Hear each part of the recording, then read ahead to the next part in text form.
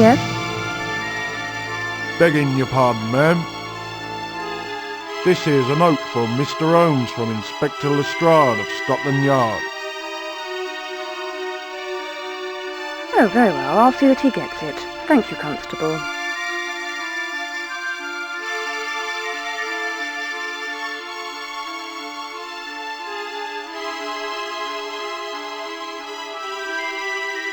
Have you been sufficiently fortified by Mrs. Hudson's murderous coffee, Watson, to put your mind to this mystery? Whatever are you on about, Holmes, so early in the morning? I'm sorry to interrupt your reading, young man. Mrs. Hudson just delivered a very intriguing note. Would you care to peruse it? By all means. Mr. Holmes, a young woman has been brutally murdered outside the Regency Theatre in Oxford Street. The evidence here suggests that Jack the Ripper has emerged from under his rock in Whitechapel and struck savagely in Mayfair. Despite your contention that the Ripper's work is without motive and therefore not suited for your methods, I believe you would find this case of interest, and the Yard would be most grateful to hear your opinions. G. Lestrade.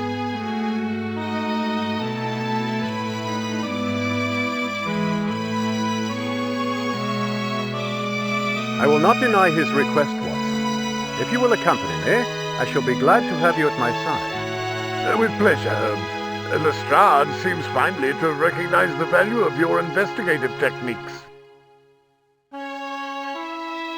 My blushes, Watson. Your compliment will turn my head. Let us see if I am truly worthy of it.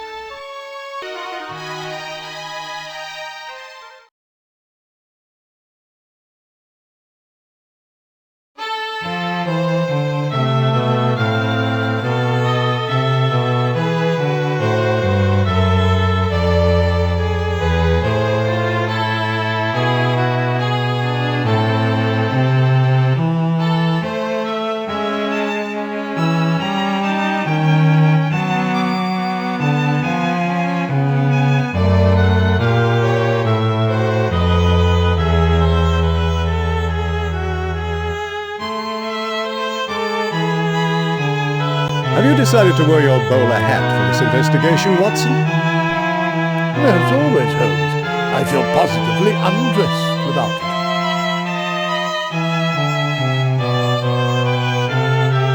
Have you already begun your journal entries, Doctor? Of course, Holmes. Any case in which you take an interest will certainly interest the world.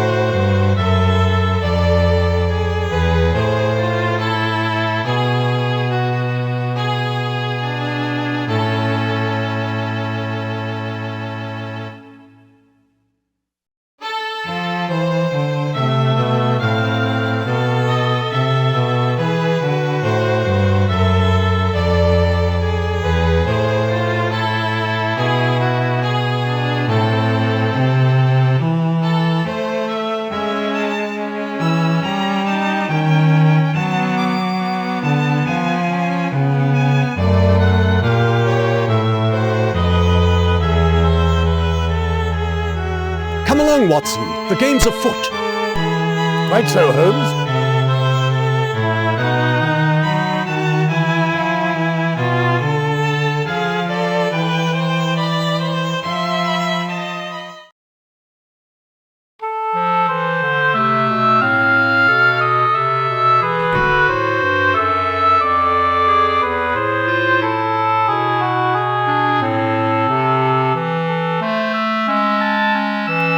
Are the rest of your lads available, Wiggins? They's at the ready, sir. Tell me what you need and I'll pass it on. There's 8 who's willing to work, so it'll cost 8 bob a day, plus the usual reward.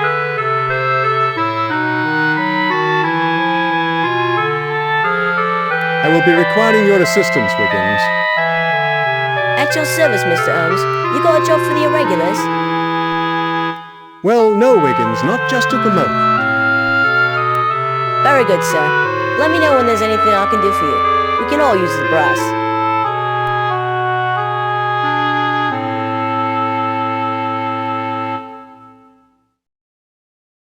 My compliments, Mr. Rugby.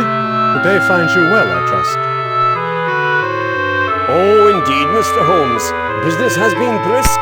The great British public devours anything to do with the Ripper, while Jack's at work. My family's eating steak and kidney pud.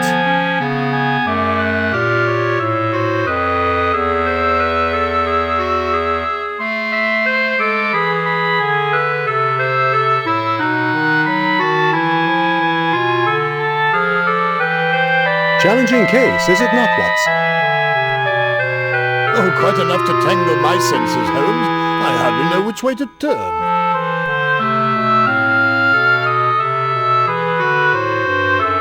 These hideous Ripper crimes have exhausted the resources and imagination of Scotland Yard, Watson. Can we do better with our case? With you in the lead, Holmes, I'm sure we shall.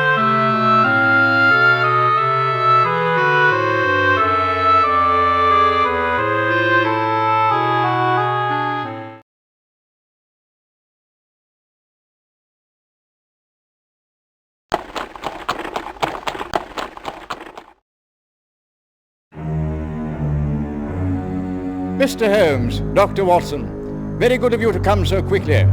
After you've thoroughly examined the scene and the corpus delicti, please share your observations with me.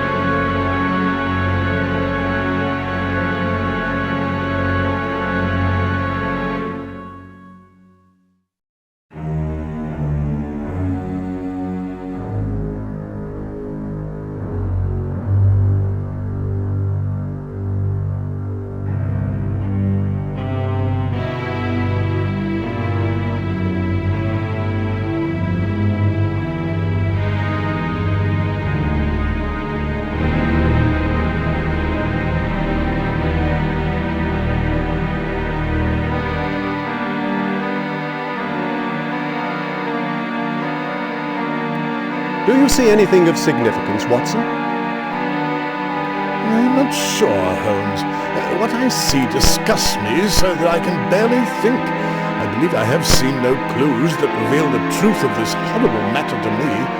If I have seen any, I have not been able to understand them. I'm sorry.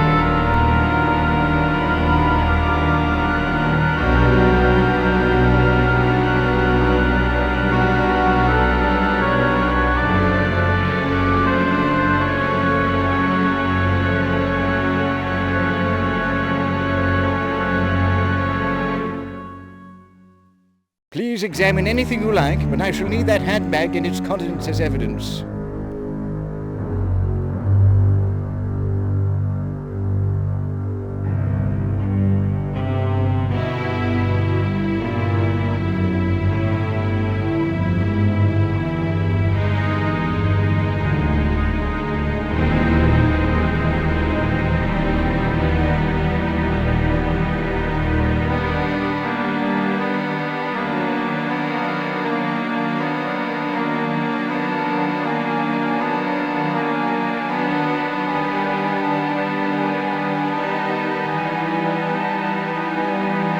Look at anything you like, but I shall need that hat as evidence.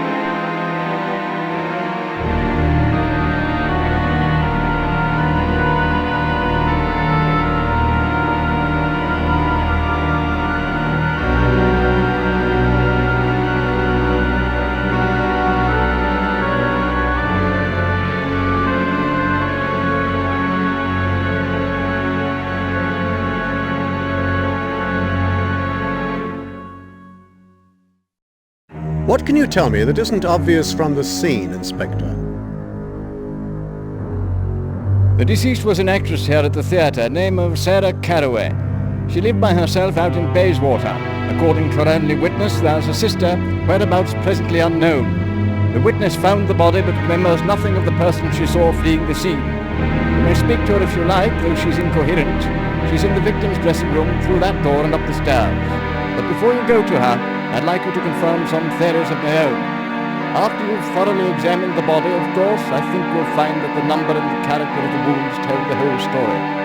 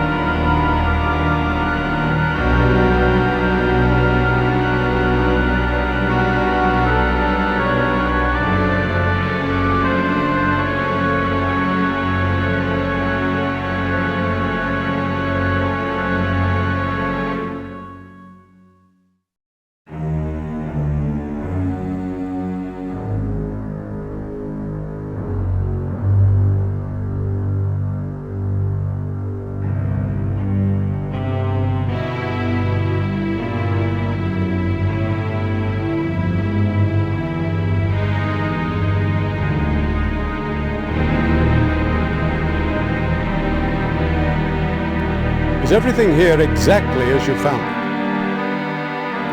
Nothing's been moved since I arrived, Mr. Holmes. I rang up the inspector, and he was most particular in his instructions. Touch nothing, he says. So I've been standing here like a log.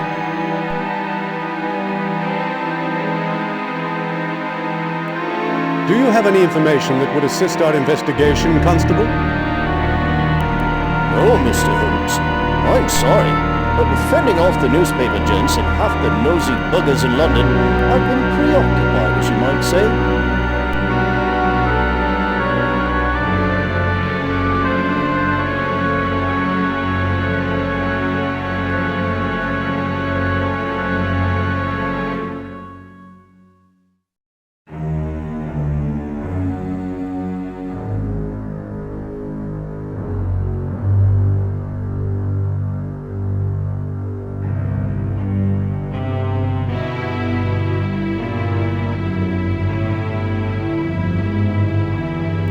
Have you decided on an explanation for the crime, Inspector? There is no doubt that this is the Ripper's awful work. The fact that we are miles away from his habitual haunts in Whitechapel is of absolutely no significance. This gruesome business has his signature written all over it.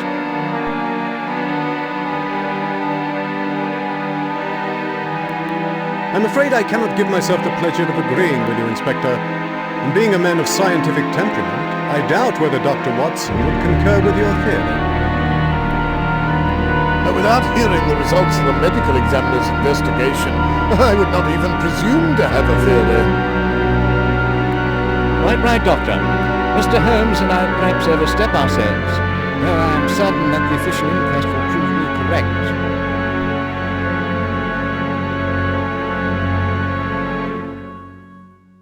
You seem very sure of your facts, Lestrade, but I believe that there is evidence that contradicts your interpretation. I assure you that I have examined everything in great detail, Mr. Holmes. I seriously doubt that I have missed a significant clue. What have you seen that goes against my theory?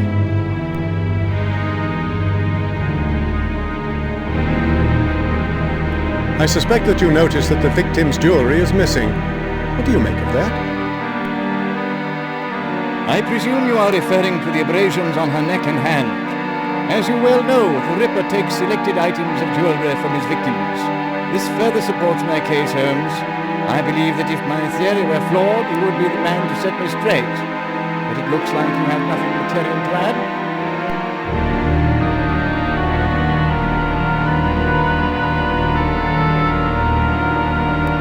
The killer's choice of weapon is most telling, don't you think? Indeed.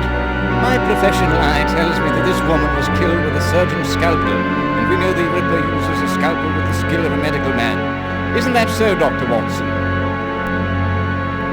From what I have read, Inspector, the answer is yes. But I would not presume to commit myself before the autopsy is completed. I must say that if a scalpel was used, it was a dull one. The wounds appear a bit ragged. Well, that's as may be. I'm certain that the medical examiner will confirm my observation that a surgeon's scalpel was the instrument of death. Mr. Holmes, do you have any credible reason to believe that the weapon was not a scalpel? The absence of a perfume bottle from her purse is a vital clue. Wouldn't you agree, Inspector?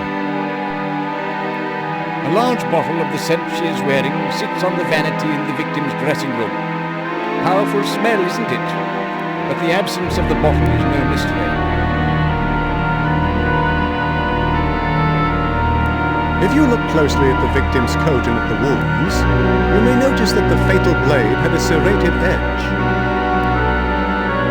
Dr. Watson, can one find a serrated scalpel in the physician's black bag? I regret, Inspector, that I know of no such instrument in the hands of any medical man. That is unusual. But I suspect that it is insignificant. I never said the Ripper was a doctor. Perhaps his other scalpel lost its razor edge. He's done enough foul work with it, heaven knows. Let's not confuse the investigation with trivialities, gentlemen. Perhaps the murderer was imitating the style of Jack the Ripper. The gutter press has been filled with lurid accounts of the fiend's disgusting exploits.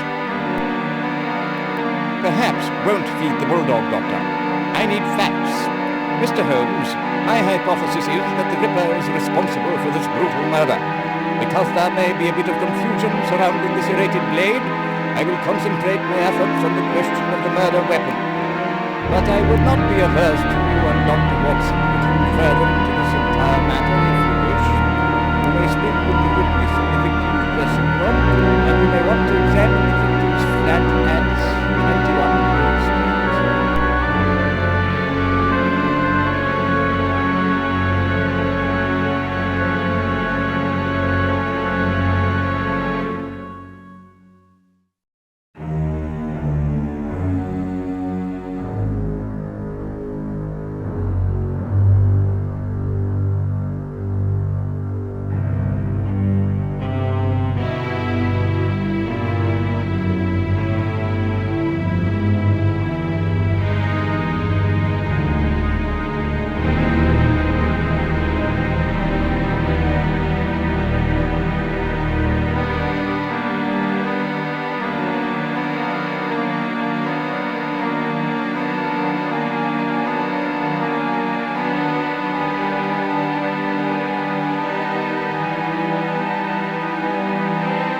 Is there anything more you can tell me, Inspector?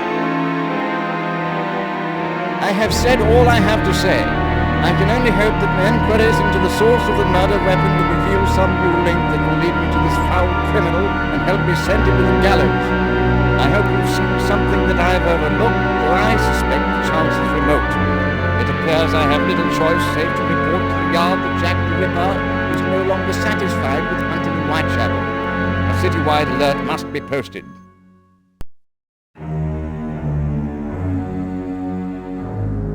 Give me a moment, if you would, Holmes. I need to make a few notes for my journal.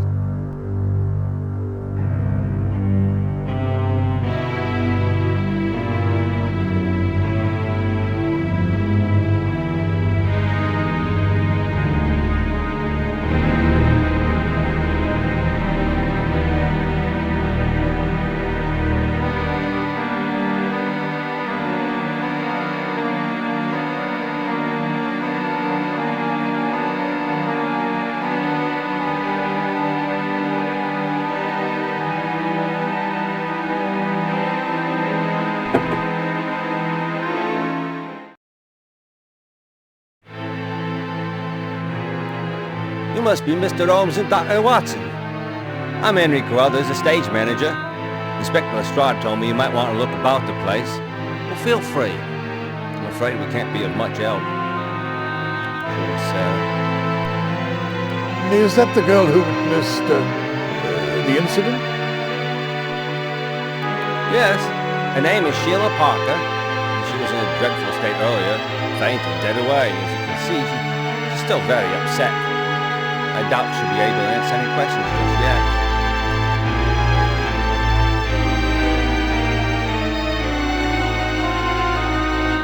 Come along, Watson. The game's afoot.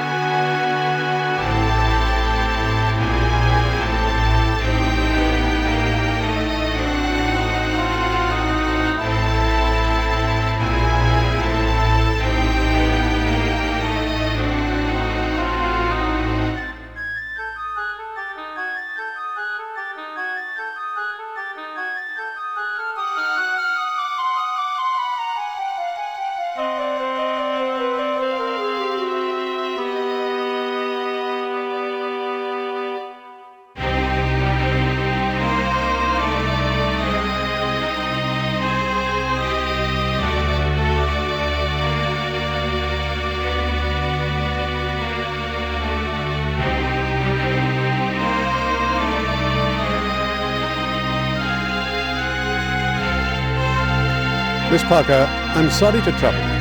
Do you think you could bring yourself to describe what you saw? I saw Sarah lying there. Oh, it's so horrible. I can't bear to think about it. She seems near hysterical, Holmes, and rightly so. I doubt she'll be of much help in her current condition.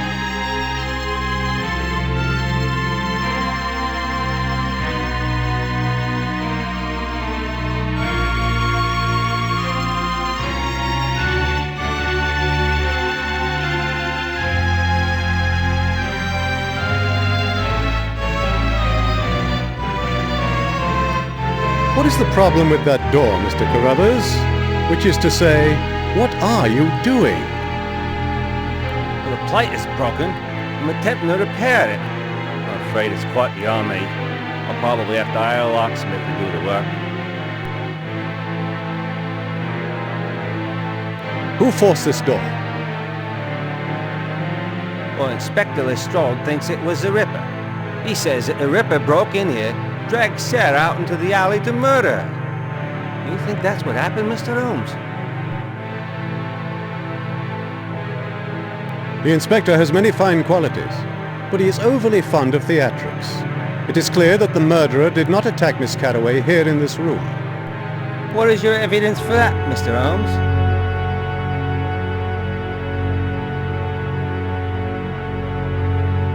The location of the woman's hat. Exactly what I thought, Mr. Holmes. She wouldn't have had her hat unless she was going out the back door. That means the Ripper must have broken in during the performance, and then went back outside to wait for her. I can't see that anything's missing, though. Do you know of anyone who might have harbored a grudge towards Miss Carraway? A rival or a jilted lover? Or perhaps an obsessive admirer? Certainly not. I can't imagine why anyone would want to harm her. She wasn't the greatest actress, but she was popular in a way and sweet. I know you mention it. There was a young fellow who was asking about her a short time back. He seemed rather suspicious. What was suspicious about him? I found him hanging about in the alley. He asked if Sarah worked there. I offered to take a message, but he refused to leave his name or his reason for calling. Well, he was just a lad, no more than 17, bright-eyed and very single-minded. He didn't want to see Sarah so much as he wanted her address. Did you give it to him? What you take me for, sir? That boy handing me girls over to any dimwit who just happens by, thank you very much. My refusal didn't seem to bother him at all, though. He just smiled and thanked me from the time. Pretty you should please. Then he said, if I changed my mind, he'd make it worth my while, and that I could leave a message for him at the moon gate, whatever that means.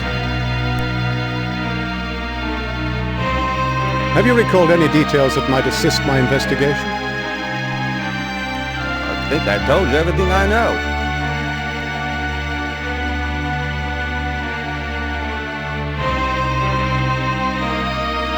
Do you have the key to that chest of drawers?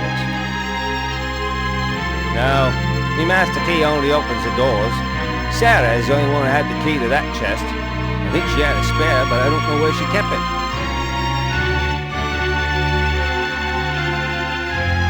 Have you recalled any details that might assist my investigation? I think I told you everything I know.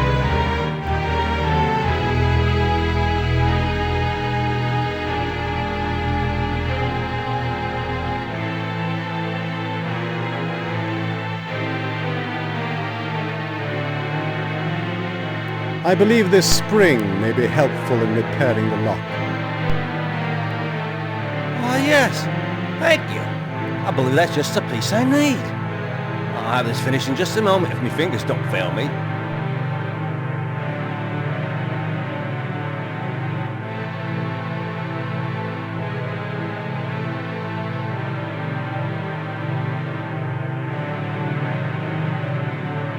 This woman's distress appears to be genuine, Watson. As a professional observer, would you say her behavior is that of a person who has suffered a terrible shock? She's certainly within what I would call the credible emotional range of such a person. I believe her response to be authentic, though the woman is an actress. And you yourself, Holmes, have fooled me countless times with your own sham performances.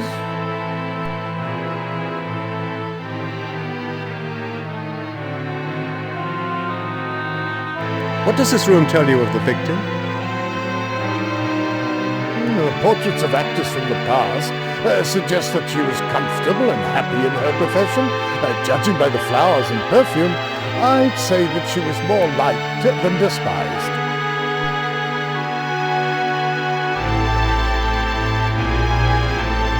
Watson, have you espied any new detail?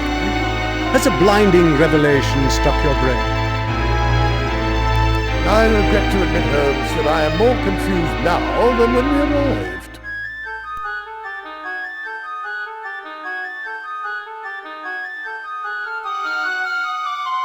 Watson, do you have anything that might calm Miss Parker? We might as well have the benefit of her testimony, meagre though Lestrade claims it to be. Yes, Holmes, I'm carrying a potent sedative. A small dose should do the trick. Try giving her this.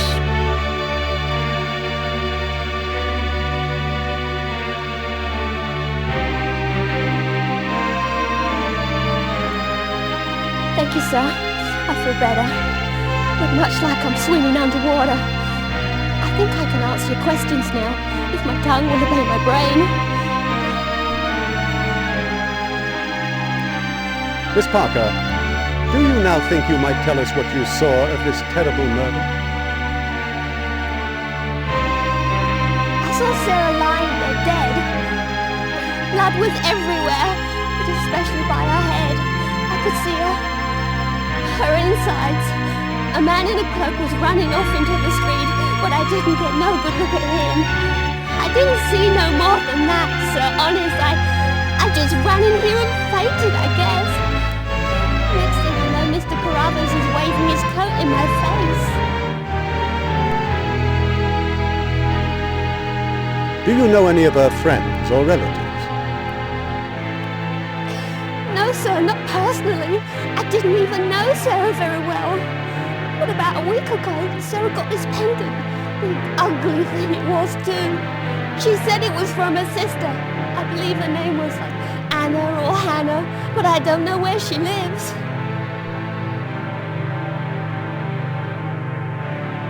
Do you know this secret admirer, the person who gave her these flowers? No, and neither did Sarah. She never was one to appreciate gifts from strangers. But she's so like these that she decided to keep them. Just tonight she told me I could throw them out if I had a mind to. Now the inspector has told me not to touch anything until he completes his investigation. How am I supposed to get dressed?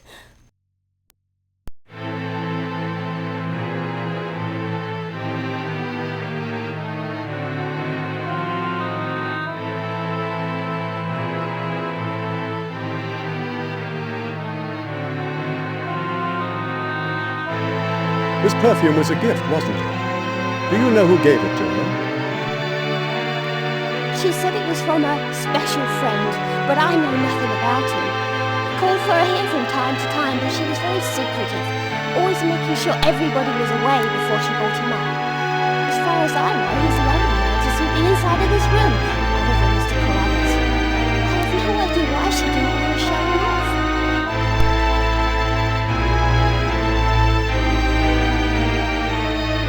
I found this playbill in the alleyway. Does this note written on the back mean anything to you? Let me see it. I wondered where they'd got to.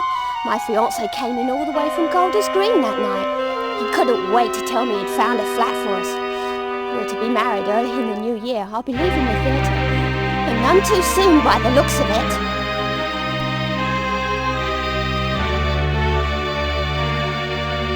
Do you know anyone who could be responsible for this brutal attack? I didn't know anybody on earth could do such a thing as what was done to her. Now I know. There's monsters in the world for certain. But I can't believe they are friends of mine, or Sarah's for that matter.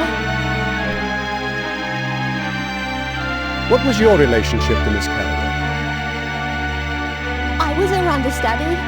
We were performing the play The Loves of Hattie Hill, and Sarah was the lead.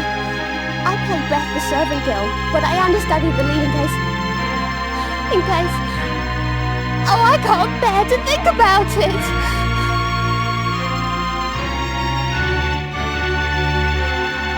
Can you direct me to anyone who might help me learn more about Miss Carraway? No, sir. I'm sorry. Like I said, I didn't know her very well. She was very protective of her personal life.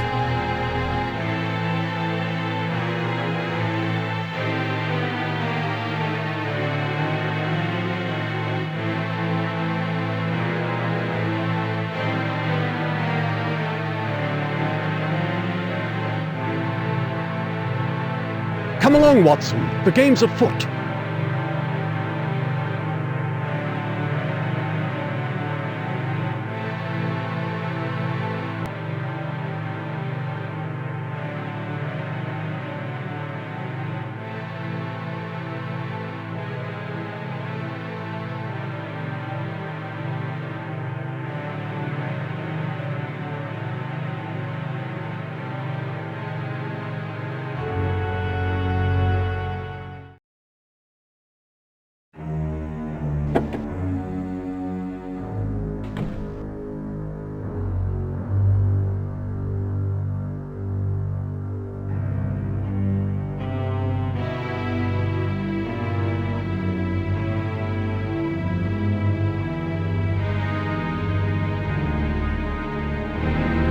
The ragged edges of these shallow wounds suggest a knife shaped like a surgeon's scalpel, but with a serrated blade. Are you familiar with such an instrument, Watson?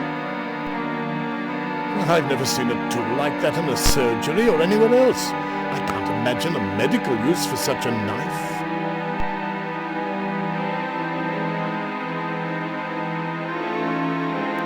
Is it your professional opinion that these wounds match those described in the official reports of the Whitechapel murders? I'm sure you are much more intimate with the gory details of those cases than I, Holmes. You seem to have the stomach for it. The only thing that is clear to me is that this unfortunate woman is the victim of something more ghoul than human. Don't be so certain, my friend. The mysterious and the monstrous are rarely the same thing.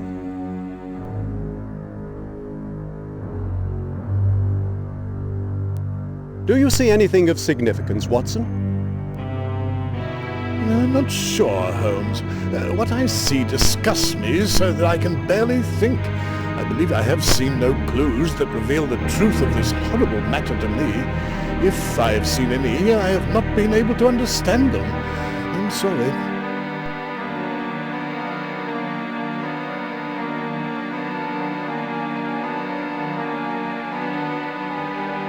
Come along, Watson.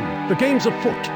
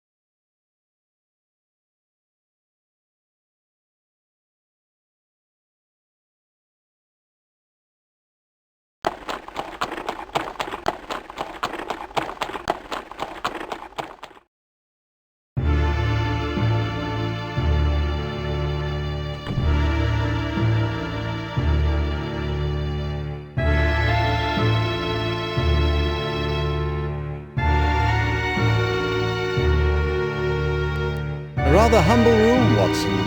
What does it suggest to you? It suggests that acting is not a lucrative profession, Holmes. If you wanted to conceal something of value or importance in this room, Watson, where would you put it? Well, if there's anything of import in this room, it is beyond my feeble powers to detect. Do you believe Miss Carraway to have been an indifferent housekeeper? It appears that house cleaning was not one of her strengths. Still, this appears to be more than casual messiness. Excellent, Watson. What do you conclude from the condition of this room? And that the police made a dog's breakfast of searching through her effects.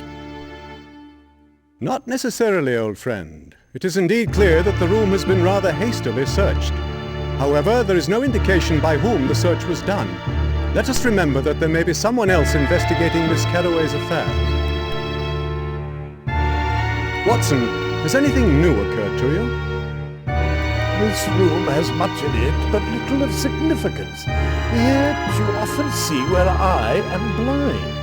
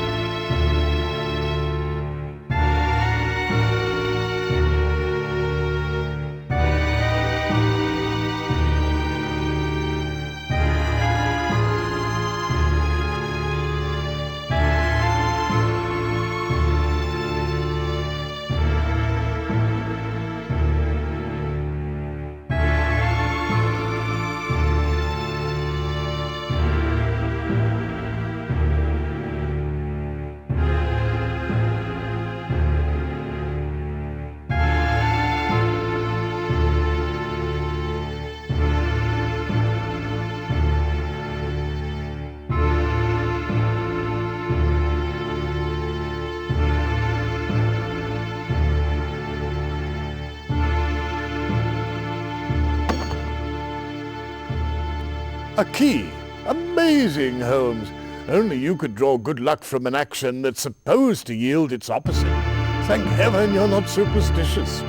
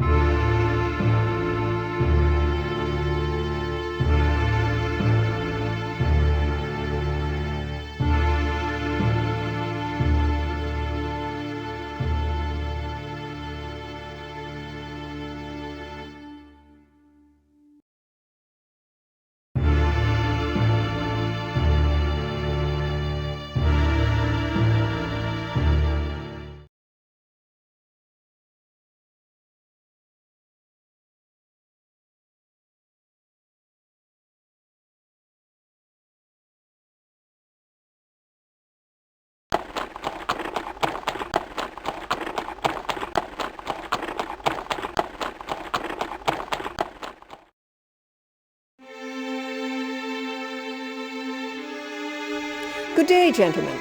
My name is Belle. If you require any assistance, please do not hesitate to ask.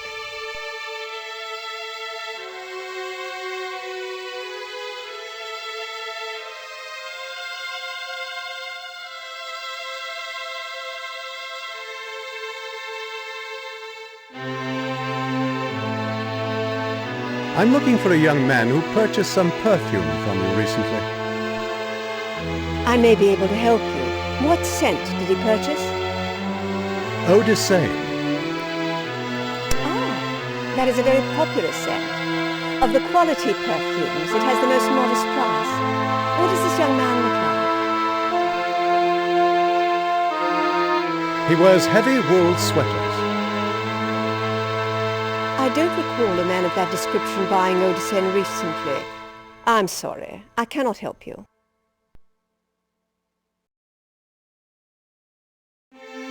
I'm still looking for a young man who purchased some perfume from you recently. I'm afraid I don't recall a customer matching your description. If your description has changed for some reason, let me hear it again. He wears copious amounts of macassar oil in his hair. Is he tall or short?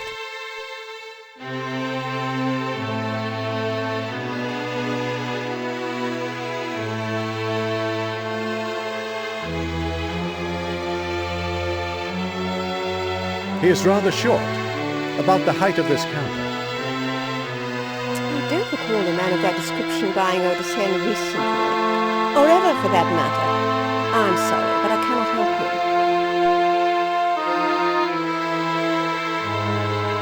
I'm still looking for a young man who purchased some perfume from you recently.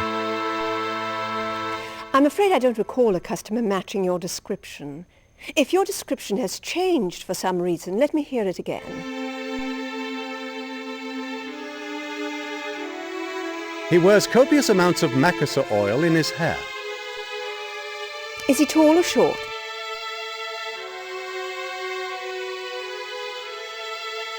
He is of medium height. So are 90% of all the men in England. If you can't give me a more detailed description, I'm afraid I can't help you.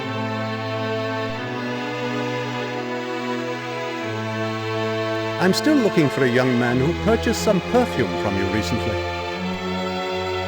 I'm afraid I don't recall a customer matching your description. If your description has changed for some reason, let me hear it again. He wears copious amounts of macassar oil in his hair. Is he tall or short?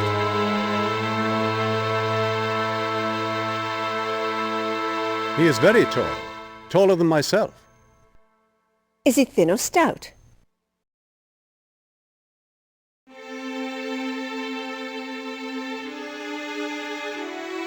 He is fairly obese. I don't recall a man of that description buying Eau de Seine recently. I cannot help you.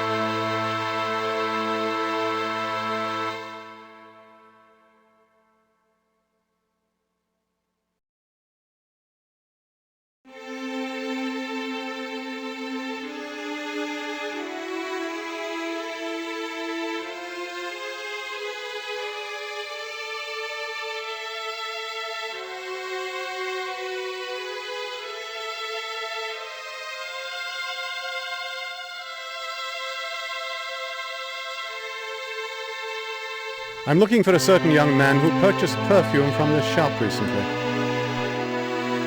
Beg pardon, sir. My mistress don't permit me to converse with the clients. If she sees me talking to you, I'm sacked for certain.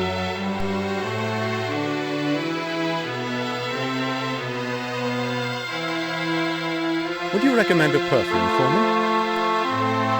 Beg pardon, sir. My mistress don't permit me to converse with the clients. If she sees me talking to you, I'm sacked for certain.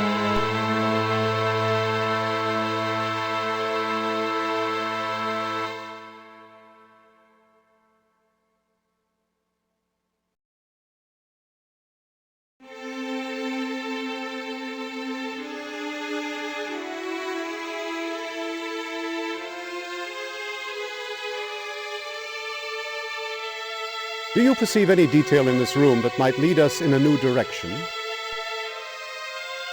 I regret that I have no views that deserve consideration, Holmes.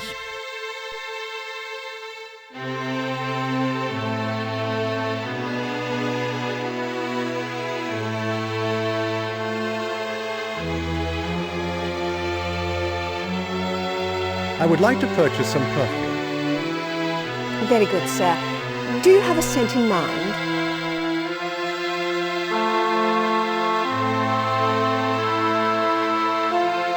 I was hoping you would make a recommendation.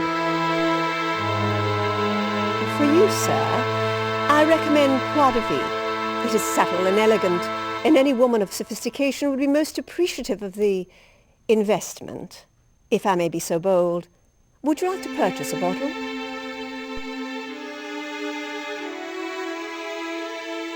Yes, please. Very good, sir. That will be £2, 3 shillings. Please come again.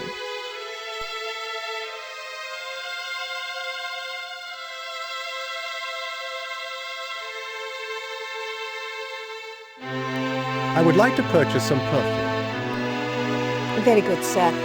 Do you have a scent in mind? Yes, I know the name. And what is the name?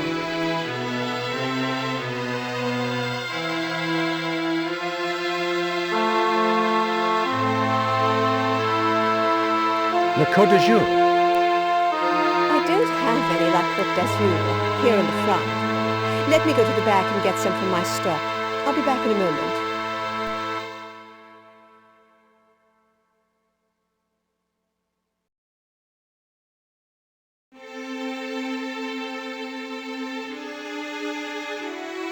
I'm looking for a certain young man who purchased perfume from this shop recently. I've got eyes in my head, sir, and watching the clients is one of my few joys. I might be able to help you. Oh, wait! Here she comes! Please don't let her see me talking to you, or I'll get the strap when you've gone.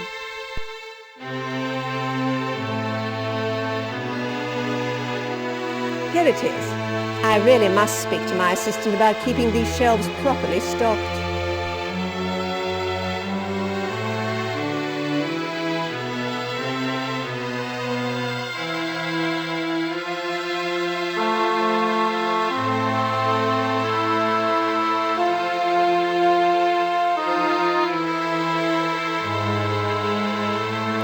I would like to purchase some perfume. Very good, sir. Do you have a scent in mind? Yes, I know the name. And what is the name? Le Côte d'Azur. I don't have any La Côte d'Azur here in the front. Let me go to the back and get some from my stock. I'll be back in a moment.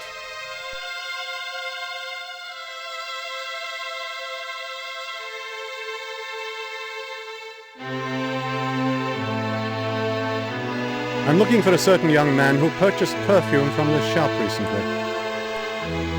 I've got eyes in my head, sir, and watching the clients is one of my few joys.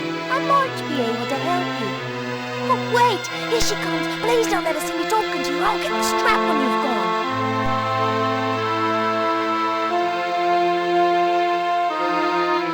Here it is. I really must speak to my assistant about keeping these shelves properly stocked.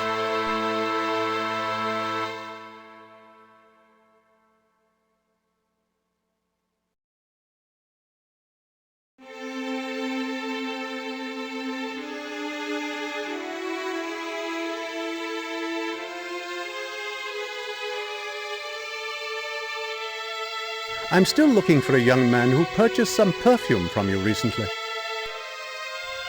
I'm afraid I don't recall a customer matching your description. If your description has changed for some reason, let me hear it again. He is in the habit of clipping his fingernails in public places. Disgusting habit, and unhygienic too. In any case, I don't recall a man of that description buying eau de Seine. I'm sorry, but I cannot help you.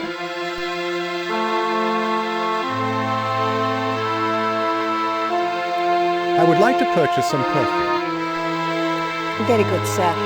Do you have a scent in mind? Yes, I know the name. And what is the name? Le Côte d'Azur. I don't have any La Côte d'Azur here in the front. Let me go to the back and get some from my stock. I'll be back in a moment.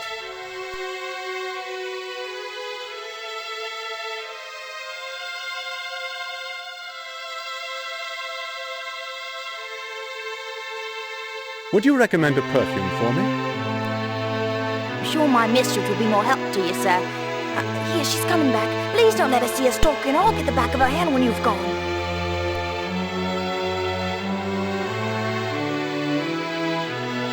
Here it is. I really must speak to my assistant about keeping these shelves properly stocked.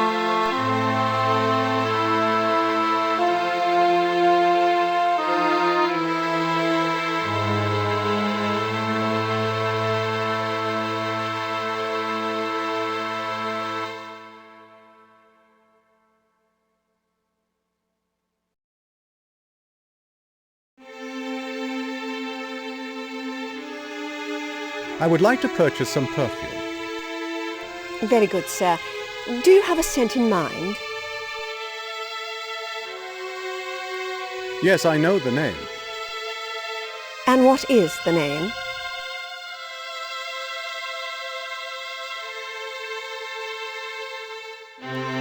Pois de vie. That will be £2, 3 shillings. Please come again.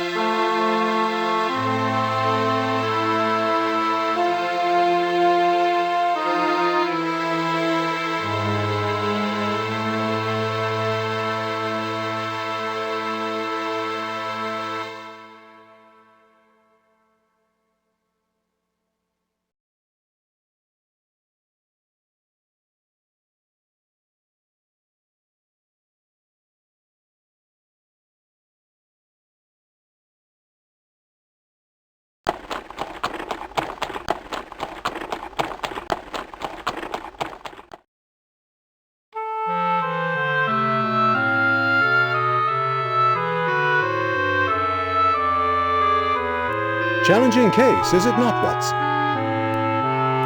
Oh, quite enough to tangle my senses, Holmes. I hardly know which way to turn.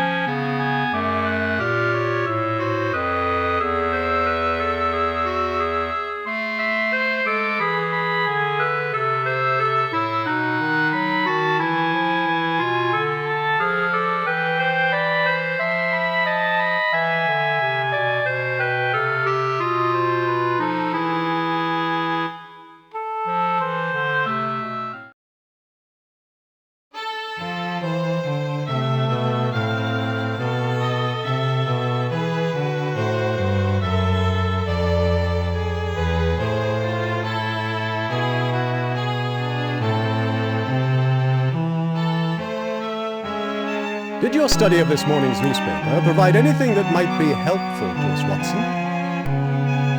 There is nothing relevant in that scandalous rag, Holmes.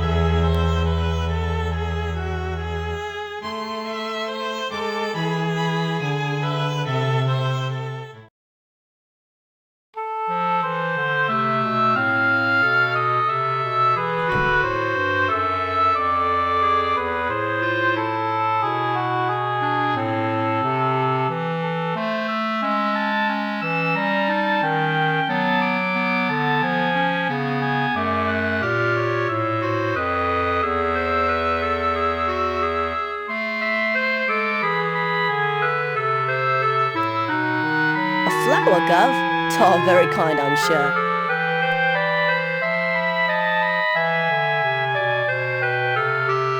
Don't be impertinent, Wiggins. You know it's not a gift. Now, remark those dark red lines running through the petals. They were caused by the application of an iodine solution. Find the vendor that sells flowers coloured in this manner. You might want to begin your search around the Regency Theatre on Oxford Street.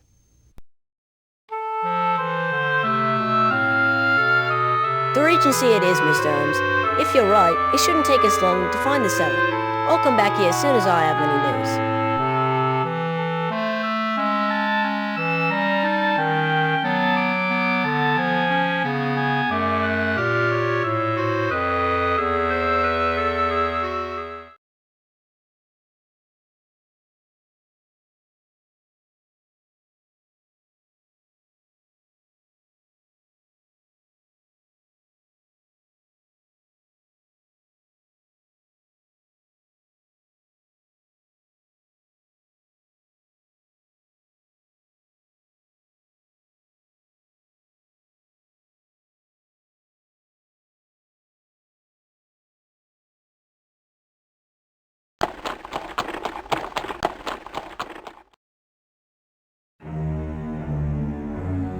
Scotland Yard has been uncharacteristically efficient, Holmes. It appears that they have already moved the body to the morgue.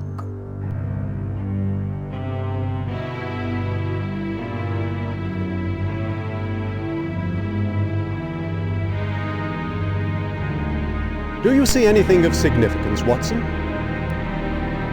I'm not sure, Holmes. What I see disgusts me so that I can barely think. I believe I have seen no clues that reveal the truth of this horrible matter to me. If I have seen any, I have not been able to understand them. I'm sorry.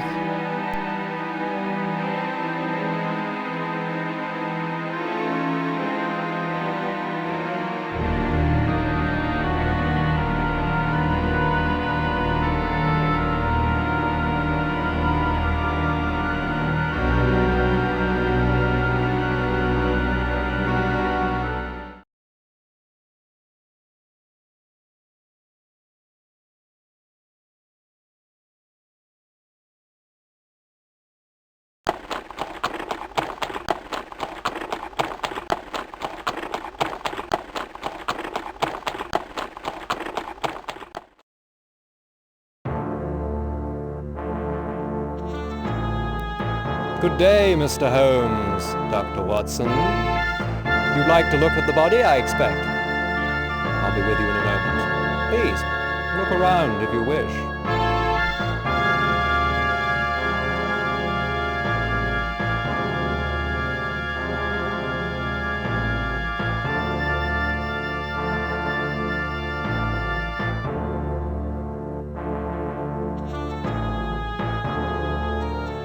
What a remarkable odour, Watson.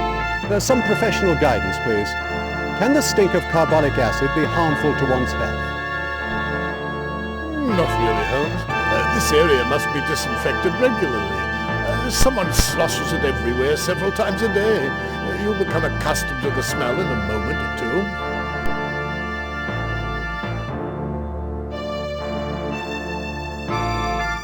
Oh, it's you, Holmes. Hello, Inspector. Yes, Holmes. What can I do for you?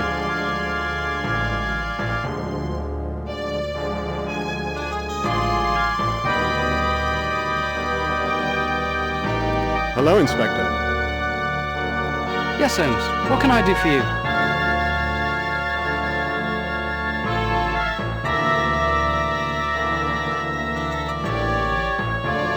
Has Miss Sarah Caraway's body arrived here yet? Yes, I was just filling out some of the paperwork. May I see the personal items that Inspector Lestrade sent with the body? That's not standard procedure, Mr. Holmes. But I suppose there'd be no harm in showing them to you. Wait a moment, won't you? I'll retrieve them from the evidence cabinet in my office.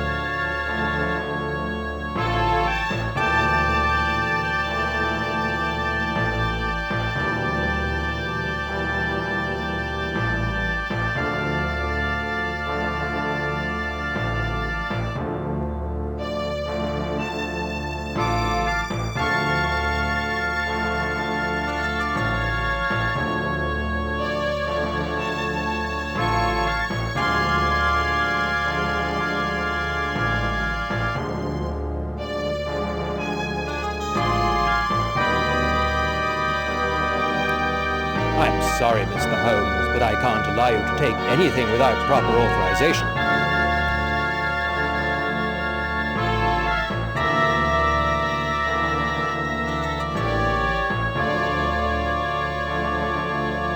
I'm sorry, Mr. Holmes, but I can't allow you to take anything without proper authorization.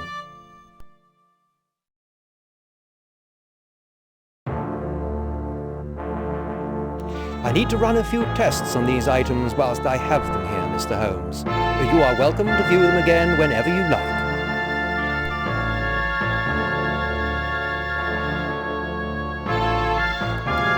Oh, it's you, Holmes. Hello, Inspector. Yes, Holmes. What can I do for you? Inspector, could you authorize the release of some of the items from the Sarah Caraway case? The Caraway case? Who's investigating that one, Holmes? Inspector Lestrade was doing some of the preliminary work. Oh, you mean the new Ripper case? Lestrade always gets the glamour assignments. I get what falls off his plate. I'm here on a simple suicide. 3 witnesses saw this woman leap off London Bridge a week ago. Clearly a suicide. I'm just tying up the loose ends.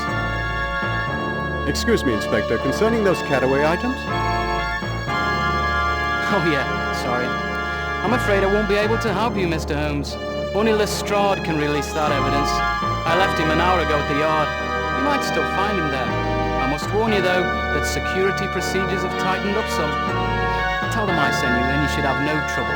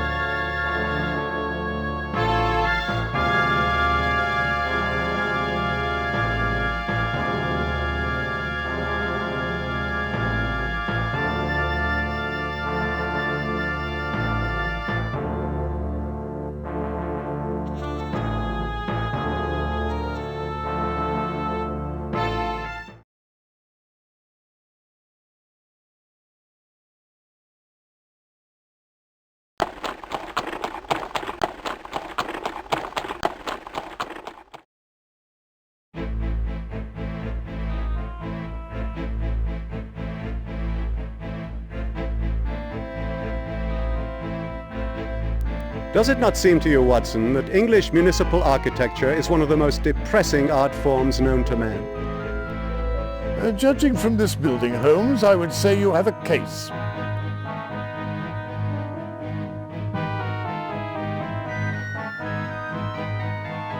Does it not seem to you, Watson, that English municipal architecture is one of the most depressing art forms known to man? Judging from this building, Holmes, I would say you have a case.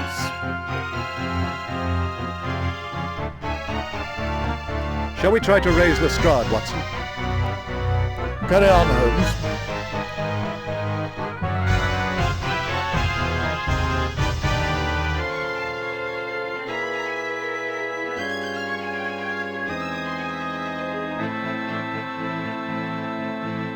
Hello, Augie. In the pink and so on?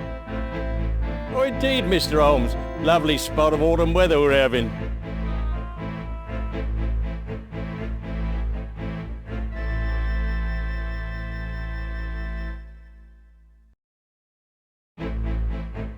Good day, Constable. I must speak with Inspector Lestrade. Sorry, sir. What with all the recent troubles, we've had to restrict access to the building. Authorized personnel only, I'm afraid.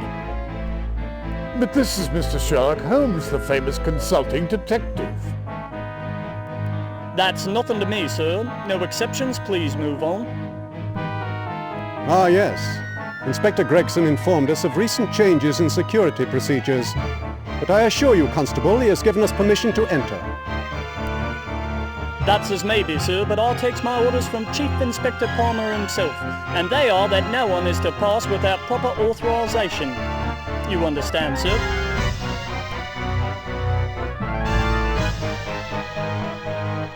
Sorry, sir. My orders are to let no one pass without proper authorization.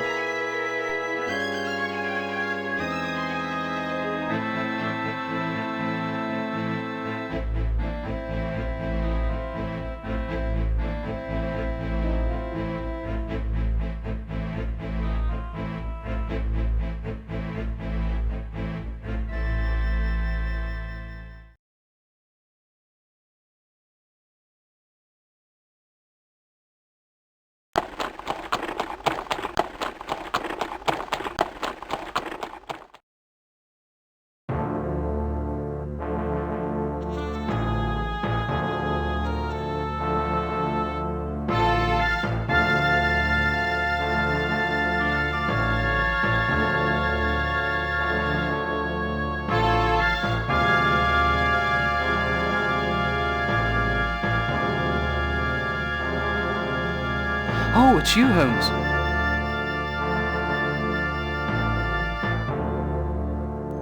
I regret to inform you, Inspector, that your name alone is insufficient for purposes of circumventing the yard security procedures.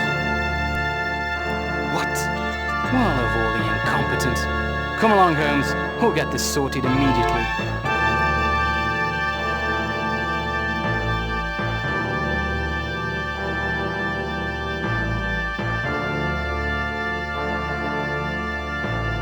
Well, come along, Mr. Holmes. You too, Dr. Watson. I need some papers from the yard anyway. We'll get you into see Lestrade, and then I will return here.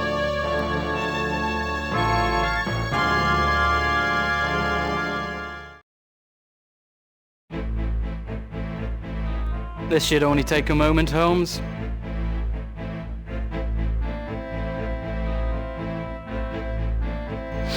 What seems to be the problem here, Constable?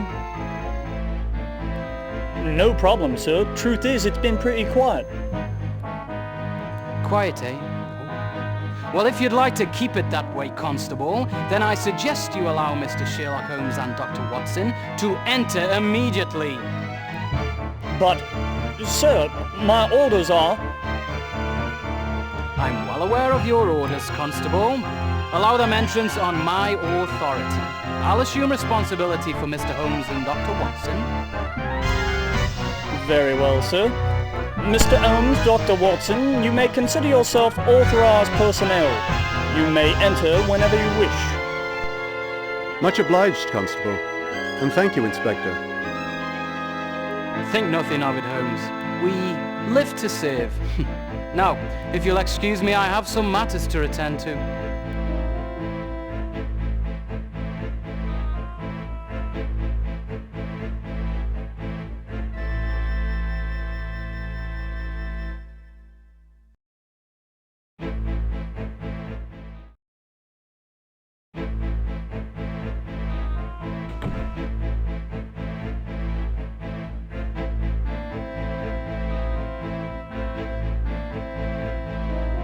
There are certain crimes which are better left to established police procedure, Watson. I assume you're referring to the mountain of paperwork these men are generating, Holmes.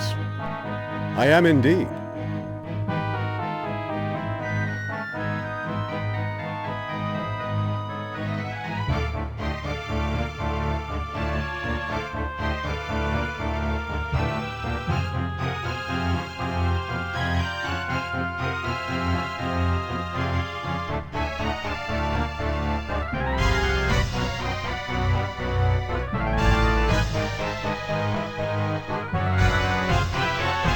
Good day, Sergeant Duncan. I wish to speak to Inspector Lestrade. So would half the lads in Dartmoor prison, Mr. Holmes. He's terrible busy at the moment, what with all this Ripper business. He left word not to be disturbed. Perhaps I can take a message. I need to speak with him myself. I dare not disturb him, Mr. Holmes. He left orders, special-like.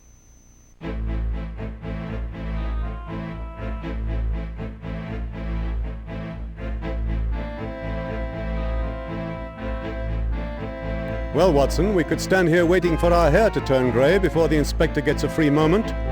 Do you have a suggestion? Well, didn't I notice your friend the apple seller just outside? He knows the Byzantine workings of the yard like the back of his hand, or so you've told me.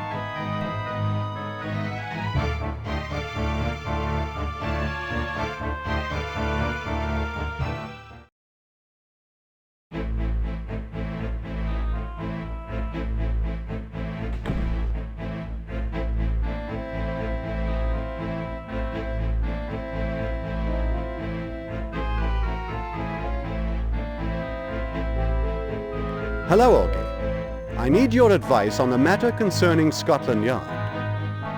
Oh, Mr. Holmes. And, Dr. Watson? What can I do for you? I can't get Sergeant Duncan to fetch Lestrade for me. Do you have a suggestion? I just might be able to help if the price were right. I'm not in the habit of paying your exorbitant prices, Augie. Well, we seem to be at an impasse. What do you say, Watson? Shall I grass on Augie?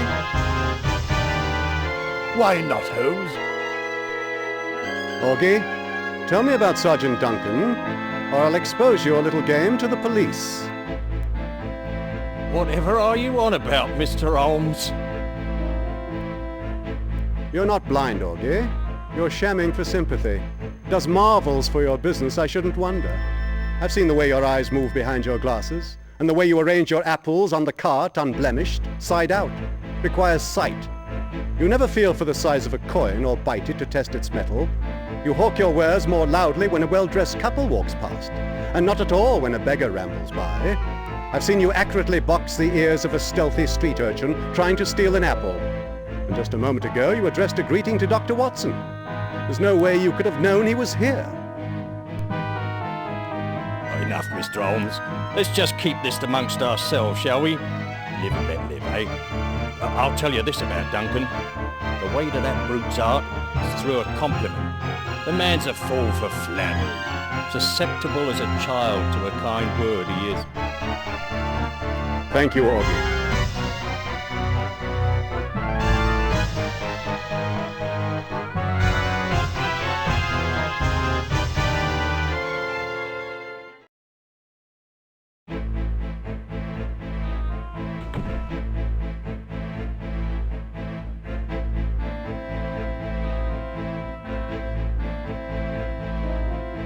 Good day, Sergeant Duncan.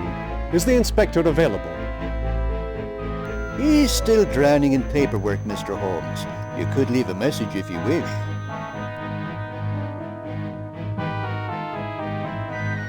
Thank you. I'm sure an officer as distinguished as yourself, and a winner of the VC on top of it, knows when to supersede such an order on his own authority.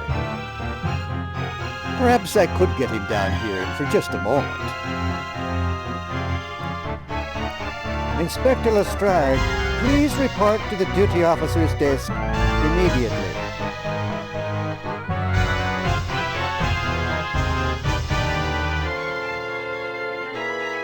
What is it, Duncan? This had better be important. It is, Inspector. Here's Mr. Holmes to see you.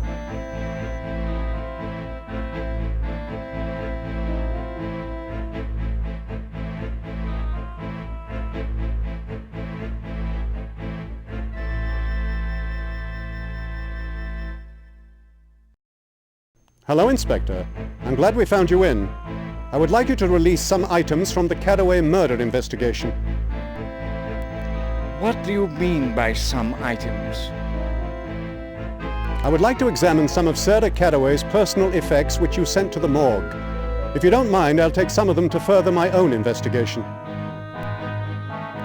Sarah Caraway? Oh, you mean the Ripper's latest victim. That's an open and shut case as far as I'm concerned. But I know your methods by now, and I'm sure you won't be satisfied till you've beaten this case into the ground. Sergeant Duncan will write you a pass that you can give to the medical examiner at the morgue. If he's finished with the woman's effects, they're yours. Thank you, Inspector.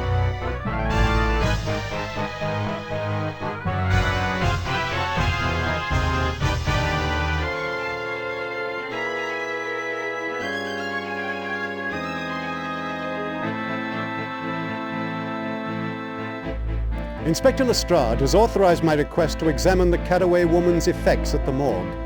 May I have the pass, please? I heard you, Mr. Holmes. I have it right here.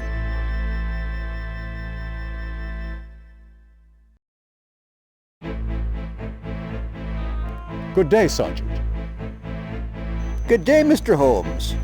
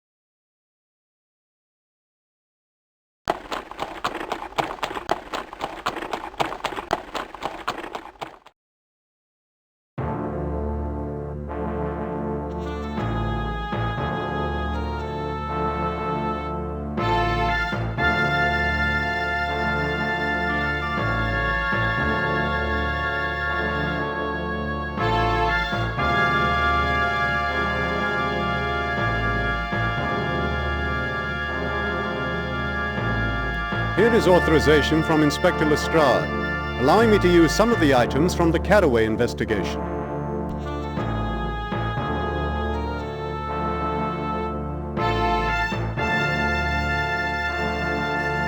Very good, Mr. Holmes.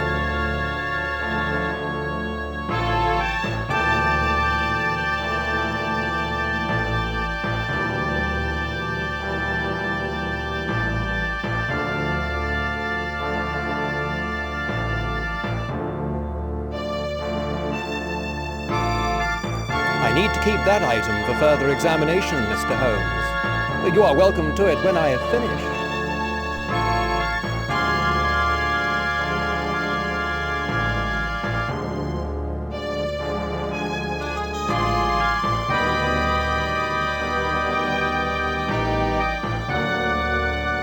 I'm not quite finished with some of these items, Mr. Holmes, so I'll need to keep them here for a while. You may view them again whenever you like.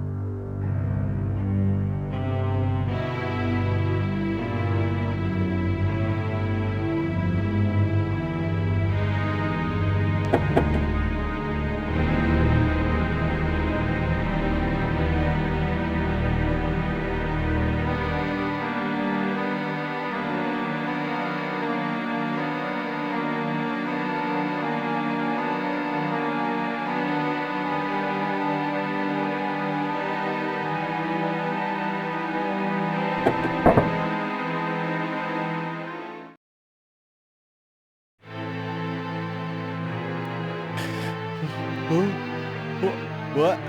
Who's there? Ah, it's you, Mr. Holmes. What can I do for you?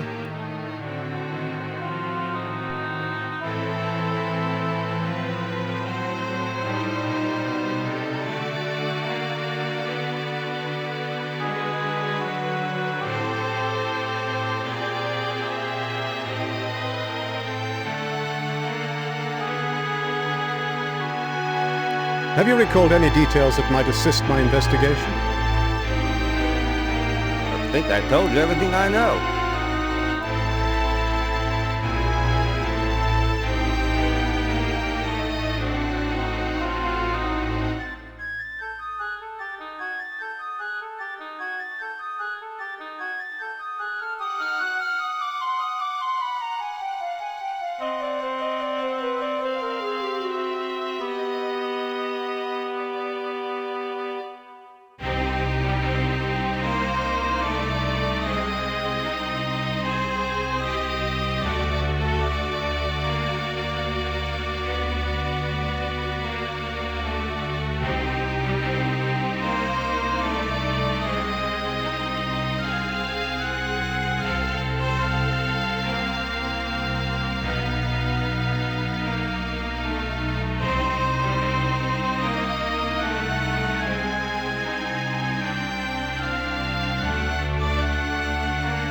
Look, Watson, a pair of season tickets to the opera. It would seem that Miss Cattaway's interest in the arts extended beyond the confines of theatre. Very commendable. I say, Holmes, even though opera tickets are almost impossible to obtain at any price, I shouldn't like to have the seats of this poor dead woman. Quite right. I'll put them back where I found them.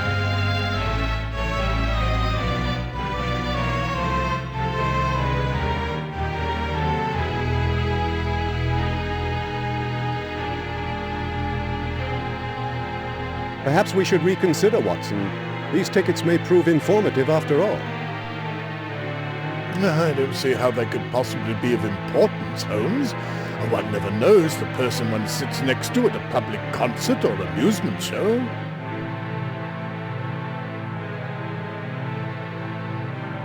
I understand your reluctance, Watson, but these tickets might very well provide the lead we need to further our investigation. Excuse me, Mr. Carruthers, do you know anything about these opera tickets? Unless I miss my guess, Mr. Holmes. Those are tickets to the Chancery Opera House. Sarah never missed an opportunity to hear her sister sing. You mean Miss Cattaway's sister is here, in London? Just so, Doctor. She sings all the female leads. Very good, I'm told. I would have thought that you knew about her. It is sufficient that we know now. Thank you, Mr. Carruthers. May we take these tickets? Boss, Mr. Holmes. I shouldn't think Inspector Lestrade has any use for them. He never even asked me about Anna.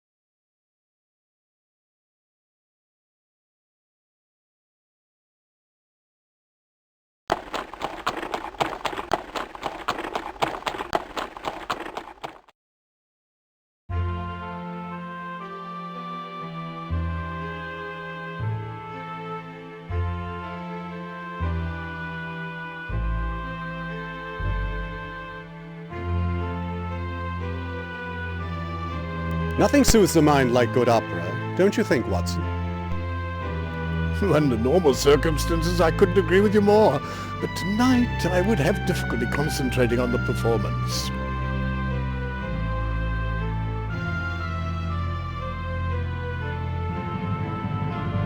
I beg your pardon. What show is playing this evening? It's called From On High. Mr. Epstein says it's the most popular show of the season. Yep, all the critics love it.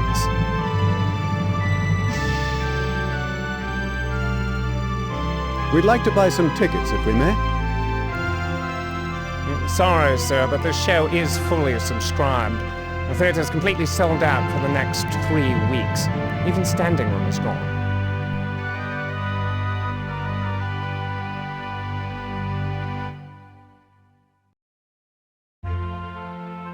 Good evening, sir. My name is Sherlock Holmes. I'm assisting Scotland Yard in a sensitive investigation. May I have a moment of your time? Certainly, Mr. Holmes. I'm Frederick Epstein, General Manager of the Chancery Opera House. Have you ever met Miss Sarah Caraway? She is the sister of Anna Caraway. Yes, I met her once about a year ago. And I've seen her here a few times since then. We are not well acquainted. I believe Anna gave her season's pass to one of our best box seats. But I haven't seen her today. Where might I find Miss Anna Caraway? Regrettably, she's bedridden with a sore throat this evening. The understudy will perform competently enough, I suppose, but I'll be happier when the divine Anna returns. Do you know where Miss Anna lives? Actually, I don't, yet. She's recently moved, and I have not given myself the pleasure of leaving my card at her new home. She informed me of her illness by telegram. It'll be difficult to visit her at home, I think, if you don't know her address. Indeed. I'm sure she will offer that information at her earliest convenience. May we see her dressing room? I'm afraid that's quite out of the question. Visitors and guests are not permitted access to the performer's private rooms.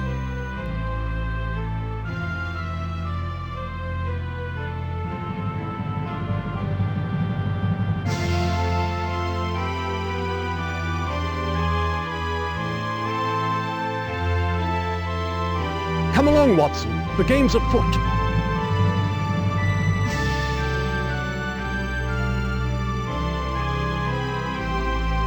Tickets, please.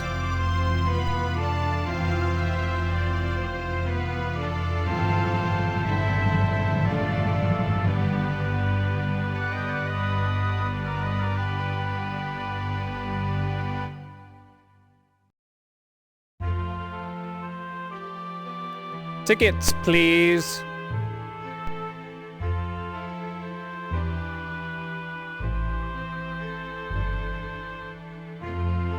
Tickets, please.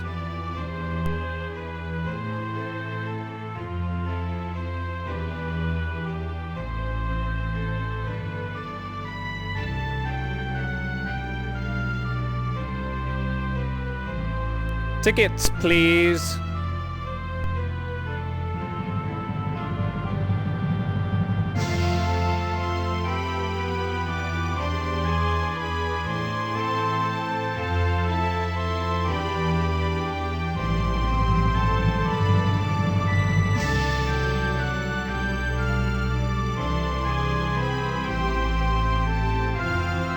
Tickets, please.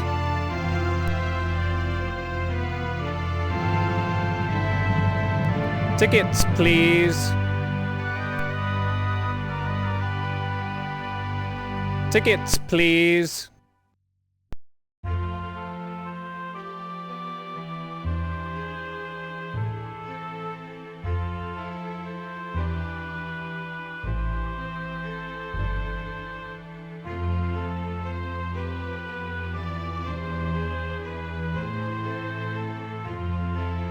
Tickets, please.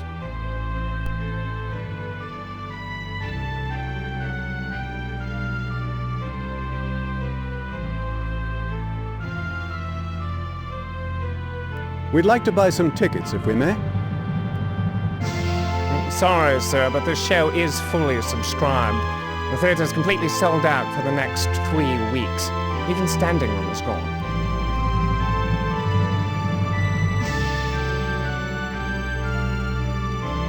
Tickets, please.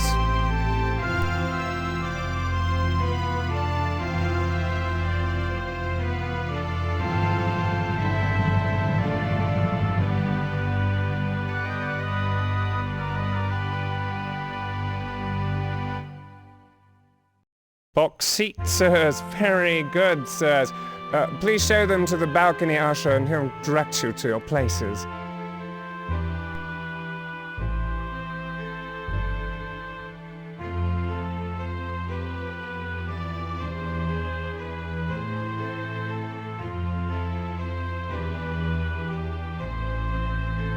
Are you familiar with all the people who hold season tickets for this theatre? Many of our patrons reserve seats for the entire season. Well, I couldn't begin to list them, sir.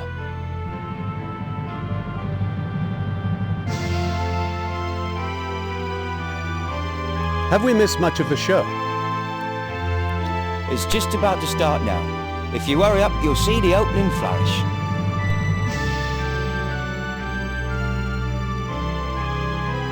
Where are these seats? May I see your ticket, sir? The beautiful box seats, gentlemen. Up the stairs and turn right, you can't miss them.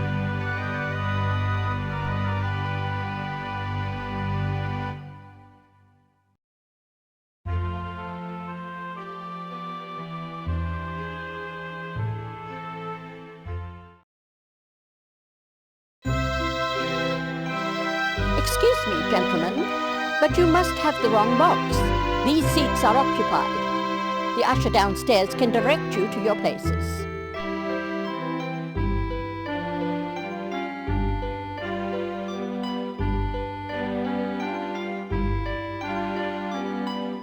This may prove to be a challenging investigation, don't you think, Watson? Your gift for understatement is excelled only by your modesty, Holmes.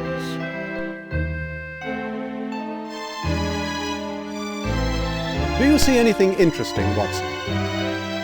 Nothing worth special attention, but the show has not yet started. Shh!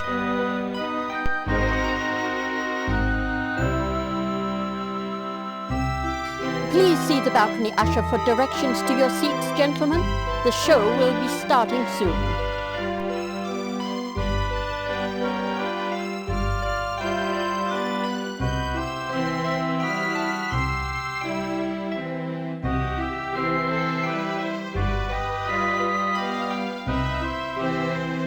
These are Sarah Carraway's tickets. How did you come by them, if I may ask? You knew Miss Carraway, then? Knew her? I'm Mrs. Worthington, and I own the Chancery Opera House. As I share this box with Sarah, I know her, of course. And who might you be? This is Mr. Sherlock Holmes, and I am Dr. John Watson. Mrs. Worthington, I'm sorry to inform you that Sarah Carraway is dead. We're assisting the police in an official investigation. Oh, how dreadful. Such a lovely girl. Was there an accident? Was there... Please compose yourself, madam. There was no accident. She was investigating her death? You don't mean to say she was murdered? I'm afraid that is true.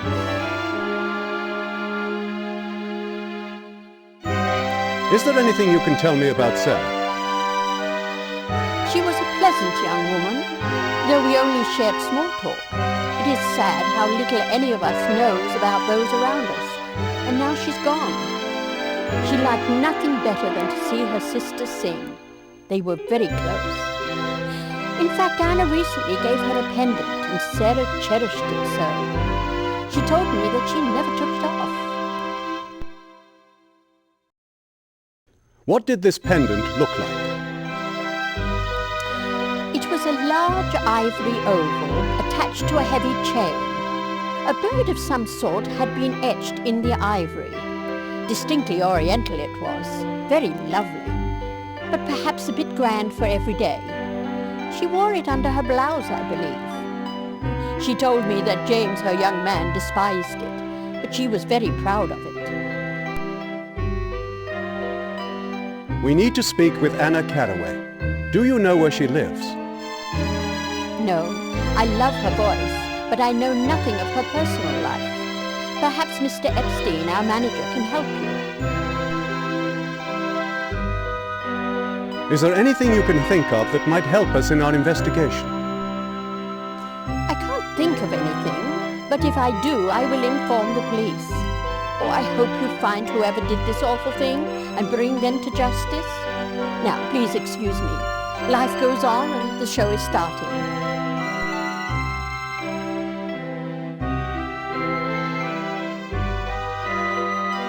Welcome to our presentation of From On High. Regrettably, our female lead, the divine Miss Anna Carraway, is ill.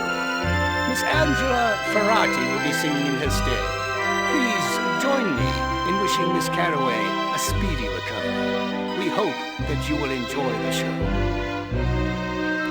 Oh, how unfortunate for Anna. Miss Ferrati, however, is a fine singer in her own right. I hired her myself. She will not disappoint.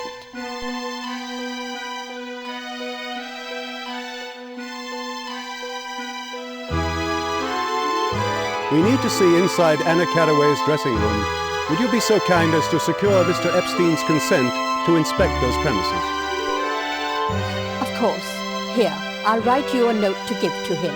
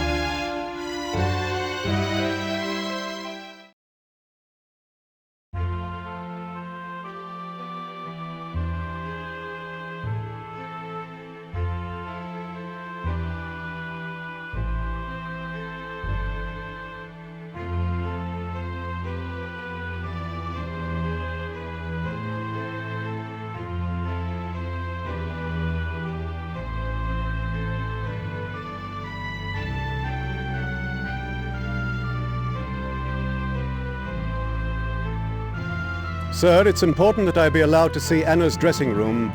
I regret to inform you that Sarah Carraway was murdered last night. Anna's effects may contain some clue for us. I'm sorry to hear of Miss Sarah's demise. This confirms the gossip I heard this morning. Nevertheless, I think it should be quite clear that an expedition to Anna's private rooms for you for any reason is quite out of the question.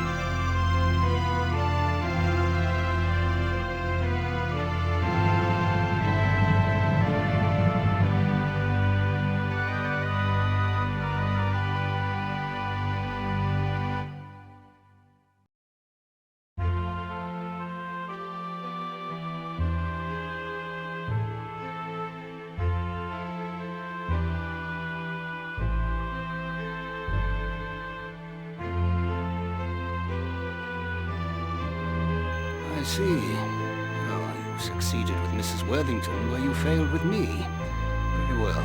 You may view Anna's dressing room, but I insist that you disturb nothing. Her personal property and that belonging to the opera company are off limits to you. Understood?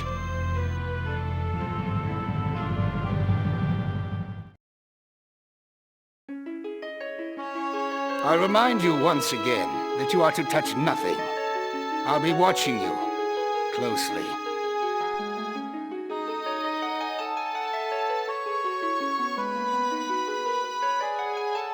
Do you see anything of interest to this case, Watson? Nothing I consider relevant, Holmes.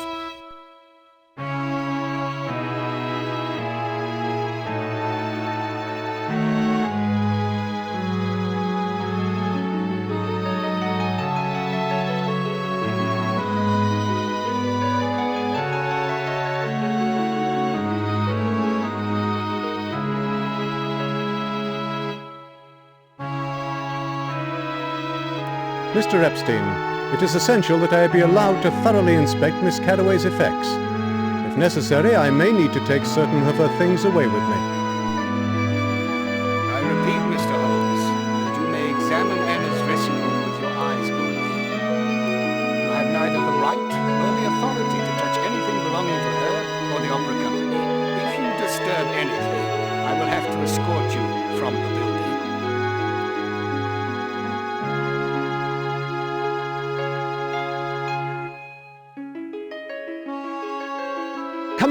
Come along, Watson. The game's afoot.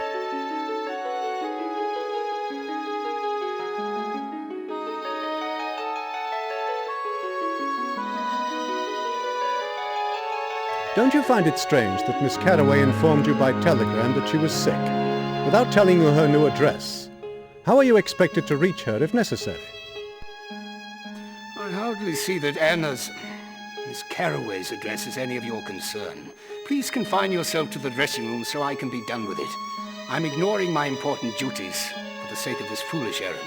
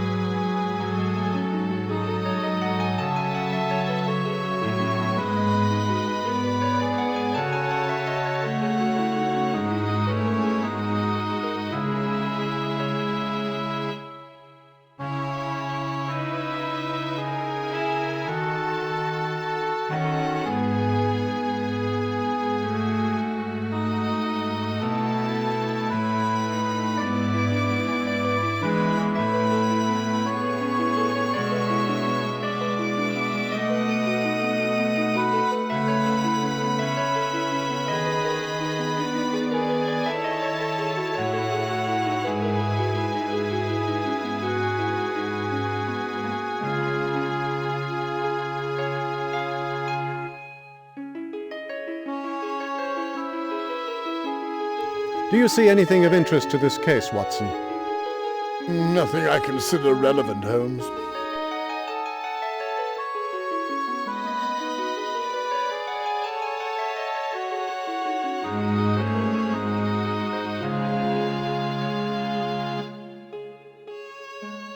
You may look, fill your eyes, or take a photograph if you like, but you may not touch anything.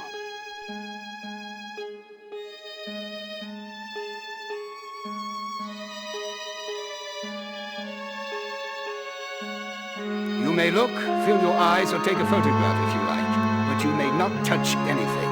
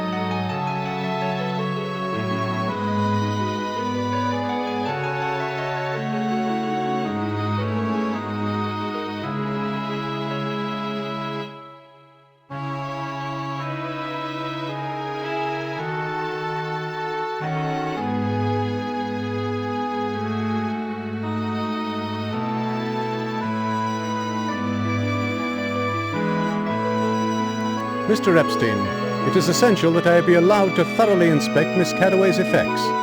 If necessary, I may need to take certain of her things away with me. I repeat, Mr. Holmes, that you may examine Anna's dressing room with your eyes only. You have neither the right nor the authority to touch anything belonging to her or the opera company. If you disturb anything, I will have to escort you from the building.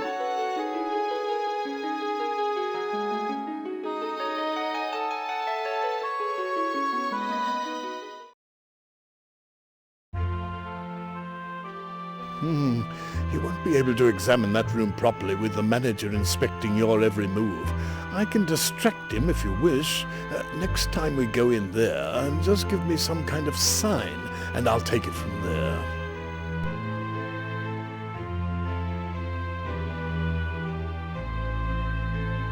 May we visit Anna Cattaway's dressing room again?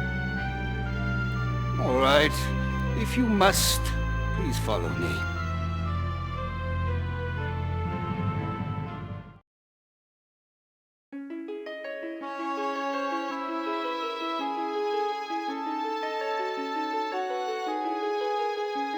Can you determine whether the dresses in that closet are Miss Anna's personal property, or do they belong to the opera company?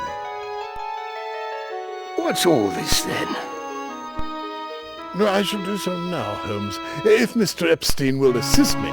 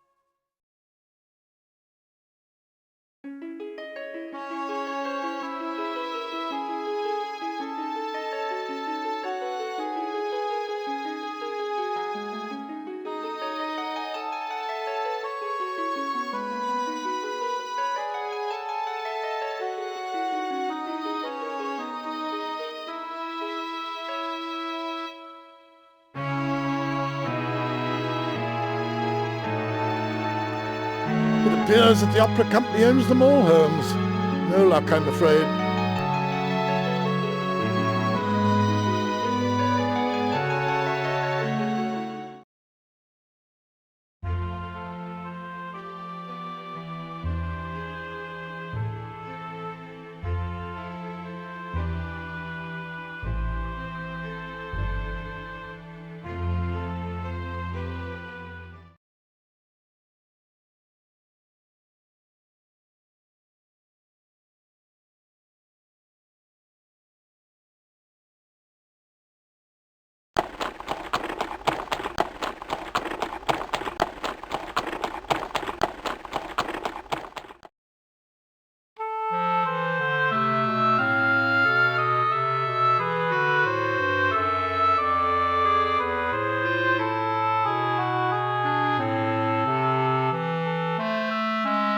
Hello again, Mr. Rigby. Still well, I trust?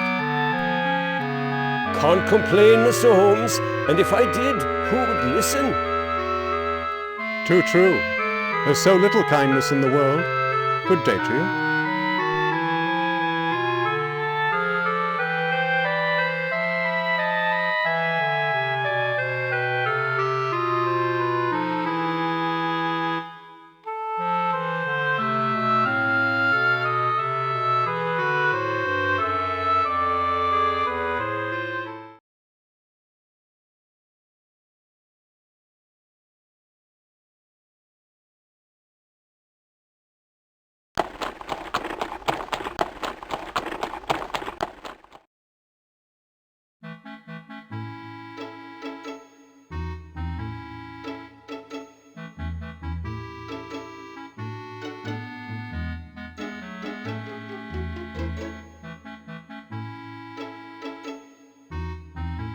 Do you know anything about this sport, Watson? No, in my younger days I had a modest success and a wonderful time playing with the Blackheath Football Club. It's difficult to tell whether or not these lads are enjoying themselves.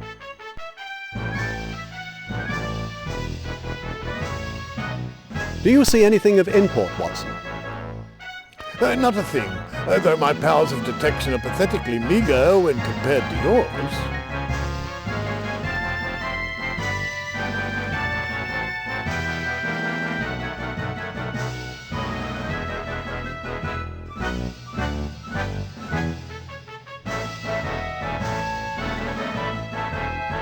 Jenkins, watch what you're about, man.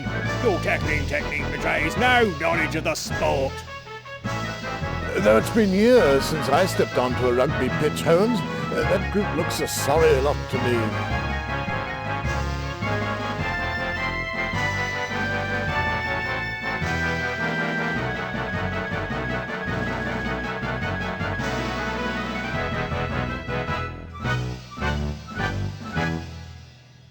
Excuse me, young man.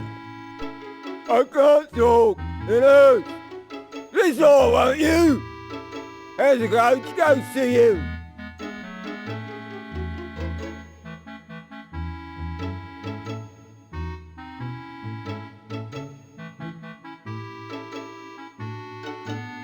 What a talented group of muscular lads. The makings of a fine team, if I'm any judge. If you knew anything about rugger, Gov, you'd know that size don't signify. Give me midgets with art and a knowledge of the game, and we'd hold our own.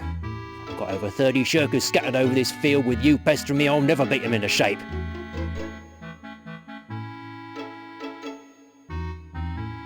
Your current club appears to have excellent athletic skills. I suspect that your guidance will shape them up sharply into a good team. Not with you hanging over my shoulder. I've got 15 blokes what don't know their left foot from their right.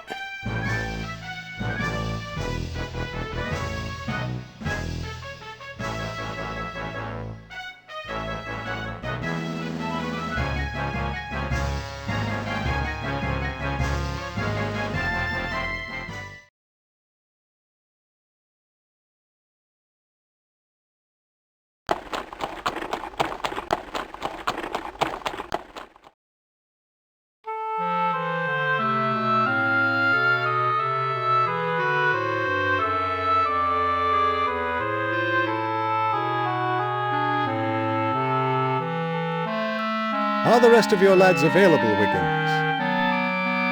They's at the ready, sir. Tell me what you need and I'll pass it on.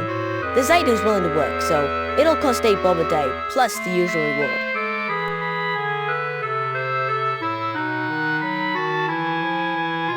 Have you located the source of the flowers, Wiggins? Yes, sir. It's a girl. Name her Leslie. She sells flowers just like the one you give me. She has a nice cart set up in Covent Garden just outside a pub. Well done, my boy. Here's your payment and a bonus for the lad who tracked her down.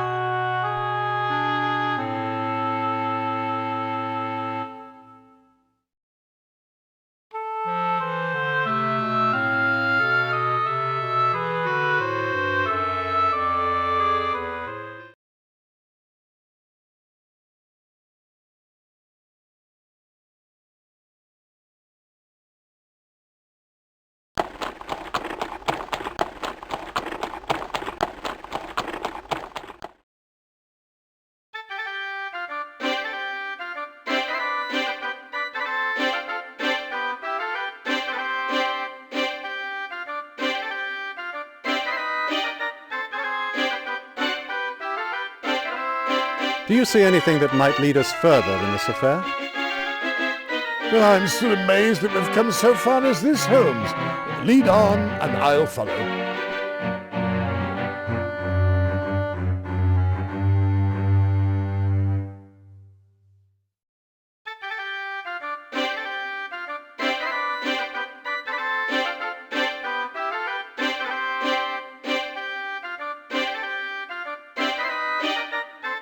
Do you know a woman named Sarah Caraway? No, sir, I don't. Would you like to find some daisies for her? Or maybe your friend here would. I'm looking for a man who bought some pink carnations from you in the past 2 or 3 days. Well, I'd like to help you, sir, but I need to sell these daisies more than anything, or there'll be no supper for me. If you want to buy daisies, then I'm your girl.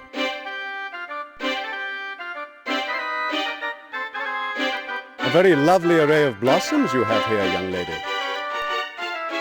Thank you, sir. Might you be interested in a bouquet or two for someone special? Watson, isn't Mrs. Hudson rather fond of violets? Well, yes, she is, Holmes. Young lady, here is half a crown for a dozen of those lovely violets.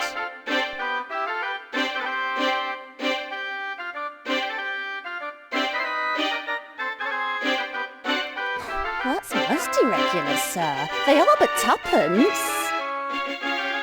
I would be pleased if you would keep the difference in exchange for your time in the answering of a few simple questions. Oh, my pleasure, kind sir.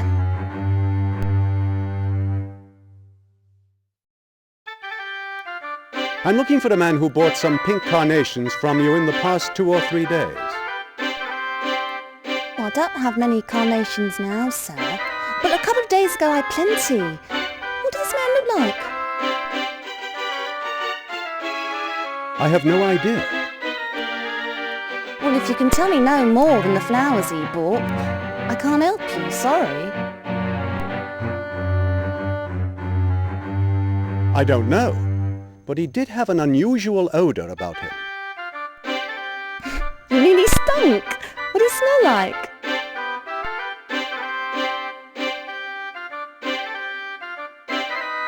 As from the perfume Eau de Seine. Never heard of that scent, sir. Never heard of any man wearing perfume anyhow. I sure don't remember selling flowers to anyone that smelt like lilacs. Sorry I couldn't help you.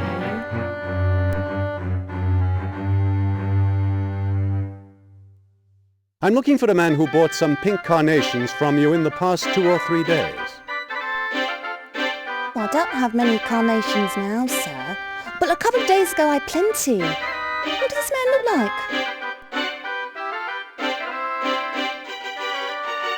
I don't know, but he did have an unusual odour about him. You mean he stunk? What did he smell like?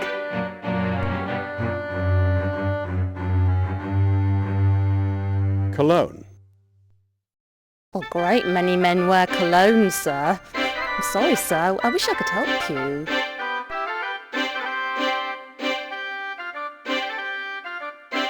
I'm looking for a man who bought some pink carnations from you in the past 2 or 3 days. Well, I don't have many carnations now, sir. But a couple of days ago I had plenty. What does this man look like?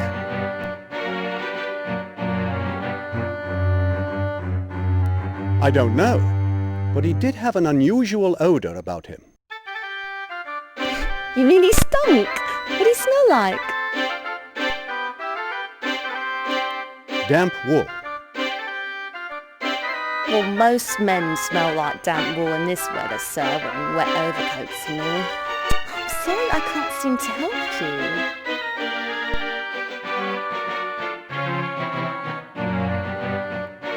I'm looking for a man who bought some pink carnations from you in the past 2 or 3 days. Well, I don't have many carnations now, sir.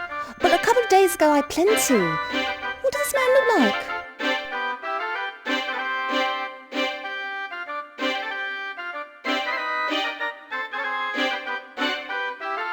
He was tall and wore a cloak. Well, I've sold pink carnations to lots of men that was tall and wore cloaks. If you can, tell me more.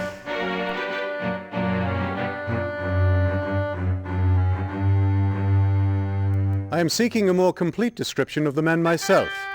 It is possible he had you inscribe a card for him to go with his flowers. Well, many customers like to add a personal touch to their flowers, especially if they're to be a gift.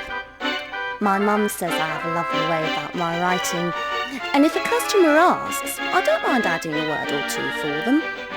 If you could show me the card, it might help me remember him.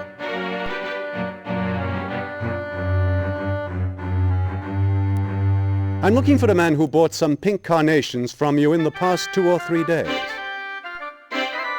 Well, I don't have many carnations now, sir, but a couple of days ago I had plenty. What does this man look like?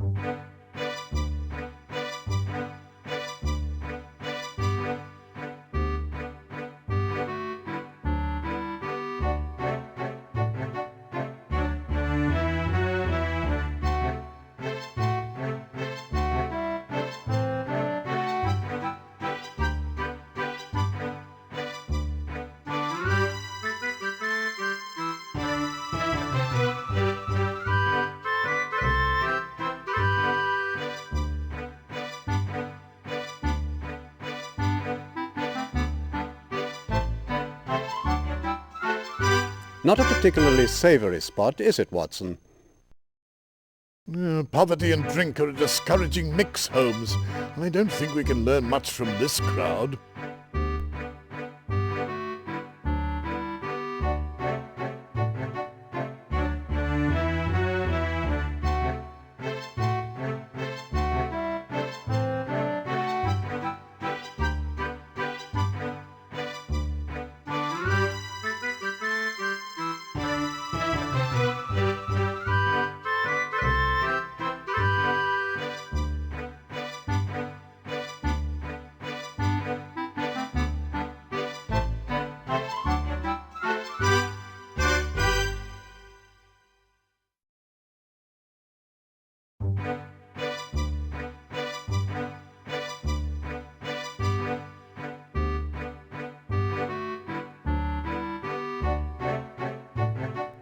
Pardon me, but perhaps you might help me. Me? You're looking for me? Is that it? What's my name? They don't come any madder than that, I'm afraid. Poor wretch.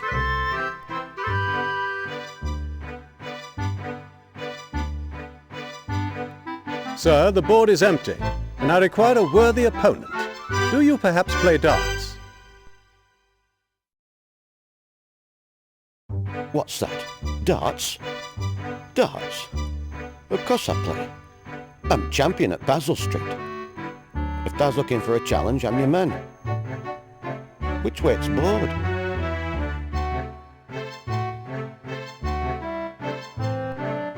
Right this way, my good man. Shall we begin? By all means. And you, sir, may throw first.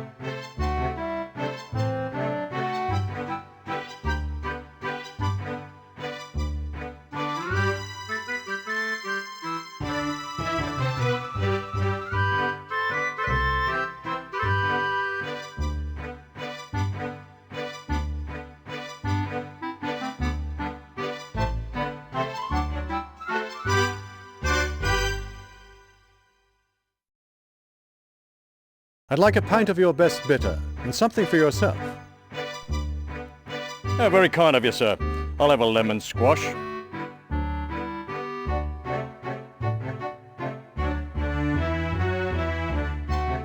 Good evening, landlord. I have need of some information. And who might you be? This is Mr. Sherlock Holmes, and I'm Dr. Watson. We are assisting Scotland Yard in a murder investigation.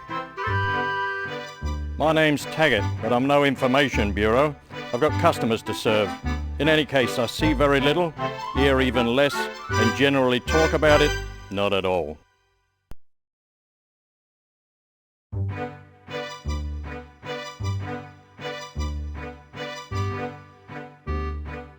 Hello again, landlord. I really think that it is in your best interest to cooperate with us.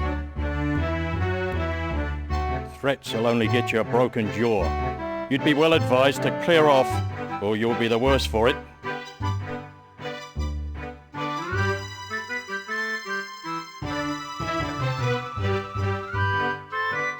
Do you think the police would like to know that you are trafficking in wild animals out of India without a license? What a queer thing to accuse a man of. You're barking up the wrong tree, mate. I don't know what you're talking about. Except the tiger's head on the wall is a damning bit of evidence. Evidence of my being an expert marksman, more like. Now be off with both of you before I lose Big Tom on you.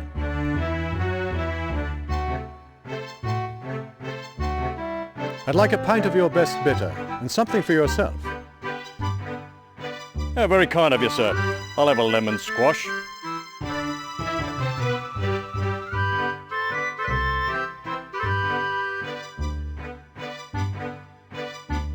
Hello again, landlord.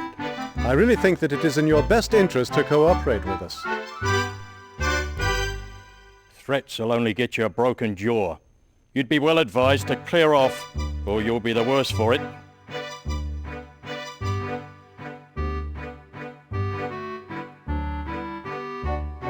What would your clientele think of your disgraceful dismissal from military service?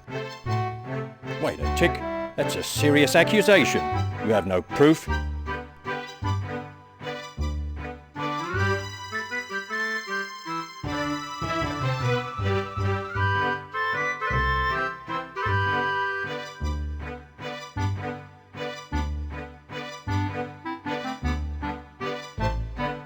That photo of you on that pachyderm and that one of your mother clinch it for certain. What? You'd better not talk about my mother where I can hear you without backing up what you say. You started your duty with the 1st Bangalore Fusiliers in 1865. But this photo of your mother is only 2 years later. The only way you'd have come back that quickly is in disgrace. Now, if I were to let your friends know that you were... Hold on, Mr. Holmes. I know when I've met me match. Keep quiet about what you know and maybe I can help you. Your silent friend got a tongue? Indeed I do, and I know what we're after. We are looking for a young man. He spoke to you or one of your clients recently about a Miss Sarah Caraway. Sarah Caraway. That name is familiar. Oh yeah, I do remember someone who came round looking for her address. Big fella he was. I'm dead certain I've seen him before. I believe he delivers for the chemist on Addington Street. You might ask some of the others if they remember him. Thank you so much. You've been very helpful, and your secret is safe with us.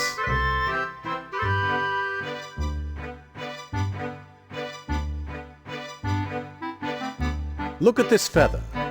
It's from the crest of a cockatoo, a bird native to Australia. How did it end up beneath the footrail of your pup? I'm sure I don't know. One of my customers has a shop that deals with exotic animals. He might have brought it here.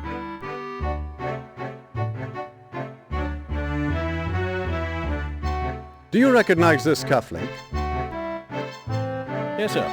I've seen that fancy link more than once. Belongs to a chap named Blackwood. And just who is Mr. Blackwood? He's He's a big blowhard, that's who. He's almost as stuffed as those specimens of his. See that tiger over the door there? I brought that one down myself during my tour in India. Blackwood can't spend 5 minutes in here without telling me about the ratty job that was done mounting it. He claims to be the best taxidermist in London. Do you know where we might find this fellow? Well, now that I do not. But if you must see some of his work, you can. There's a specimen at Bradley's tobacco shop, just west of here. The proprietor's a friend of mine. He had Blackwood stuff a moose he bagged on holiday. I've seen it myself, and I don't know what it is that Blackwood goes on about. My tiger's easily better.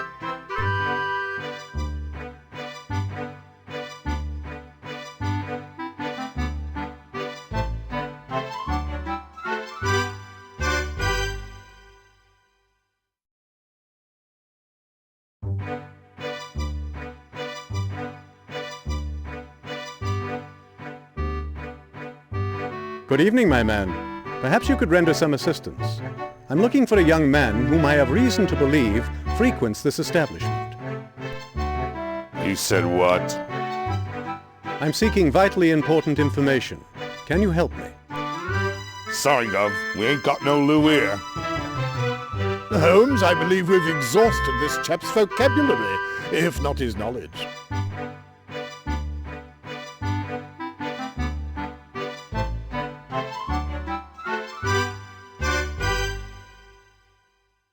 Good evening, sir. Have you seen anything unusual lately? I seen Bill Talbot sober and taking a beer with his wife.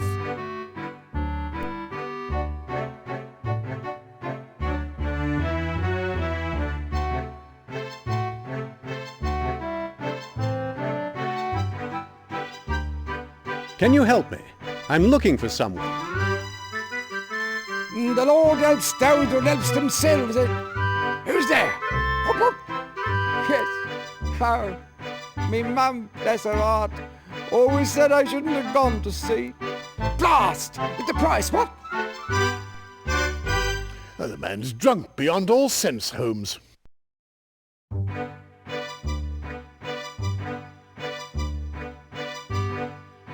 Sir, if you would be so kind, could I interest you in a friendly game of darts? The hand of the Lord is on this place, and no one of merit has touched the board all evening. It would be a bad omen to be the first. Play I will, and another must go afore me.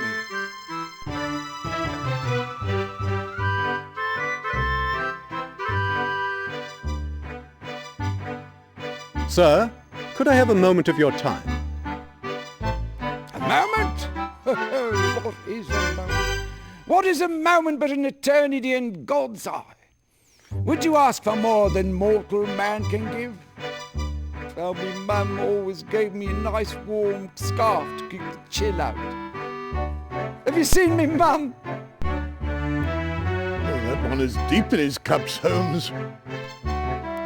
So it would seem, Watson. Perhaps another time we'll find him a bit more coherent.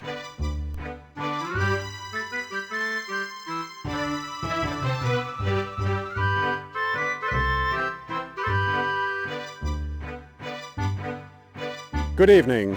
Might I have a private word? It's your shilling. I'm looking for someone, a young man who may come here often. You've got the wrong bloke, mate. The only thing I look at when I come in here is the bottom of this glass and the landlord's ugly puss when I have to. You wouldn't want to stand me to another round, would you? Or maybe your friend here would be so kind. Not tonight, I'm afraid.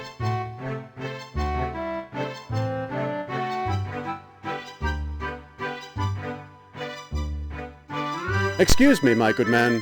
What is it you're drinking? Oh, I'm drinking whatever's in me cup at the moment, Gov.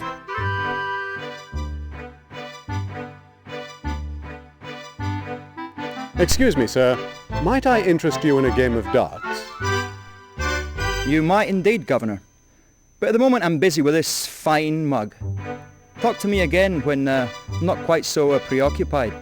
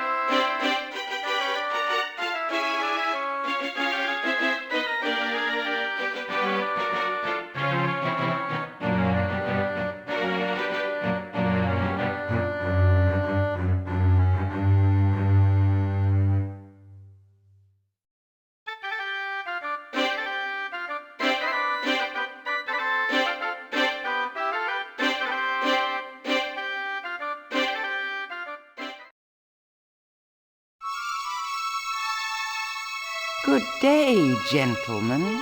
Or is it night? How may Madame Rosa be of service?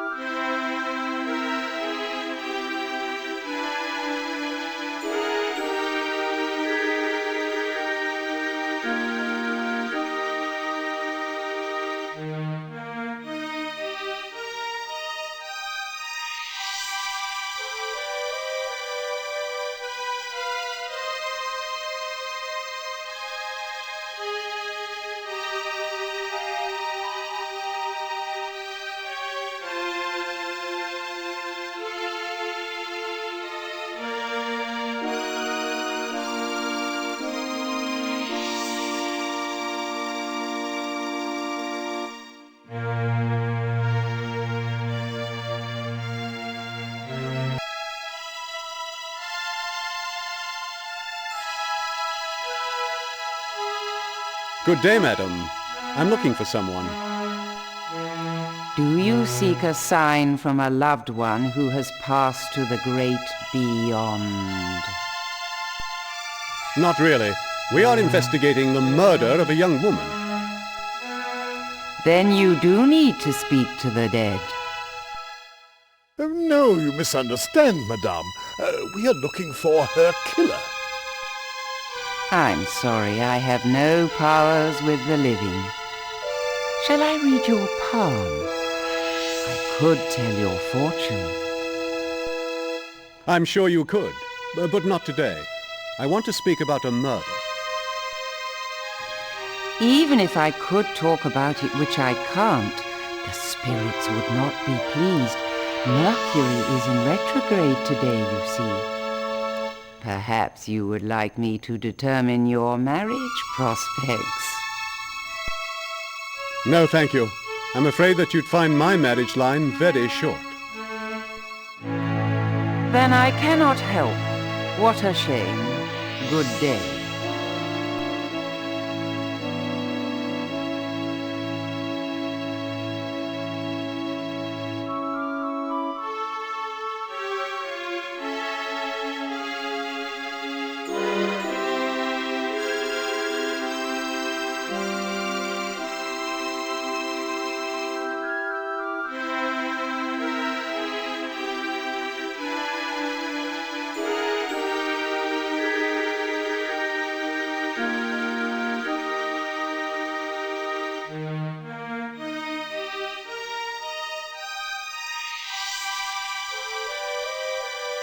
Excuse me, may I be of service?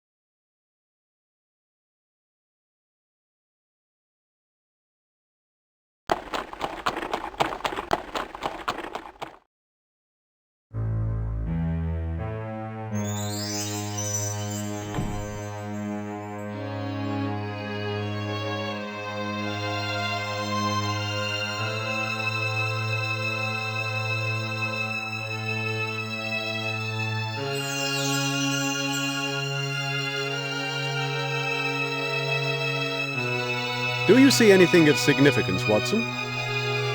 It's a lovely old shop, Holmes. That camphor aroma reminds me of the mentholated flannel cloth my mother put on my chest when I had a chill.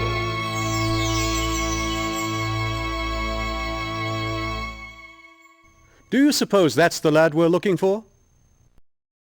He looks more nervous than intelligent to me. His connection to the case, if any, is more than a mystery to me.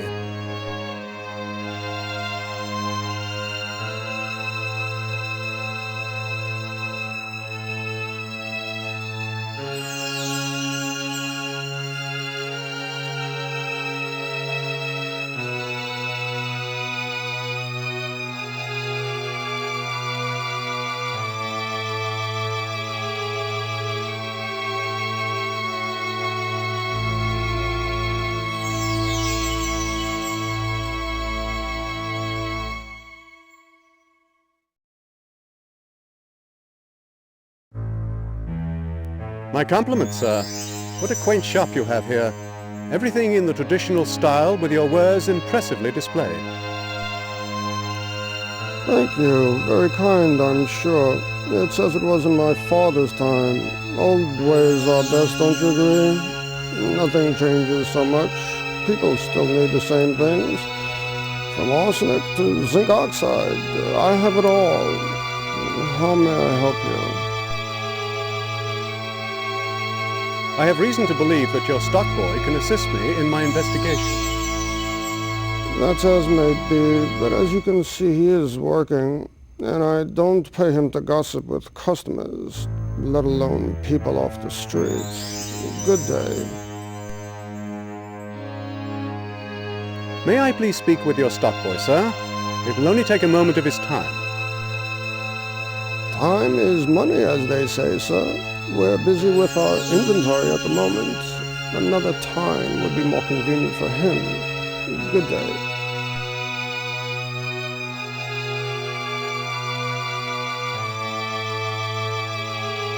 Might I have a small bottle of Professor Whitcomb's catarrh preparation, please? Of course, sir. I happen to have some right here under the counter. Is there anything else I can do for you?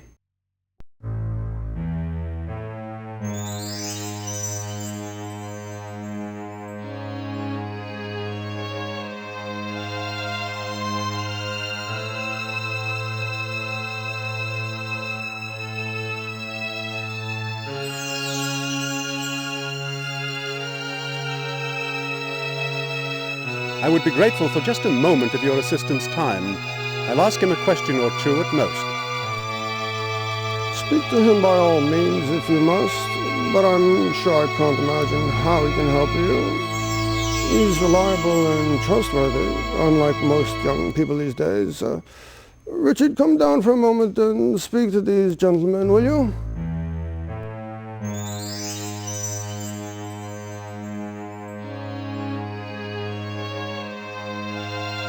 Richard, could you tell us of your interest in the actress Sarah Caraway? I'm sorry, sir, but I don't know what you're talking about. Do you know a publican by the name of Taggart? What's a publican? A publican, as if you didn't know, operates a public house. Don't play the fool, boy, it doesn't suit you. No, I know no one named Taggart, publican or not. Do you ever make deliveries near Covent Garden? Yes, sir. I'm in and about Covent Garden every day on my business. Then you know a pub called the Moongate? Yes. I mean, no. Well, I know the names of the pubs around there. You've seen a girl named Leslie who sells flowers outside the Moongate? Yes, I have. But I've never been in that pub. I despise bang drum and lager. You are a fool, Richard, or you think I am. Tell me the truth and I may clear you of involvement in a most serious crime. I'm telling you the truth. I really don't know anything important about Miss Caraway.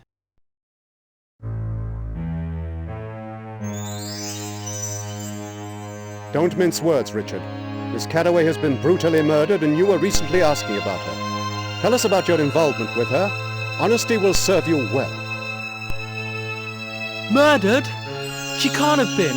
I never even got to speak with her. I wanted to marry her.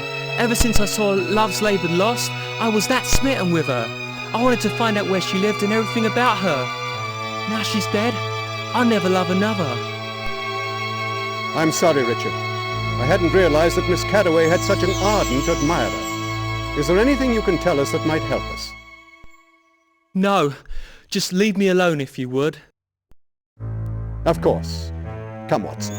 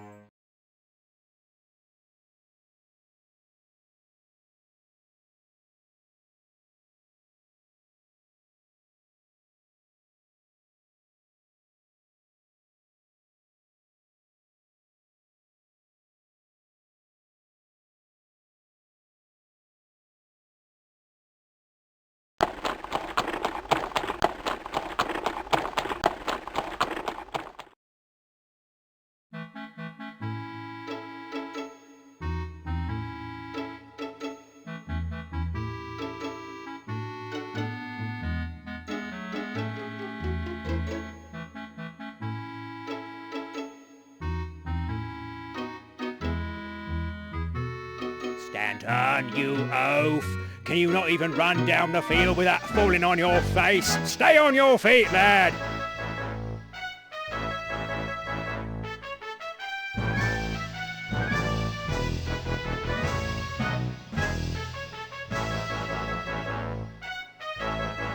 I need to speak with one of your players. When they've left off practicing, you can speak with any of them for as long as you like. You want to watch?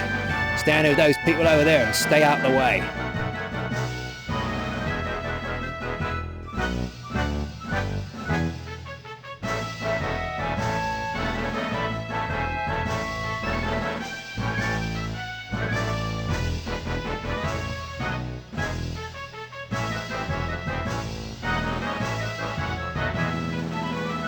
Here, boy.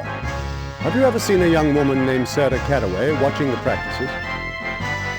I don't think I've heard the name, but then my duties keep me very busy, and the players don't talk to me much.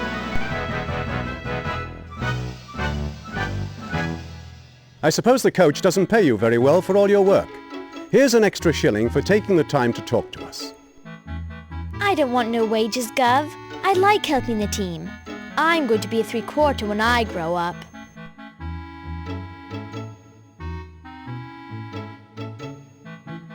I suppose the coach doesn't pay you very well for all your work. Here's an extra shilling for taking the time to talk to us. I don't want no wages, Gov. I like helping the team. I'm going to be a three-quarter when I grow up.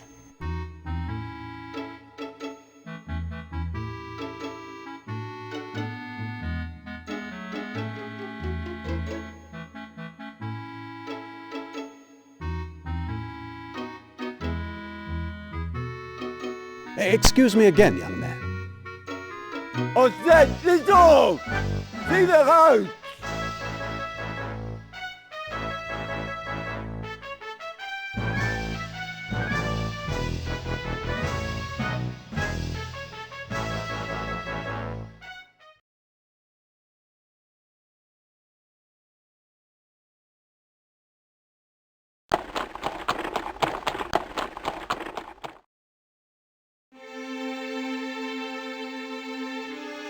Hello again. If you need help deciding what you want, I would be most happy to assist you.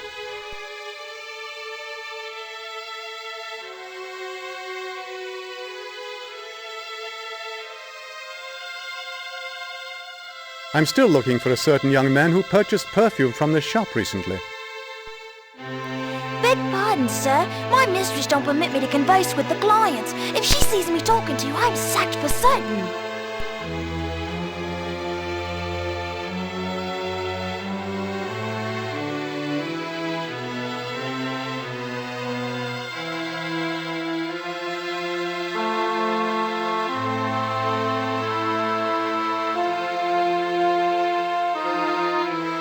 I'm still looking for a young man who purchased some perfume from you recently. I'm afraid I don't recall a customer matching your description. If your description has changed for some reason, let me hear it again.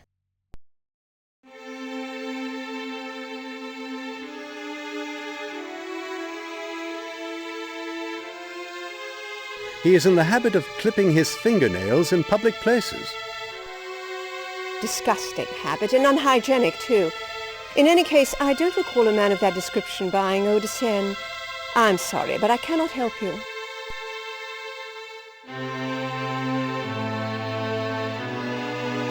I would like to purchase some perfume. Very good, sir. Do you have a scent in mind?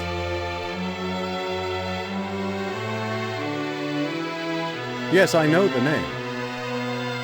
And what is the name?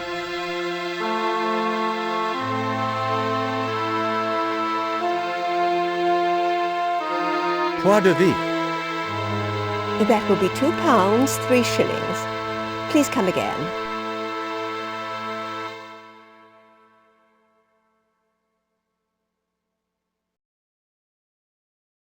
I would like to purchase some perfume. Very good, sir. Do you have a scent in mind? Yes, I know the name. And what is the name?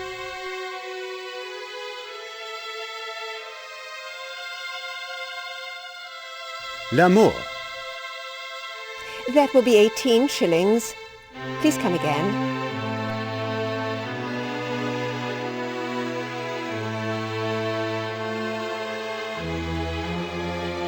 I'm still looking for a young man who purchased some perfume from you recently.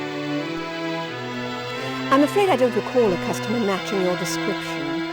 If your description has changed for some reason, let me hear it again.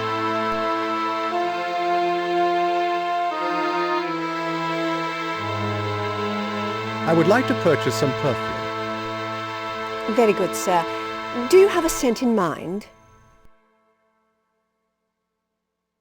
Yes, I know the name. And what is the name? Flowers of the Orient. That will be 15 shillings. Please come again.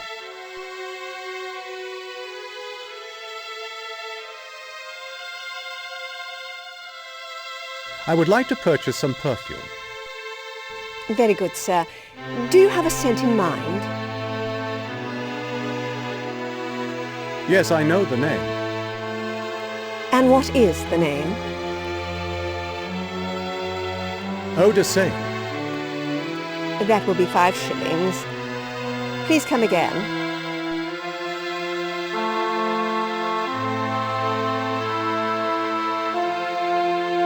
I'm still looking for a young man who purchased some perfume from you recently.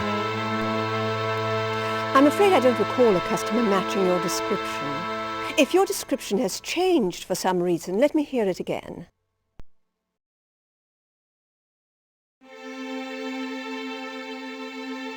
I would like to purchase some perfume. Very good, sir. Do you have a scent in mind? Yes, I know the name. And what is the name?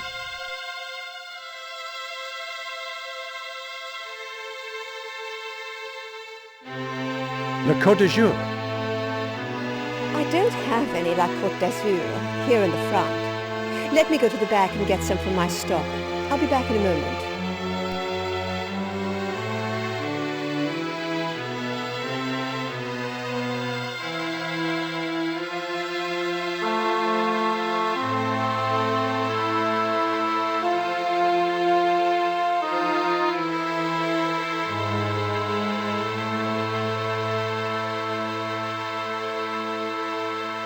I'm looking for a certain young man who purchased perfume from this shop recently. I've got eyes in my head, sir, and watching the clients is one of my few joys. I might be able to help you. Oh, wait! Here she comes! Please don't let her see me talking to you. I'll get the strap when you've gone.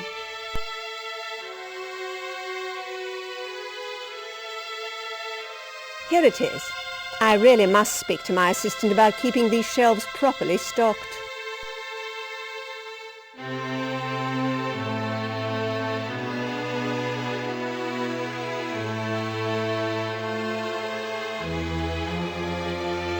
I would like to purchase some perfume.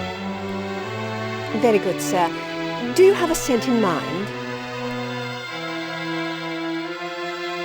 Yes, I know the name. And what is the name? Le Côte d'Azur. I don't have any La Côte d'Azur here in the front. Let me go to the back and get some from my stock. I'll be back in a moment.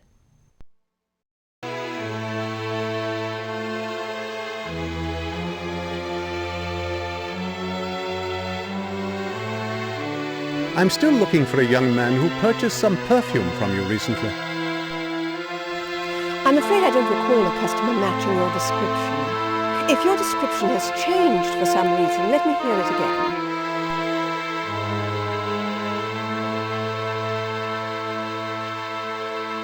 He wears copious amounts of macassar oil in his hair.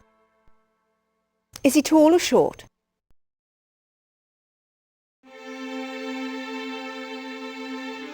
He is very tall, taller than myself. Is he thin or stout?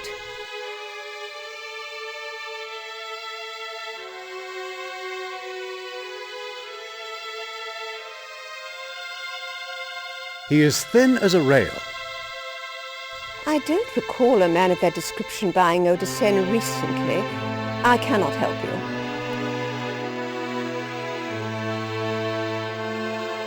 I'm still looking for a young man who purchased some perfume from you recently. I'm afraid I don't recall a customer matching your description. If your description has changed for some reason, let me hear it again. He wears copious amounts of macassar oil in his hair. Is he tall or short?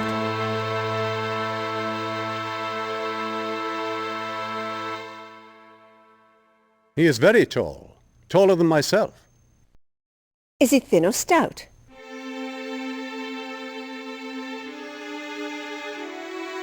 He is fairly obese. I don't recall a man of that description buying eau de Seine recently. I cannot help you. I'm still looking for a young man who purchased some perfume from you recently. I'm afraid I don't recall a customer matching your description. If your description has changed for some reason, let me hear it again. He wears copious amounts of macassar oil in his hair. Is he tall or short?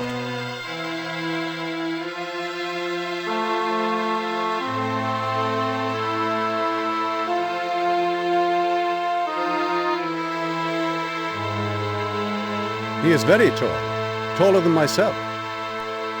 Is he thin or stout?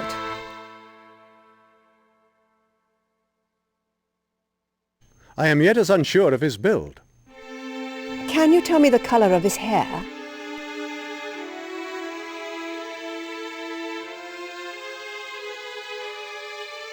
He has black hair. I do recall a young man like the one you described. He wore a striped jersey with a number on it. I remember because when I remarked on it, he said he played rugby at a field near here. I'm afraid I don't recall the number.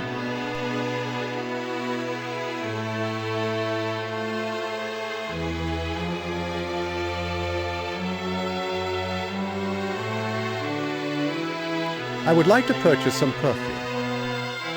Very good, sir. Do you have a scent in mind?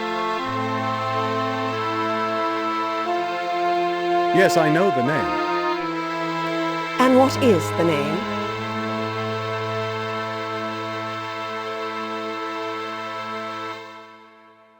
Le Côte d'Azur. I don't have any La Côte d'Azur here in the front. Let me go to the back and get some from my stock. I'll be back in a moment.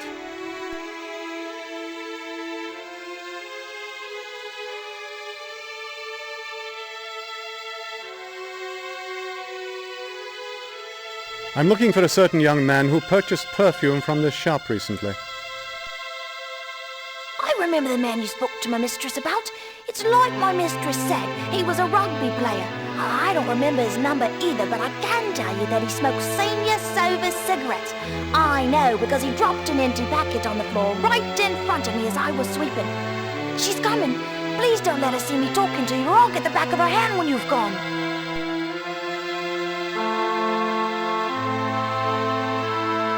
Here it is. I really must speak to my assistant about keeping these shelves properly stocked.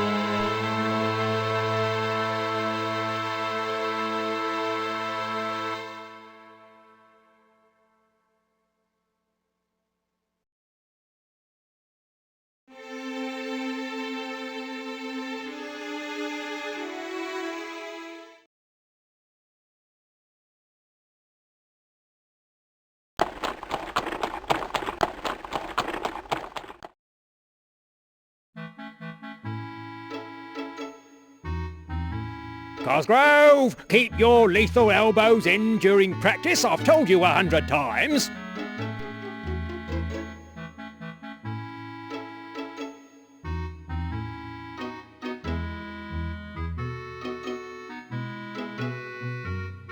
The man I need to speak to is named James. His family name, man, not his first name. You don't know it, do you? I've got at least a dozen lads named James. It's the most common name in England. For all I know, your friend there with the derby is named James. All right. What does he look like? Maybe we can figure out who you want. He's tall, with black hair, and he wears a substantial quantity of Macassar oil in his hair. That barely narrows it down. My boys are all good-sized lads, mostly dark, and they all wear gallons of that blasted oil. It's vanity, you know. Can't you tell me something more specific?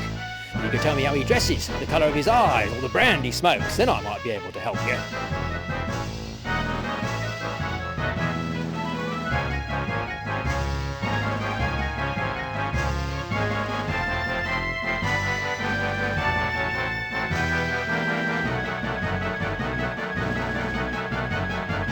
I don't know much about him, I'm afraid.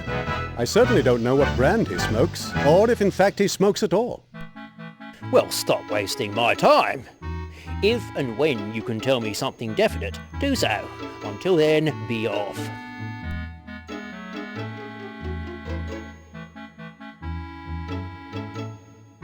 May I question all the men named James who fit the description? We need to ask about the woman one of them was courting. Ah, well, there you are. It can't be one of my lads. They are definitely not permitted to dally around during the season. No sparking during the season. I'm very strict on that. They wouldn't do it. Well, they wouldn't dare admit to it anyhow.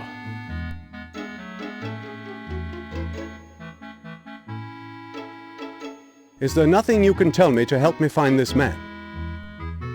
No. Now, shove off if you please.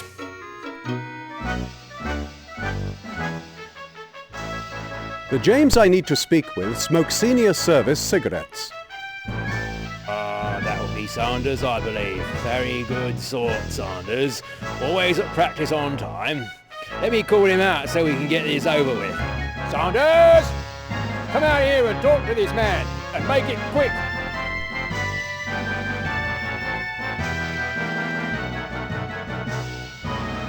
Watson, I think the indirect approach would be best. Don't mention Sarah's murder. As you say, Holmes.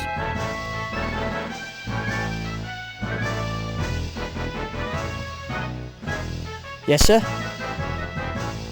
These men want a word with you. We need to ask you some questions about your lady friend, Sarah Carraway. I don't have a lady friend. It's against the rules. No women during the season, right, Coach? That's right, Sanders. And I better not find out you've been stepping out with women and breaking curfew. No, this is a matter far more important than team rules. A crime has been committed. Prove I've been keeping company with a lady or take back your accusation. I won't have you casting aspersions without proof.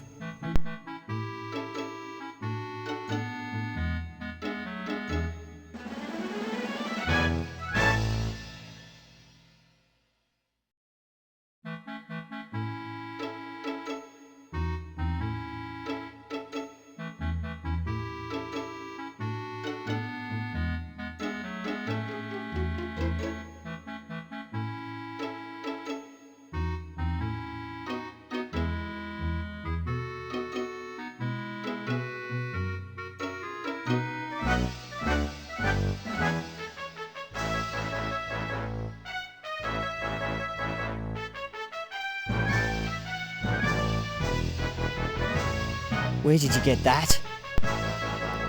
From Sarah Caraway's dressing room at the Regency Theatre.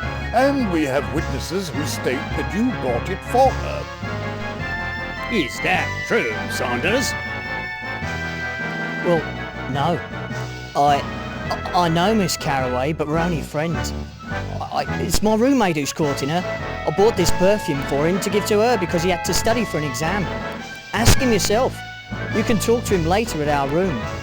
We live at the Eton Dormitory on Grosvenor Place.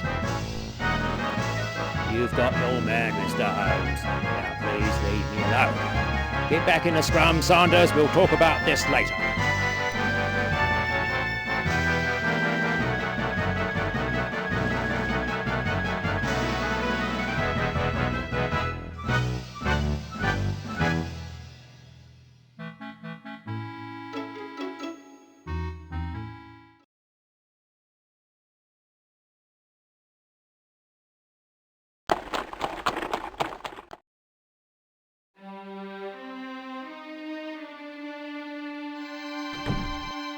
Oh, it's you again, turned up like a bad penny.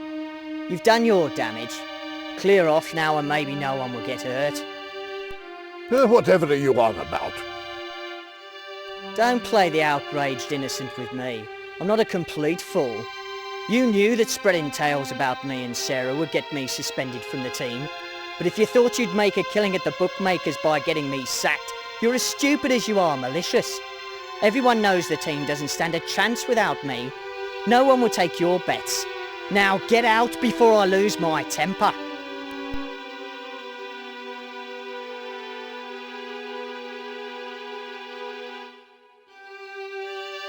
I assume that it is our melancholy duty, Mr. Sanders, to be the bearers of bad news about Sarah. Would you oust us before you've heard it? I've had enough trouble today, and you're the cause of it. I have no use for anything you have to say to me. Now get out.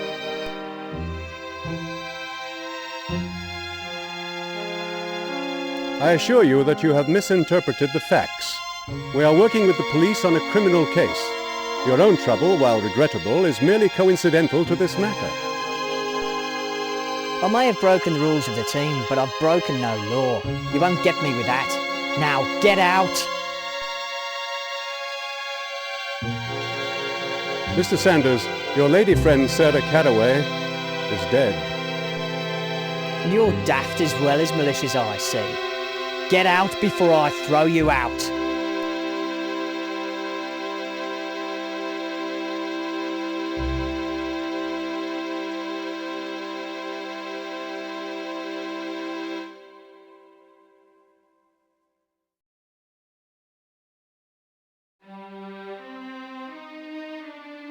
Ah, the digs of youth.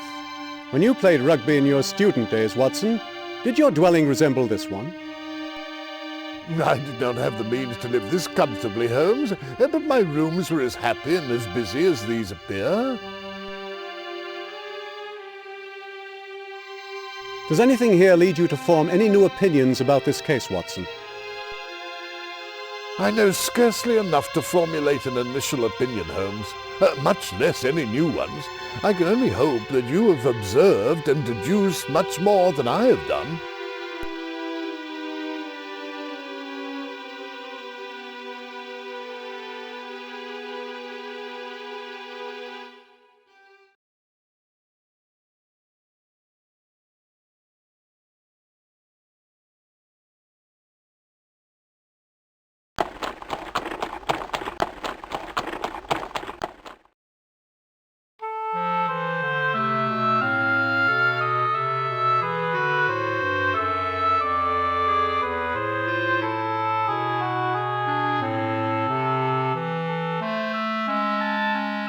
Hello again, Mr. Rigby. Still well, I trust?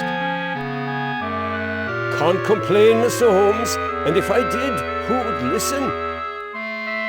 Too true. There's so little kindness in the world. Good day to you.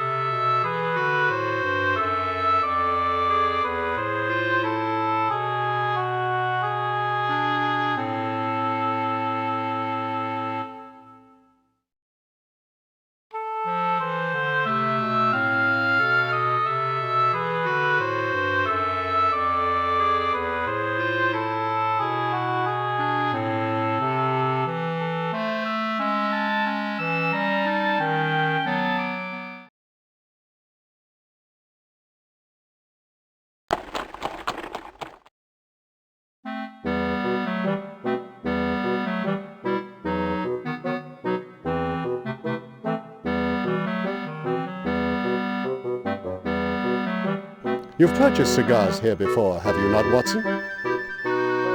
Indeed, Holmes. They were allegedly rolled by the hands of Cuban maidens. But who can say? Very expensive they were.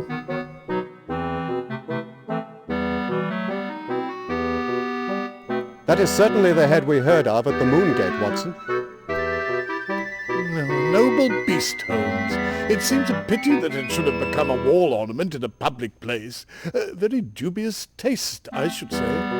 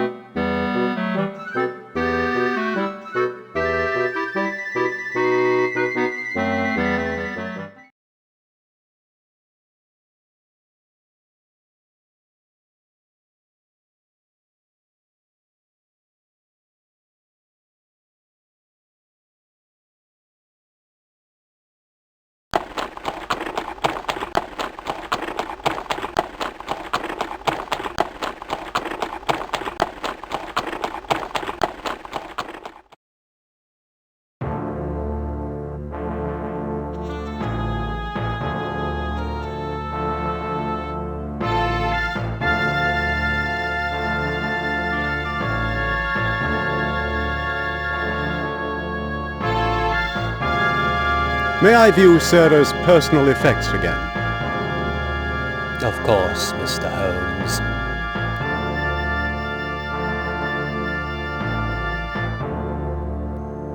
I'm not quite finished with some of these items, Mr. Holmes, so I'll need to keep them here for a while. You may view them again whenever you like.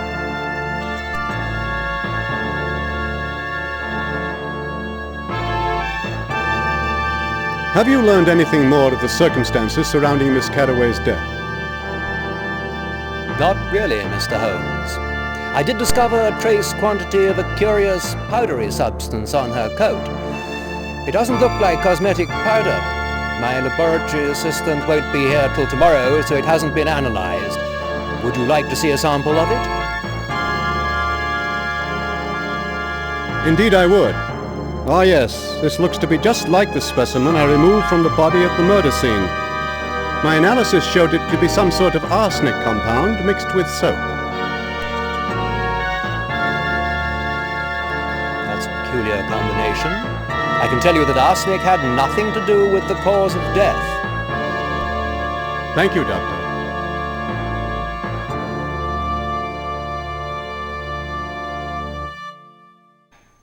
Oh, it's you, Holmes.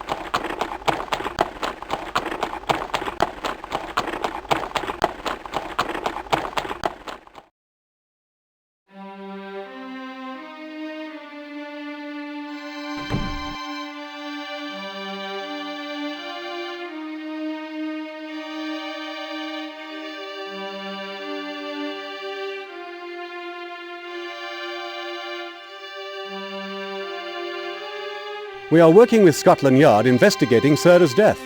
You must believe that so you can help us find her murderer. I don't believe you. Why should I? You've only done me harm. Sarah's not dead. She can't be dead, and you can't convince me that she is. It happened early yesterday, Mr. Sanders. I'm sorry. Perhaps if I had proof. An official death certificate or... But no, I saw her 2 days ago. I don't know what your game is, but I want you out of here now.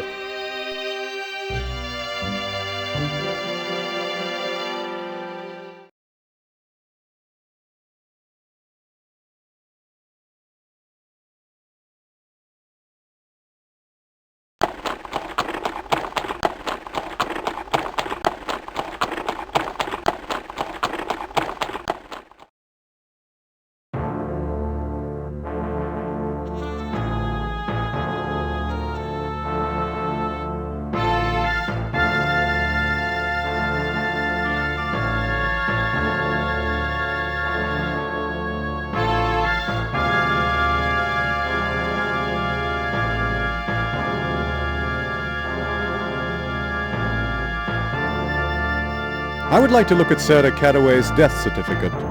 Is it available?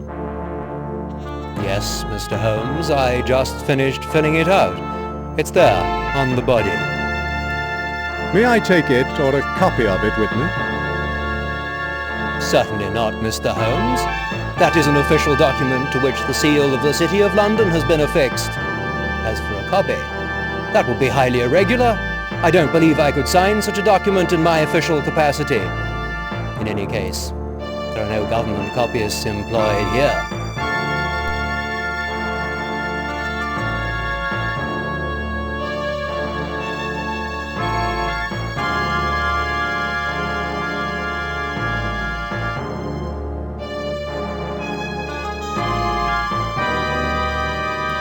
That is an official document to which the seal of the City of London has been affixed. I'm sorry, Mr. Holmes, but I cannot allow you to take it.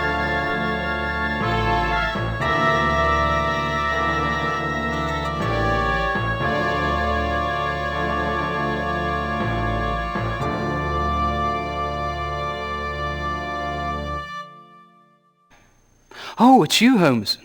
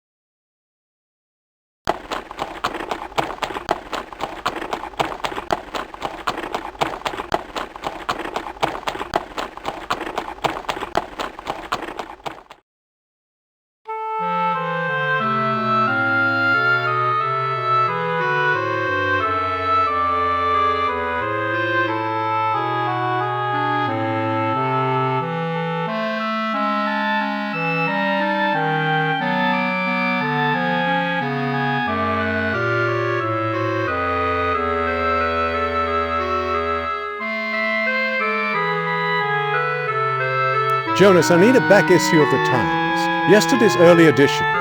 It was the one which named the young woman who was murdered behind the Regency Theatre. My apologies, Mr. Holmes. I'm afraid that edition sold out completely, and later editions as well. I've no leftovers lately.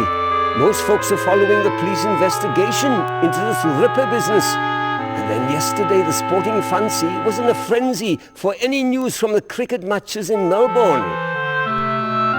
Spofford was bowling, you know. Oh, they'll have some issues at the office in Fleet Street, I wager. Thank you, Jonas.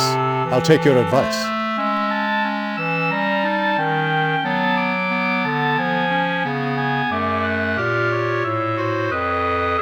Wiggins, I have an errand for you.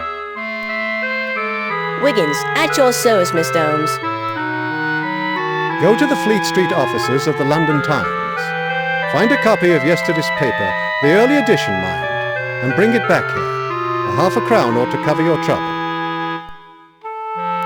£0.5 will do just fine, sir, but Fleet Street's a long way to go for something I got's right here. You see, this jacket of mine is went a bit thin, and the Times is just the thing to fill the lining. And keep a body warm, sir. Mr. Jonas is always kind enough to spare a page or two if he has any left at the end of the day. Would this be the one you're looking for?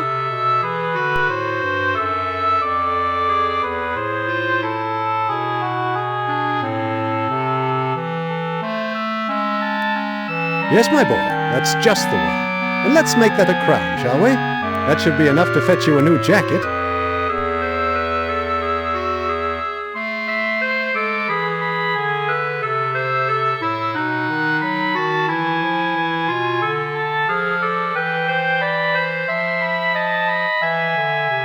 This newspaper should be all the proof that Mr. Sanders requires. Well, some part of him already believes our story, Holmes. He just wasn't prepared to accept its implications. Very philosophical, Watson. You never cease to amaze me.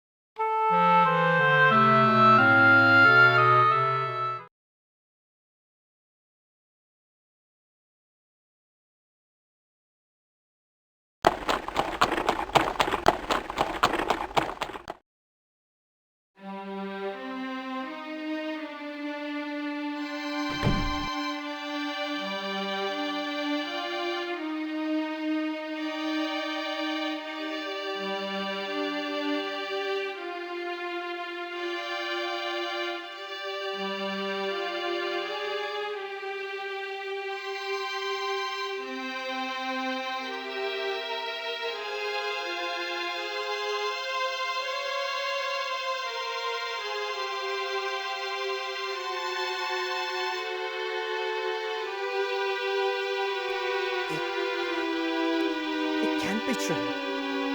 Why? She's dead? Who's responsible? I'll pull his arms out! This is Mr. Sherlock Holmes, a consulting detective for Scotland Yard, and I am Dr. Watson.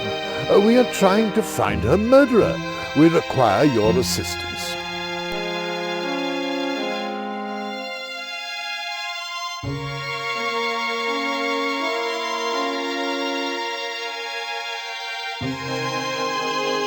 What more can you possibly want of me? Had you seen Miss Caraway recently? Not these past few nights. We thought the coach might be getting wise to us, so we decided to steer clear of each other for a while. She was killed late in the evening, behind the Regency Theatre. Do you recall where you were at that time? I was here by myself, studying for my chemistry exams like always. Was your roommate here to vouch for you? No, he's almost never here. He's always in the lab. But you can't think that I had anything to do with it. No. More witnesses just make the events easier to sort out. Well, he knows nothing of it, that's for sure. I kept her a secret even from him. Do you know of anyone who had a quarrel with Sarah? No, I'm sure that I don't. We knew each other quite well, but out of necessity we knew little of each other's friends. You could ask her sister Anna, or maybe Antonio Caruso, Anna's fiancé. They might be able to tell you something. Where can we find them? I've never been to either of their flats, so I don't know their addresses. But I can tell you that Anna sings at the Chancery Opera House, and I've heard Antonio say a number of times that he spends his free time at St. Bernard's Snooker Academy. Where did you meet this couple, if you never visited either of their homes? We would often picnic together. There was a certain spot near a priory school that Anna always wanted to go to. I gather she goes there frequently. She loves children and likes to watch them play. She seemed especially interested in one lad. Curious little chap. Never joins in with the other boys' games. Anna would talk to him from time to time. Where exactly is this picnic spot? It's just west of here, where Earl's Court runs into the Brompton Road. We would always picnic by the wrought iron fence behind the school.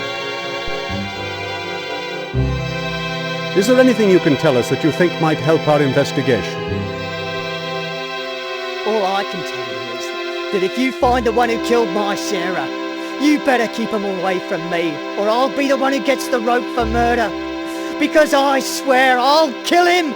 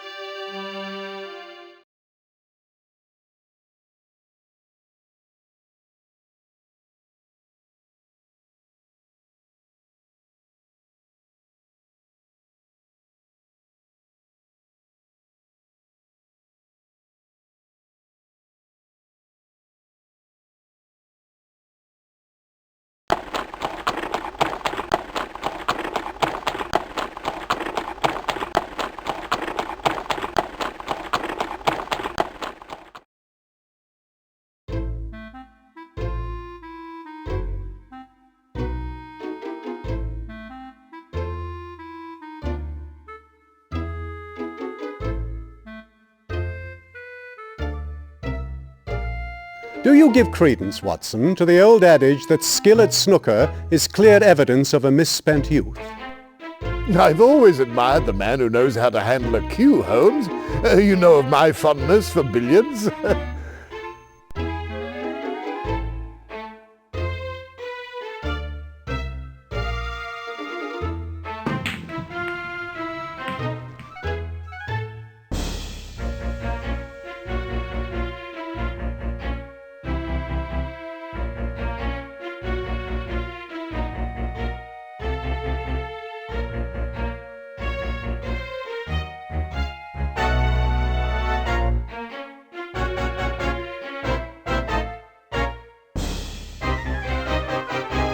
Excuse me, sir. I'd like to ask... Show off, won't you? There's a good chap, can't you see? We're engaged in serious business.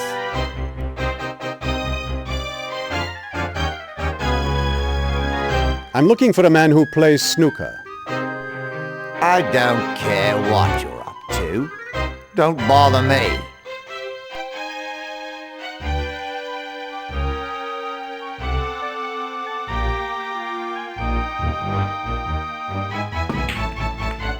Barman, do you know your clientele? Who can afford to come in here and while away the day? We cater to gentlemen of leisure, sir. Men of means and great refinement, who take pleasure in the joys of intelligent conversation and a game of skill.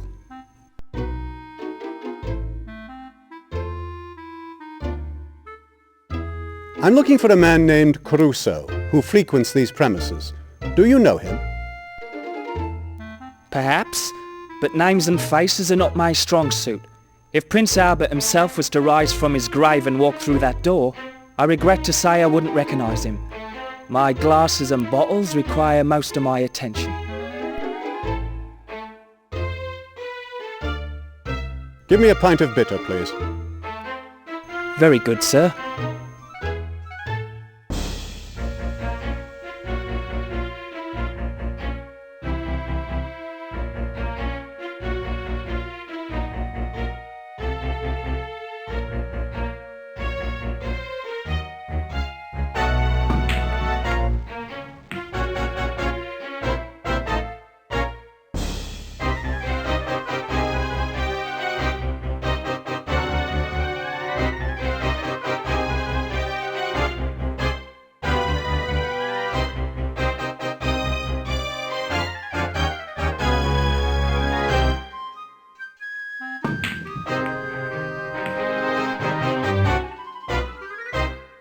I'm looking to have a discreet word with a man named Caruso.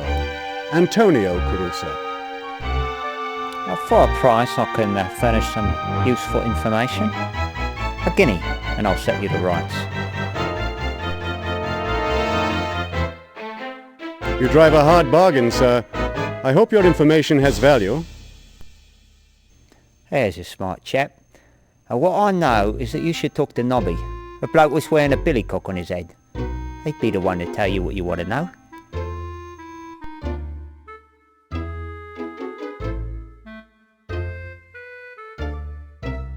I have it on good authority that any chap with an hour to kill can master this game.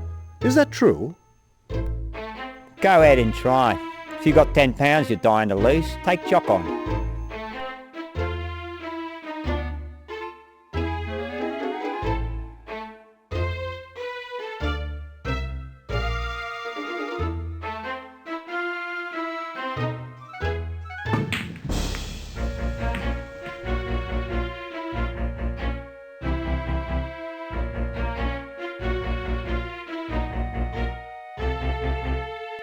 These, gentlemen seem transfixed on the game at hand, Holmes. It may take some effort to get through to them. Look, Tom, you'll have to wait your turn like everyone else.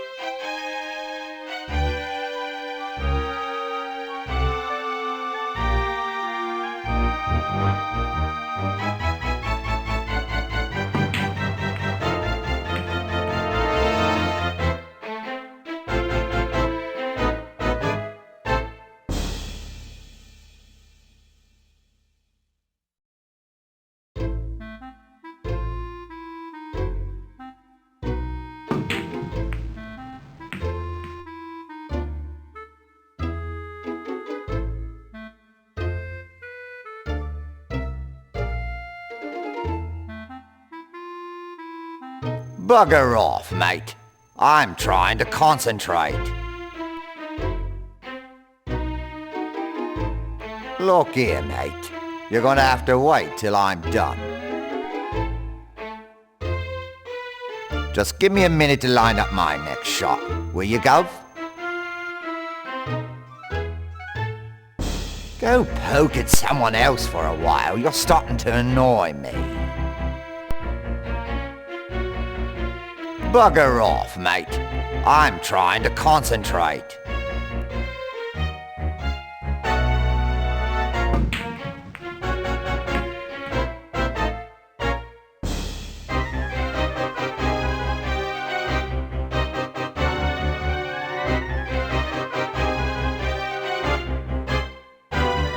Give me another pint of bitter, please. Very good, sir.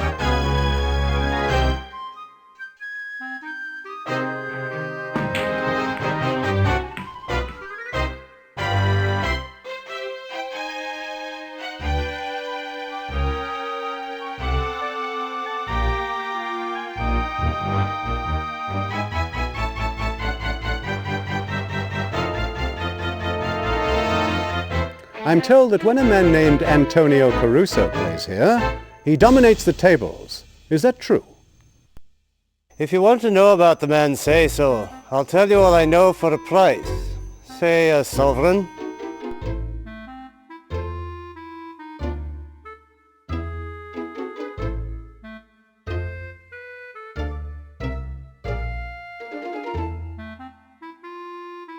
That's a bit strong, but I'm in a hurry.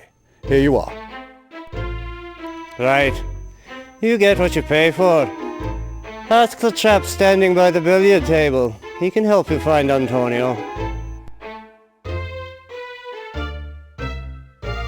That gentleman just told us you know the whereabouts of Antonio Caruso. I'll bet you paid him for that nugget. More fool you. You might as well have flushed your money down the loo. I've never been to Antonio's house. Now you've paid us both, and what do you have to show for it?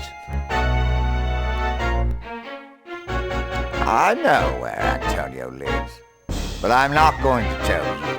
I don't grass on my friends, especially the coppers and toffee-nosed gits like you.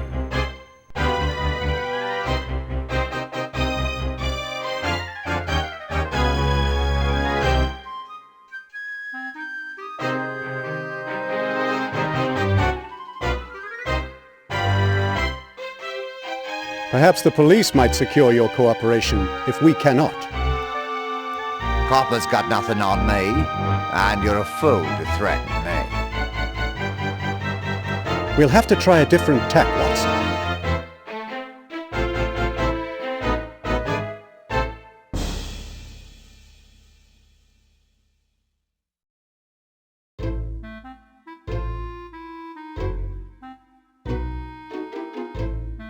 Look here, mate. You're gonna have to wait till I'm done.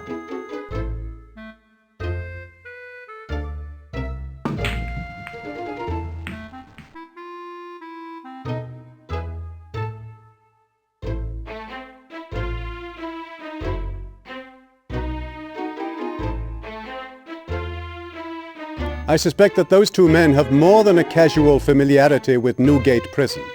Can you tell me about them? Some of the Academy's noblemen, sir. Jock Mahoney in yellow and Nobby Charlton in the hat. Salt of the earth they are. I allow no rough trade in my establishment. I have difficulty believing that. Perhaps Inspector Lestrade should be informed. By all means. I've a pitiful memory for faces, but if he's a snooker player, he is welcome.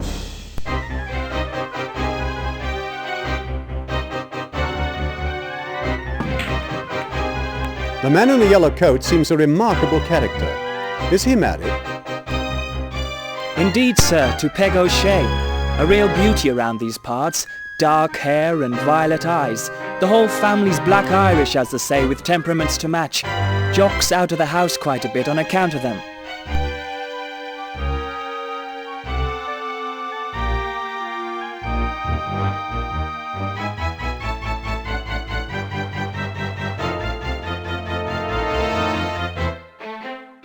Just give me a minute to line up my next shot. Will you go? Go poke at someone else for a while. You're starting to annoy me. Bugger off, mate. I'm trying to concentrate. Look here, mate. You're gonna have to wait till I'm done. Just give me a minute to line up my next shot. Will you go?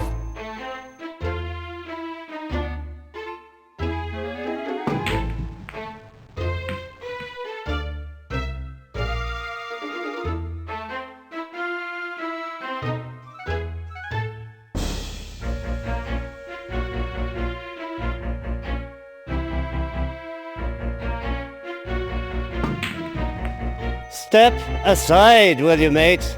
I'm trying to make a living here. Sorry, chum. I can't talk right now.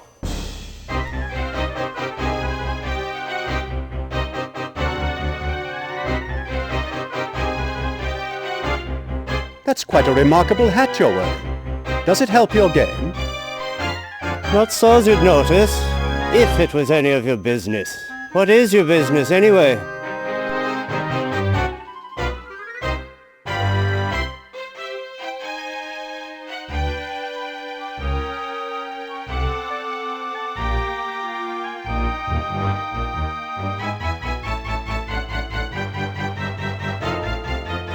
Go poke at someone else for a while. You're starting to annoy me.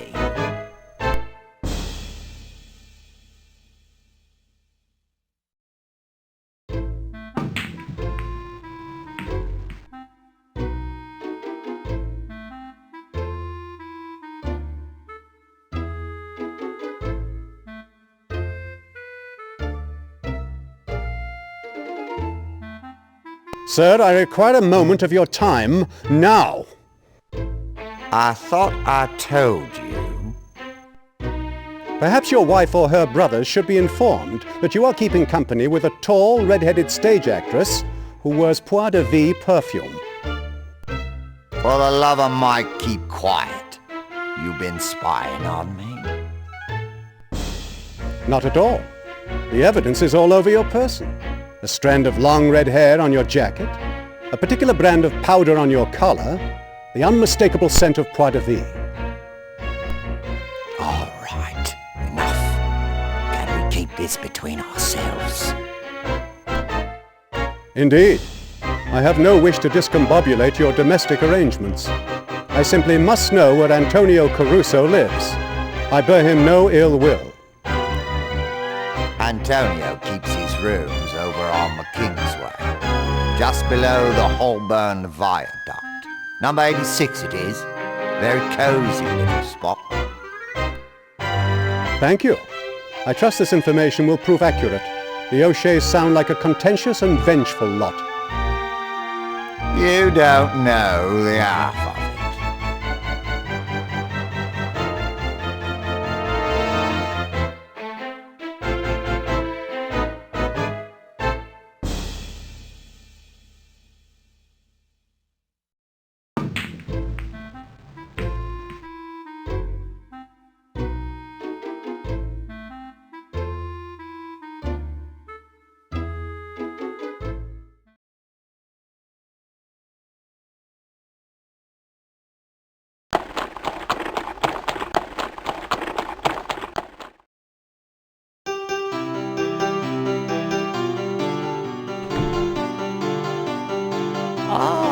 Mr. Sherlock Holmes, I presume. Well, your likeness in Beaton's Annual does you justice. Then I shall send my compliments to Mr. Charles Doyle, the artist.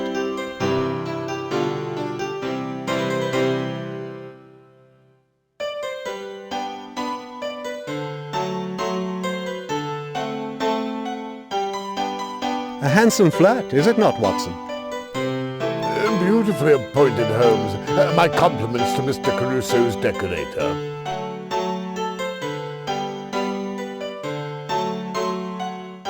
Do you see anything that might assist us in our inquiries? Nothing that appears to me immediately relevant, Holmes, but I have on other occasions mistaken the critical for the insignificant, and vice versa.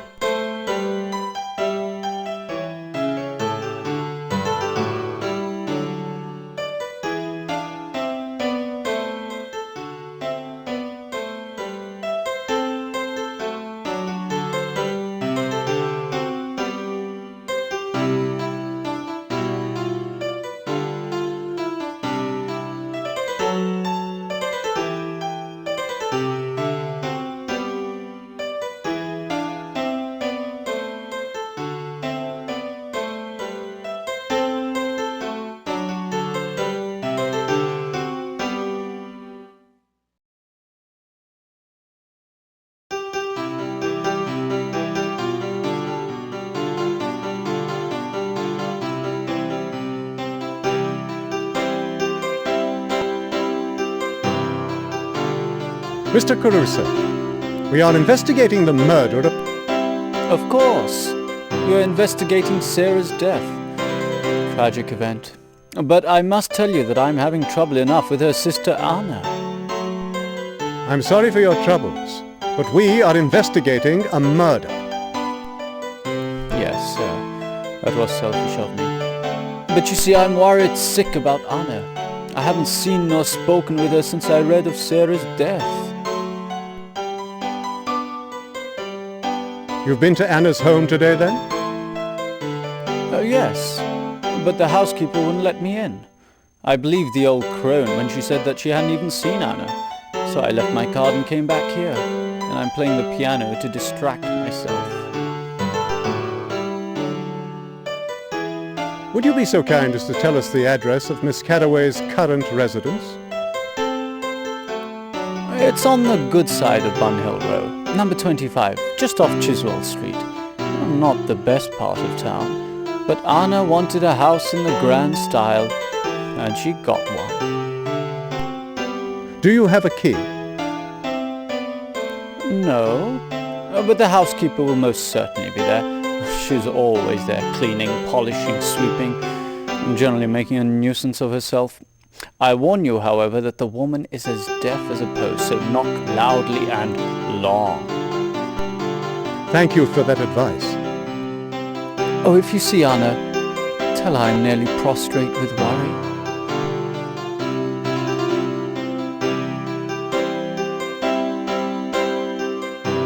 Would you be so kind as to tell us the address of Miss Caraway's current residence? It's on the good side of Bunhill Row, number 25, just off Chiswell Street. Not the best part of town, but Anna wanted a house in the grand style, and she got one. Do you have a key? No, but the housekeeper will most certainly be there. She's always there, cleaning, polishing, sweeping, and generally making a nuisance of herself. I warn you, however, that the woman is as deaf as a post, so knock loudly and long. Thank you for that advice. Oh, if you see Anna, tell her I'm nearly prostrate with worry.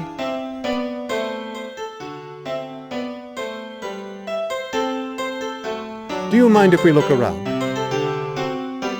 Oh, I do mind, but I won't stop you. I really don't see how that'll help find Anna or Sarah's killer, for that matter.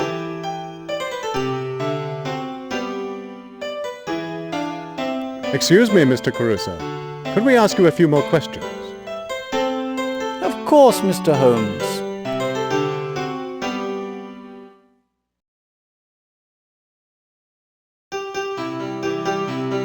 Mr. Caruso, we've heard about your picnics near the Priory School. Can you tell us anything about the boy in whom Anna showed a special interest?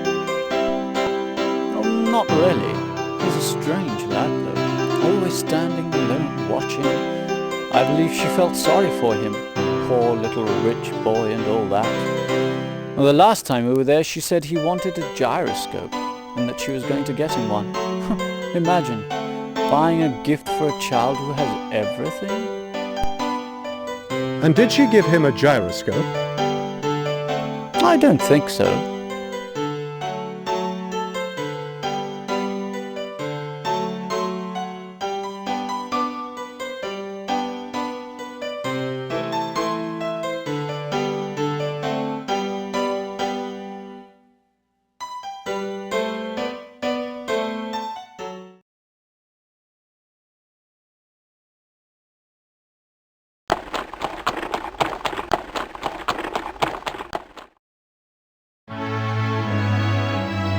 this case has more unexpected turns than the Cretan labyrinth.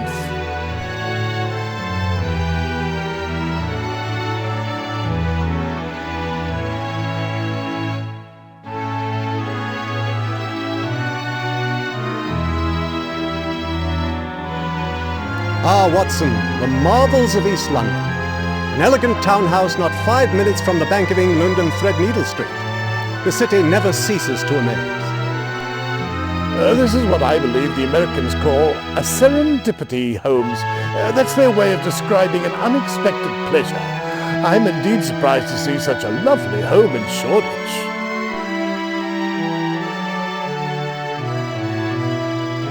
How shall we approach Miss Carraway's serving woman, Watson? If Mr. Caruso may be believed, we may not have to deal with her at all.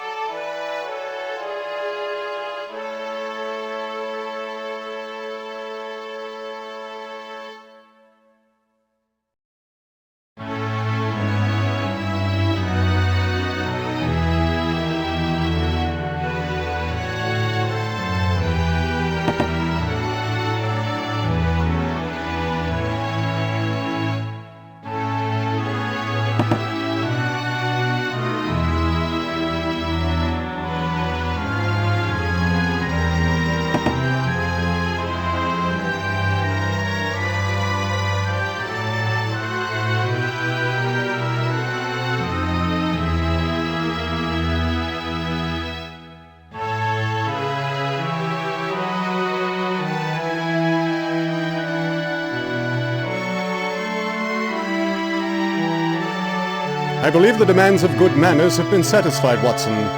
If there is anyone inside, they are either incapacitated or they don't wish to see us. In either case, we must enter. Indeed. Let us proceed.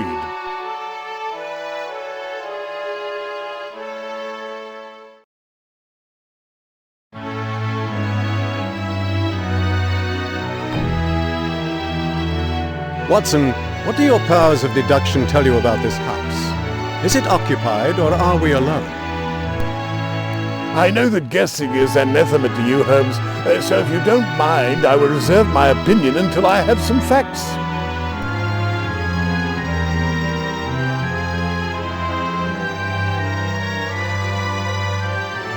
Despite our unconventional entry, you certainly must have noticed that Miss Carraway's home is beautifully furnished.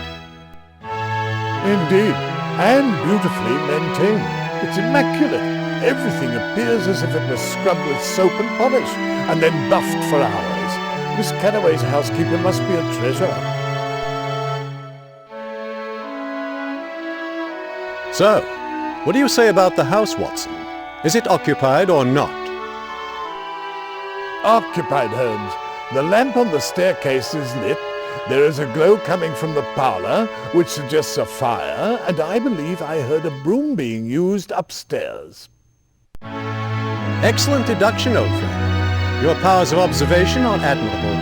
Perhaps you should take up detecting, and I medicine. What do you say? No, it will turn my head, Holmes. I say, let's examine this house while we can.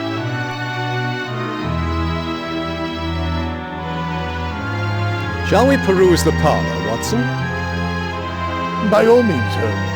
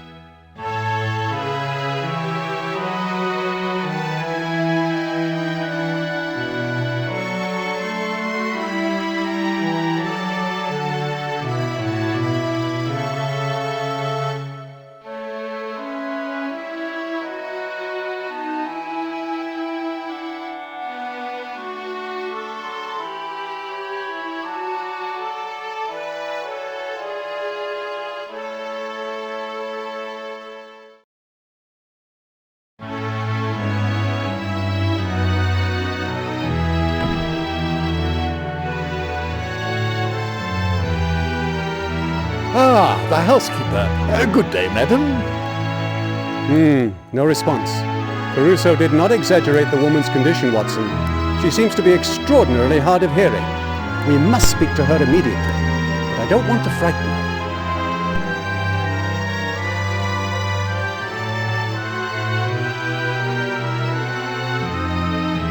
A particularly lovely room, is it not, Watson? Do you see anything of interest? Only Miss Carraway's housekeeper. The woman applies the concentration of a diamond cutter to a job that any child can do. People are strange, Holmes.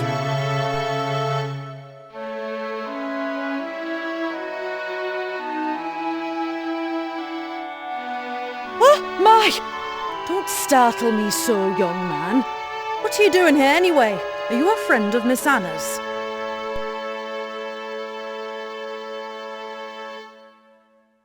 Excuse us, madam. We are looking for Miss Carraway. You haven't brought in any dirt on your shoes, have you? I trust not. Pardon our intrusion. We wish to speak to Miss Carraway. Don't whisper, young man. How'd you get in here anyway? We have a key from Miss Carraway. We're looking for her, actually. Oh, you're not the only ones. A fancy man was here earlier, interrupting me, keeping me from me cleaning. Like I told him, I haven't seen her all day. You can wait for her downstairs if you must. I have me cleaning to do. Might we have a look around this room? Certainly not. Miss Carraway barely allows me in here. I clean as best I can, but she has strict rules. I have orders to never ever touch that statue, for instance. Not that I'd want to, mind. That shameless woman has no clothes on. Now go downstairs, please.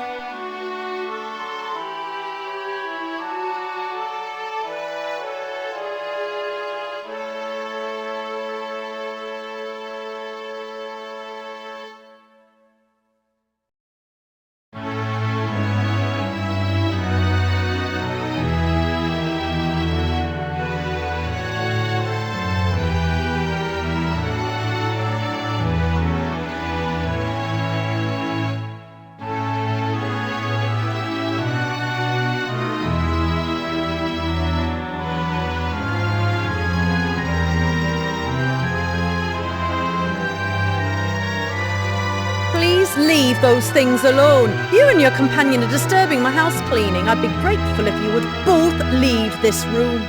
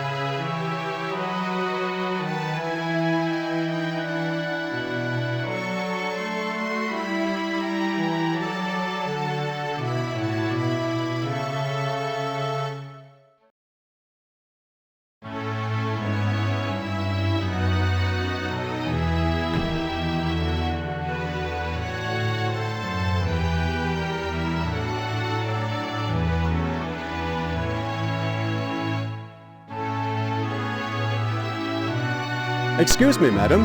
I'm afraid we've knocked over a plant downstairs. What? Dirt on the floor? Out of my way, young man.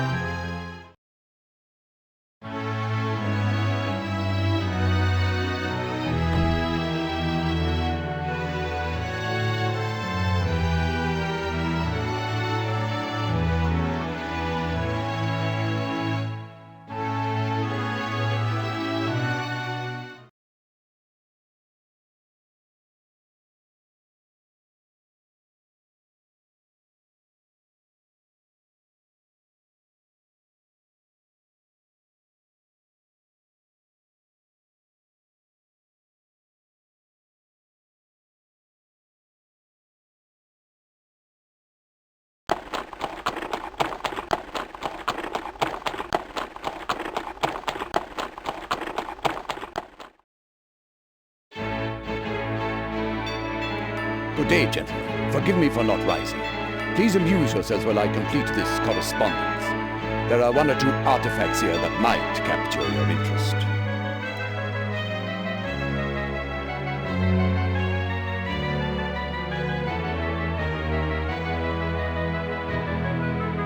Mr. Farthington, what is your interest in Miss Anna Carraway? If you'll excuse me for saying so, sir, your manner is too blunt by half.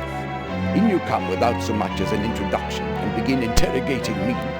No, sir, we shall not be able to deal on those terms. You can presumably find your own way out. Forgive me. My name is Holmes, and this is Dr. Watson. We're investigating the murder of Sarah Carraway. At Anna Carraway's home, we found your calling card. Have you seen her? With the exception of one time last week, not since she was in nappies. I beg your pardon? Might I know the status of your inquiries? We have some suggestive leads, though the murderer is still at large. We're now concerned with the whereabouts of Miss Anna Carraway. No one has seen her in more than 24 hours.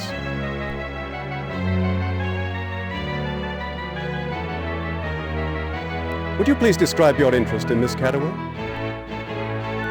At the risk of betraying the confidence of the client, I'll tell you a story that will, I trust, make my interest clear.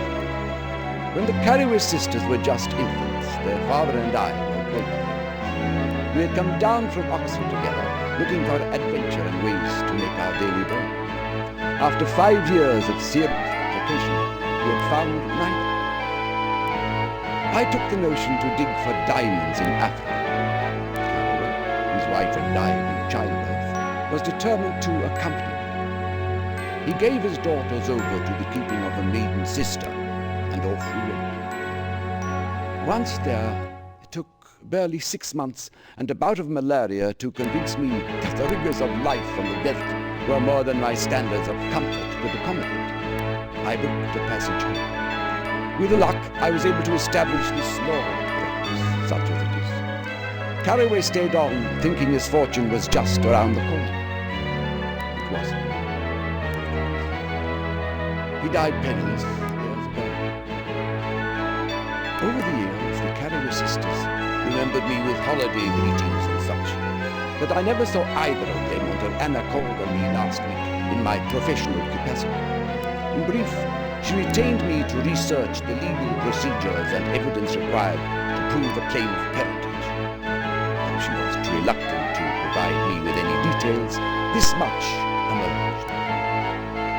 10 years ago, Anna bore a son out of wedlock, whom she was coerced into giving up to her boy's father, Lord Brumwell. Recently she acquired some evidence that she believed would, in the hands of the proper authorities, legally reunite her with her son. She understood that she would certainly risk old Brumwell's ill will were she to expose this evidence, but she discounted the risk. She left, promising to come again 2 days ago. She never came. I called at her home to offer my condolences for the death of her sister, and she was mysteriously absent. I frankly wonder, gentlemen, if she underestimated her position. I fear her disappearance may have a sinister cause, and you have said nothing to allay my fear.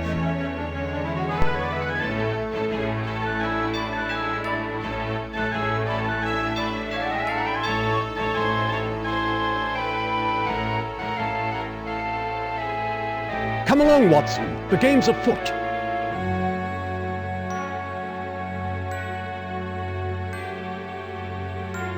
You imagine then, sir, that Anna's disappearance following Sarah's death is more than a wretched coincidence. I say it may be, gentlemen. Nothing more. That would indeed complicate matters to an extraordinary degree. Your reputation is known to me, Mr. Holmes. Might I engage your services to assist me in finding Anna Carraway? When you have unraveled this tangled scheme, bring Anna to me, and we shall both have reason to be grateful. I will try to understand what unfolds, and do as my judgment bids. I hope that our interests in this perplexing case coincide. I am confident that our goals are the same. For now, our business is concluded. If my office holds no more interest for you, please see yourselves out.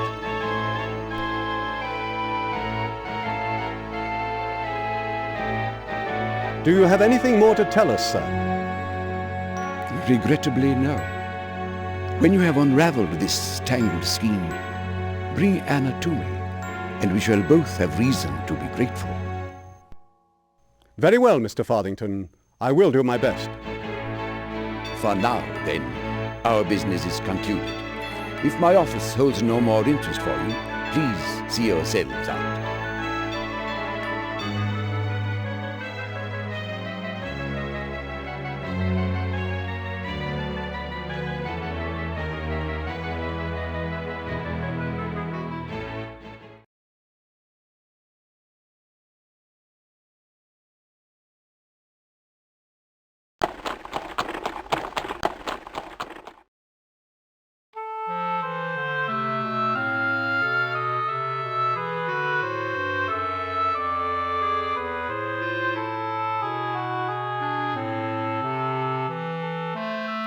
Wiggins, my boy, I need to use your gyroscope for a short while. That can be arranged, Mr. Holmes, if the price is right. You're sharp, Wiggins. I've always said so. But I would merely like to borrow it. Rent it, you mean? For money? All right. You will be compensated, let's say, a shilling. It's most precious to me, sir. Dr. Watson himself gave it to me last Christmas. Very well. I know when I'm bested. I'll buy it from you for half a crown. So, I hope you enjoy it as much as I done, sir.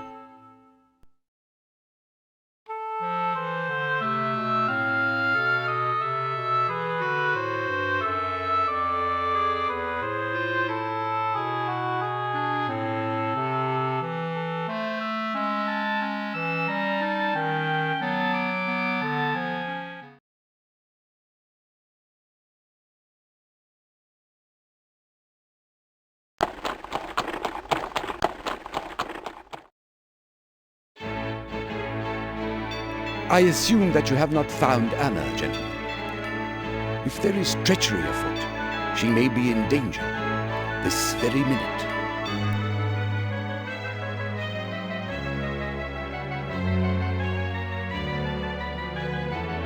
Ah, Watson, the enormous variety of human predilections in matters of taste and decoration is a continual source of delight and curiosity to me. This certainly is an extraordinary room.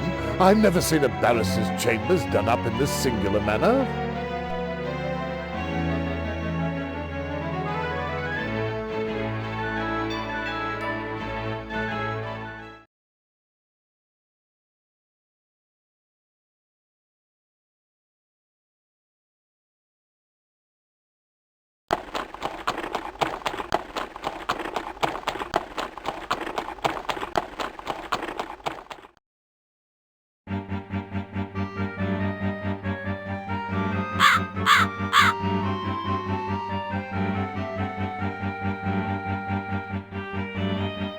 The carefree days of childhood are never appreciated at the time and always missed afterwards, wouldn't you say?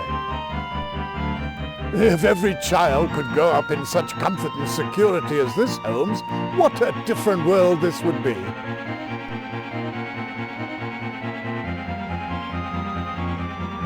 Do you see any detail that might make this spot especially attractive to Miss Carraway? It's a charming picnic site, peaceful, lovely to look at, and bathed by the sound of children's laughter. I can see no other significance to this scene.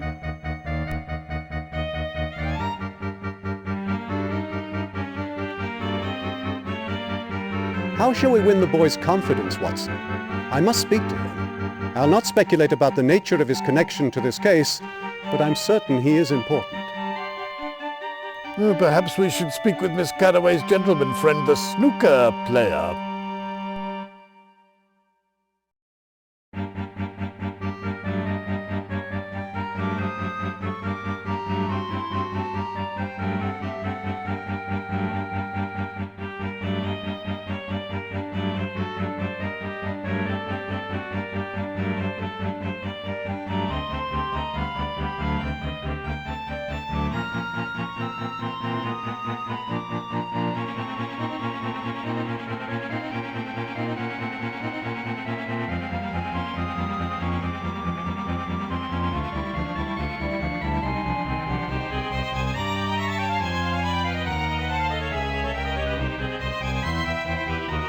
You there, boy. Might I have a word with you? I'm under instructions not to speak to strangers, sir, but I do have good manners. Good day, gentlemen. What is your name, lad? My name is Paul, sir. Nice gyro. Hello, Paul. I am Sherlock Holmes, and this is Dr. Watson. What is your family name? My father has warned me never to reveal it to strangers. He's very important in the city and has quite a temper. Might I see the gyro? Paul, how well did you know Anna Carraway? Very well indeed. Are you chums of hers? She was my nanny when I was little. Could I look at the gyro?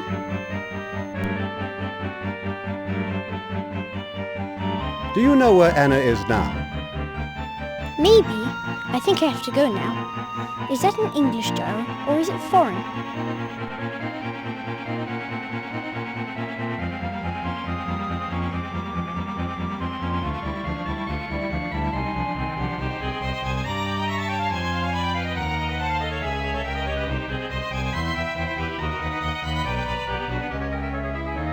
Do you like gyroscopes, then? Very much. I have one of my own at home, but Father wouldn't allow me to bring it to school. Do you know how it works? It's all about inertia and centrifugal force and whatnot. It's the motion, you see. That's what makes them beautiful. Quite so, Doctor. Now, Paul, would you like this gyroscope? To keep? Yes, please. And you, in return, might help us find Miss Anna. Is it a bribe, then? Oh, not at all, my boy. We just need to find Miss Carraway, and you're the only person who might be able to help us. You're certain that you are her friends? We're working with Scotland Yard on a criminal investigation. We are trying to keep her from harm, but we haven't been able to find her. In that case, I'll help all I can. I wouldn't want Anna to come to harm. She has a new house in East London somewhere. Someday she's going to take me there. She sings in the opera, whatever that is.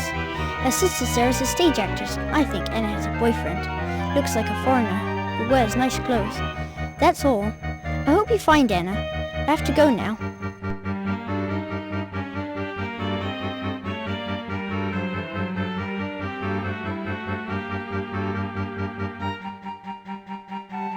Come along, Watson. Come along, Watson. The game's afoot.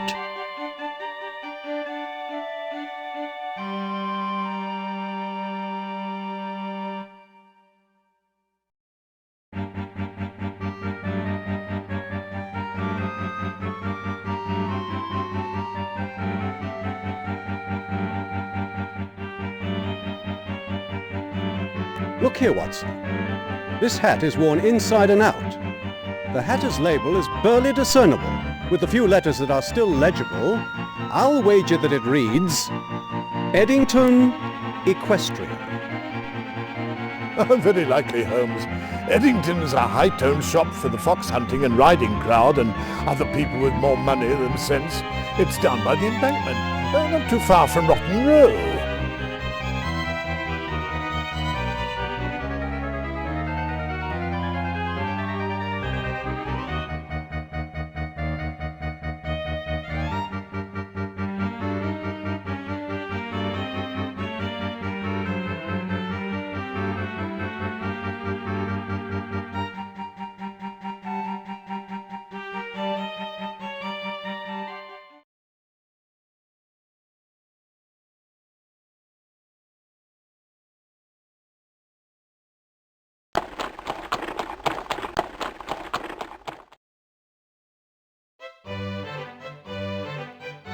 Gentlemen, you may review the premises at your leisure, but do not touch anything.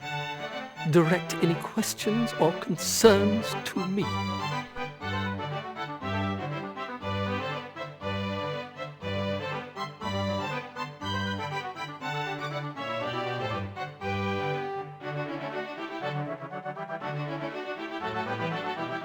I found this cap, which I believe was purchased in your establishment. Perhaps you can tell me to whom you sold it so I could return it.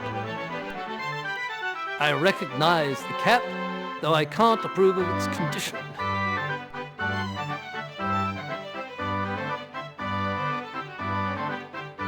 I would like to return the cap to the owner. May I have the name of the purchaser, please? No, you may not. My clients expect me to protect their privacy. They do not expect me to direct confidence tricksters or bounders to their homes, trying to collect rewards or favors to which they are not entitled. For all I know, you may have stolen that cap. You go too far, sir. You are insulting Sherlock Holmes, consultant to Scotland Yard. That is of no significance to me. I have my reputation to think of.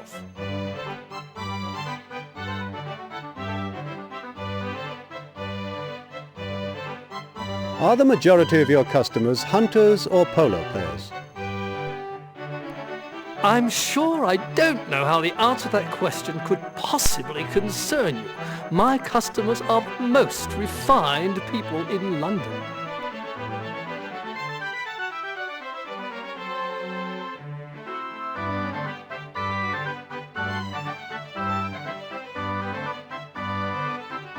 Well, what have we here?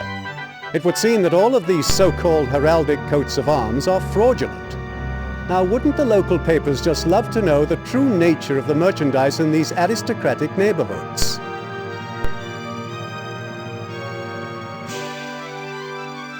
I suspect those customers won't be back. Now that they're gone, I feel an almost uncontrollable urge to test every polo mallet in the shop. Watson, bring down those mallets, will you?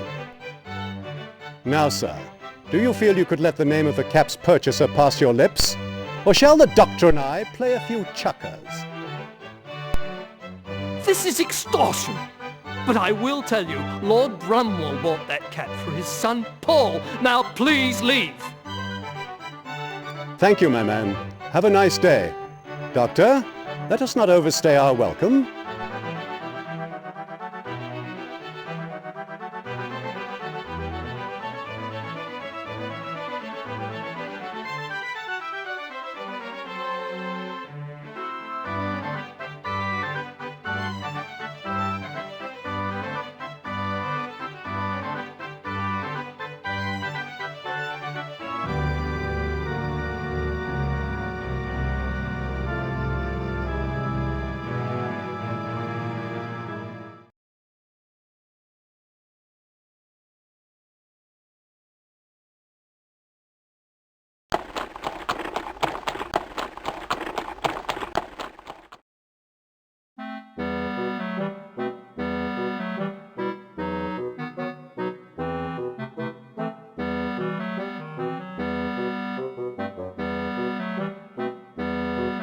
May we speak with the proprietor, please? Oh, I'm sorry, sir. He's in Scotland shooting grouse. Won't be back for several days, I'm afraid. What I'm told, he's rarely in at all. What with all his hunting trips and all. He's even been to East Africa.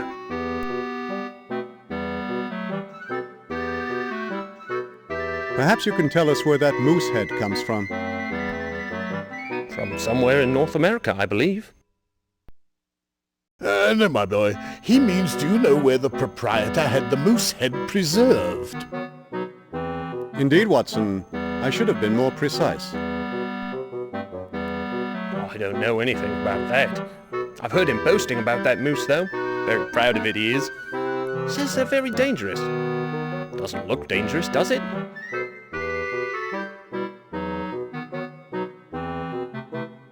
It is imperative that I find out where the moose head was stuffed. Can you think of anything that might help me?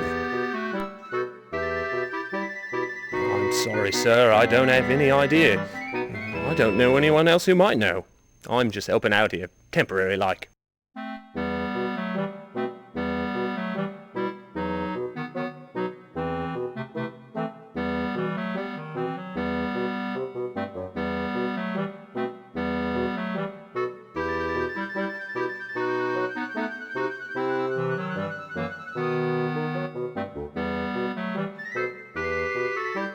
Hold on there. I can't give you the run of the place. The owner would be very angry if he found out I allowed anyone to mess around in his shop.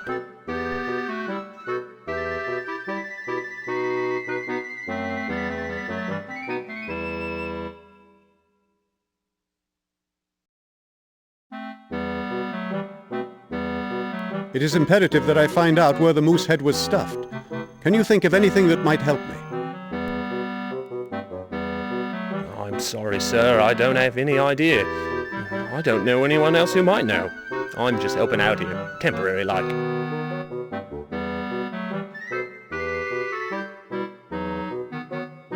It is of vital importance that I be allowed to continue my investigation without hindrance.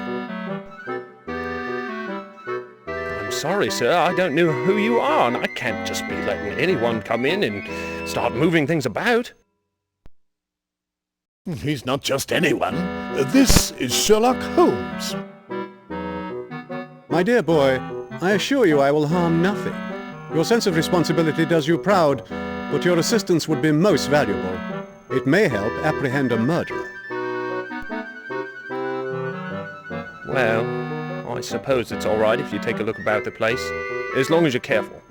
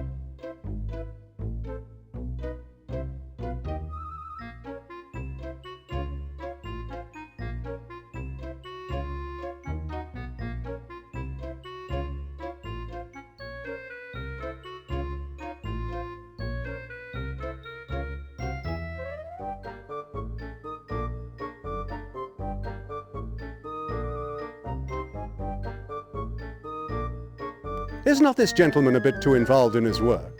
In come a couple of strangers, and he doesn't even turn around. The behavior of professional men often defies simple explanation, Holmes, as you more than most have reason to know.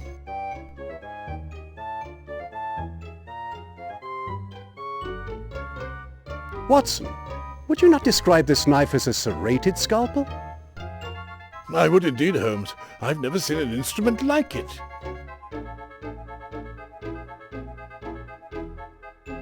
Watson, what do you make of the animals here? Definitely the same workmanship as the moose we saw in the tobacco shop, Holmes. If nothing else, this Blackwood is an artist worthy of his craft.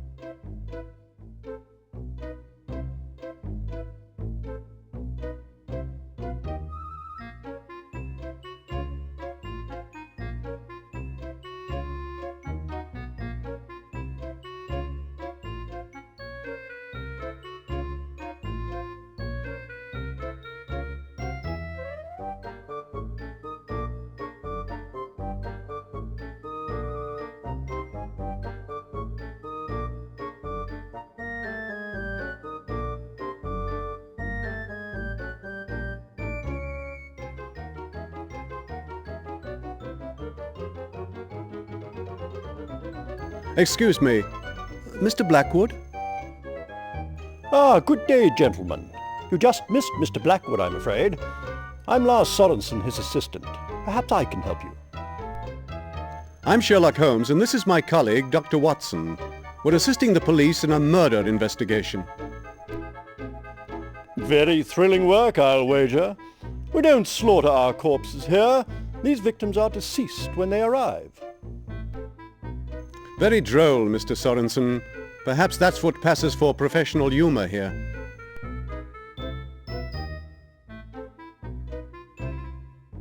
What was Mr. Blackwood's interest in Miss Sarah Carraway? I'm sure I don't know. I've never heard of the woman.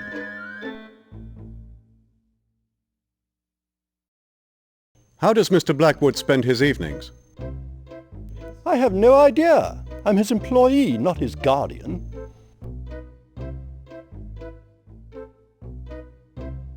Might we look around the shop? Help yourselves, but I warn you to exercise great care.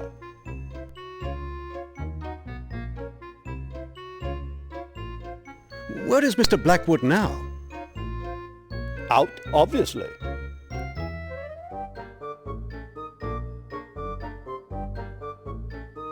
What is this knife used for? Well, it's not for slicing roast beef. Please be careful, it's extremely sharp. I use it for separating skin from the soft tissue beneath it, among other things.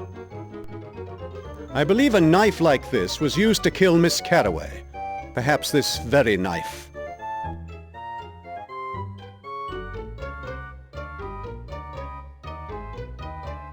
Your situation is serious, Mr. Sorensen. I'll see you charged as an accessory to murder if you don't assist me. It is urgent that I find Mr. Blackwood. No need to threaten me, Mr. Holmes. I'll tell you what I know. I overheard Blackwood making an appointment to meet someone at the Surrey commercial docks. That's a huge area. Can't you be more specific? Sorry, that's all I know.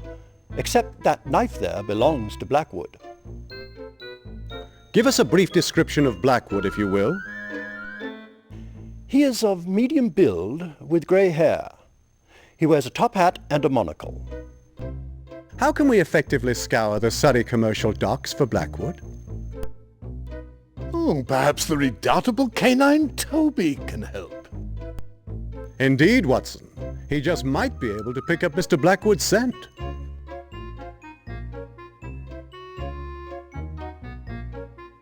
To whom does this smock belong? That's Mr. Blackwood's. I take better care of my equipment. He's a very messy fellow.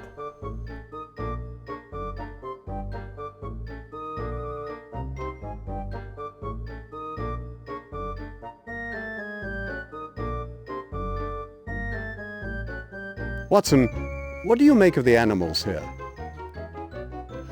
Definitely the same workmanship as the moose we saw in the tobacco shop, Holmes. If nothing else, this Blackwood is an artist worthy of his craft.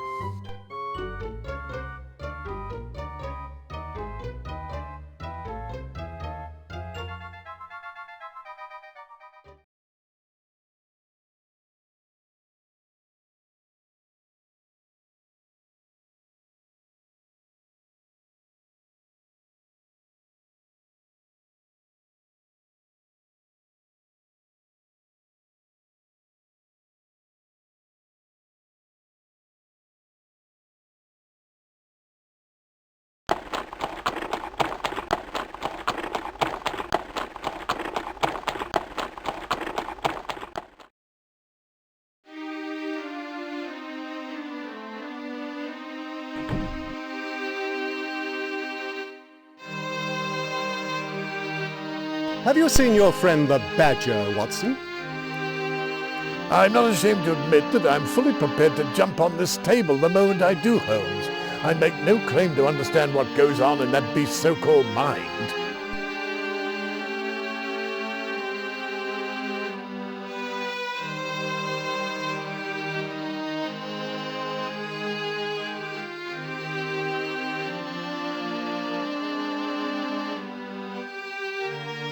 Greetings, Sherman. I trust I find you well. Oh, it's you, Sherlock. What a surprise. And you've brought Dr. Watson. How nice. I hope you've paid your respects to the animals. They always like to see old friends. Regrettably, we are not on a social call. We have need of your treasure's extraordinary skill. Ah, you've come for Toby then, and not a moment too soon. He's been moping around all morning. I believe he's pining for a feline friend that passed over into the great beyond. A good chase would be just the ticket for lifting his spirits. I should like to borrow him then. Thank you, old friend.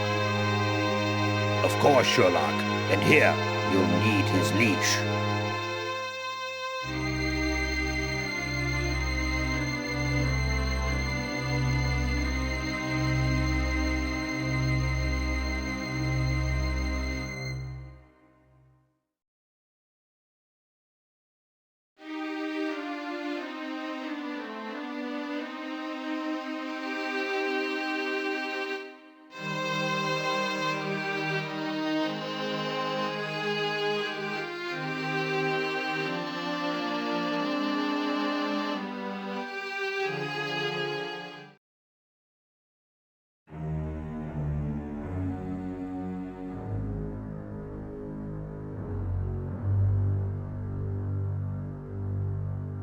He's in there, Watson. I'd stake my life on it. I've never known Toby to err.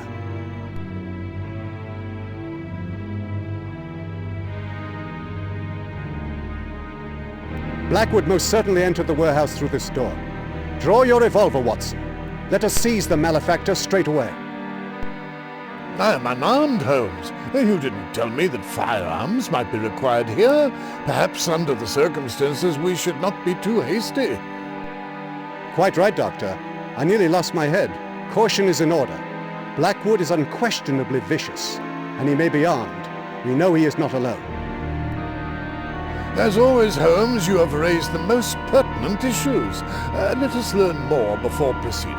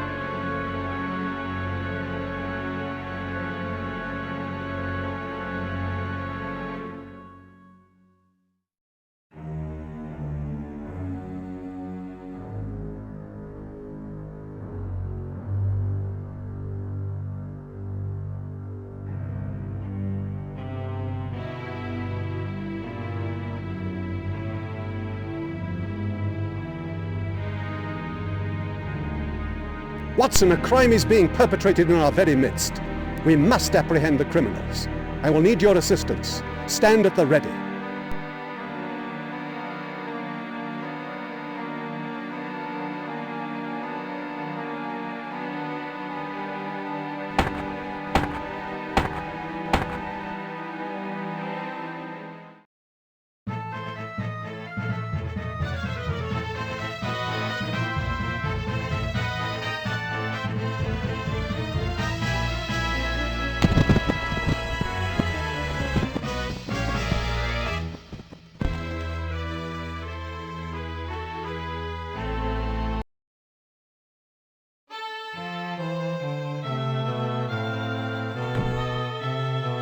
Lestrade is holding Blackwood at Bow Street on the charge of selling stolen property. While he is interested in how Sarah Calloway's jewellery came into Blackwood's possession, he is not convinced that there are grounds to issue a formal charge of murder yet. The man is a stupid and lazy cur, Watson. I swear he will drive me to distraction. Does he expect that I should do all his work for him? Perhaps your criticism of his handling of the Collins bungalow murder still rankles. The assertion that a reasonably intelligent child of 6 could have solved the case in half an hour did not sit well with him. Perhaps, though it was true. His procedure was so sloppy it almost made me weep. So, Watson, it would seem a face-to-face with Mr. Blackwood is in order. What do you say? Lead on, Holmes, though I suspect Mr. Blackwood may have lost his tongue. Perhaps you can think of a way to make him talk.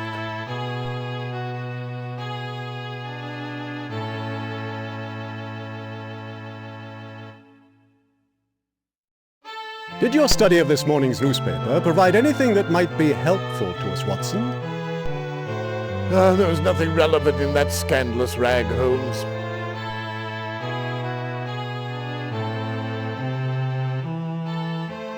I'll need to smoke more than 2 pipefuls of my slow-burning shag to sort out this muddle. No, there's not enough tobacco in Virginia to fill the pipes I would need to solve it on my own.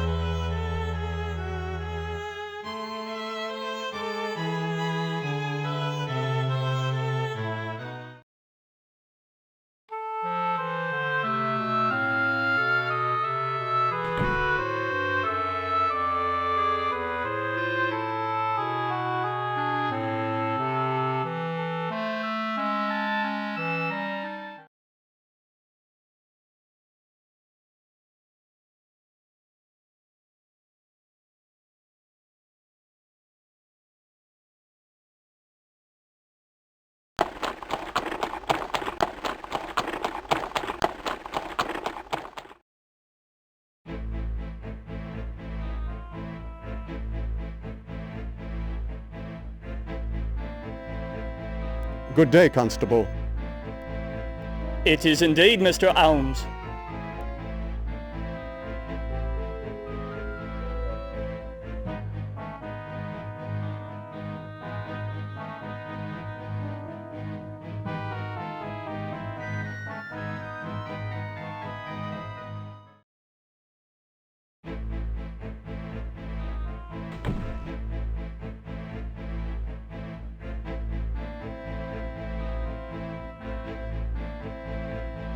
Good day, Sergeant. Good day, Mr. Holmes.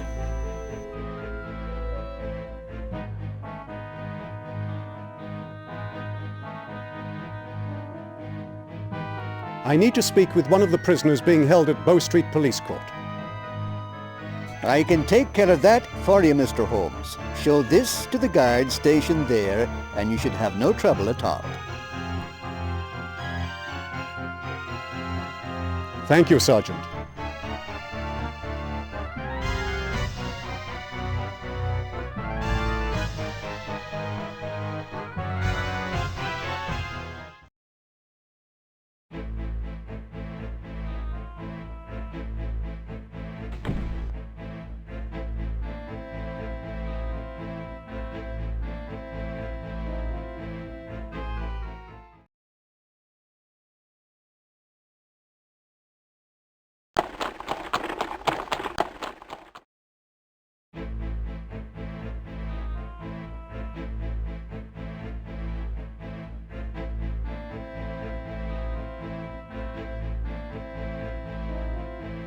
What dismal accommodations the Crown provides for miscreants, Watson. Aye, but no worse than they deserve, Holmes, I'm sure. Is there anything else that occurs to you, Watson? No, I regret, Holmes.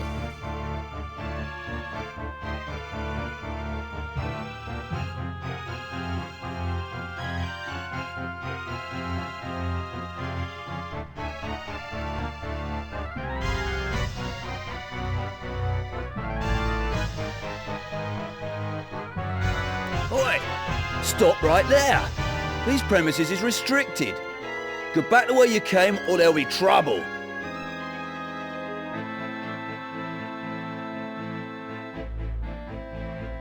I am Sherlock Holmes, and this is my colleague, Dr. Watson.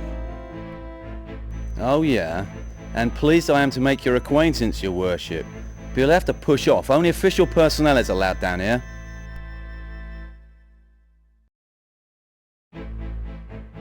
Inspector Lestrade has given us permission to speak with your prisoner. No offence, Your Honour, but I'll need more than your say-so and sharpish-like, mind. Otherwise my superior will have my hide.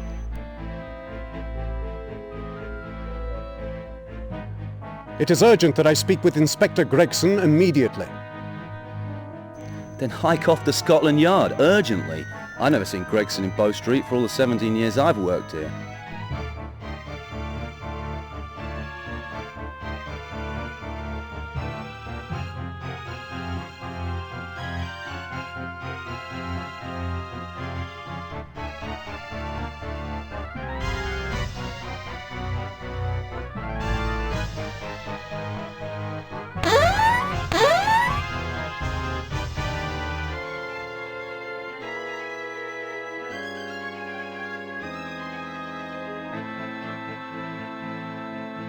I have evidence that will put a rope around your neck before Christmas, Blackwood. Confess. Your reputation for subtlety is undeserved, Mr. Holmes. You can hardly threaten a man who is about to die. Never mind, the threat is bogus in any case. I've only been charged with stolen property. The stolen property charge is a temporary expedient, Mr. Blackwood. Soon you'll be indicted for murder in the first degree. Now, here's a friendly word. Once the English judicial system traps a capital criminal in its capacious maw, it chews on him like a piece of tough mutton. And after it breaks him down, it unceremoniously spits him out like a repulsive piece of gristle. Would you not wish to spare yourself that aggravation?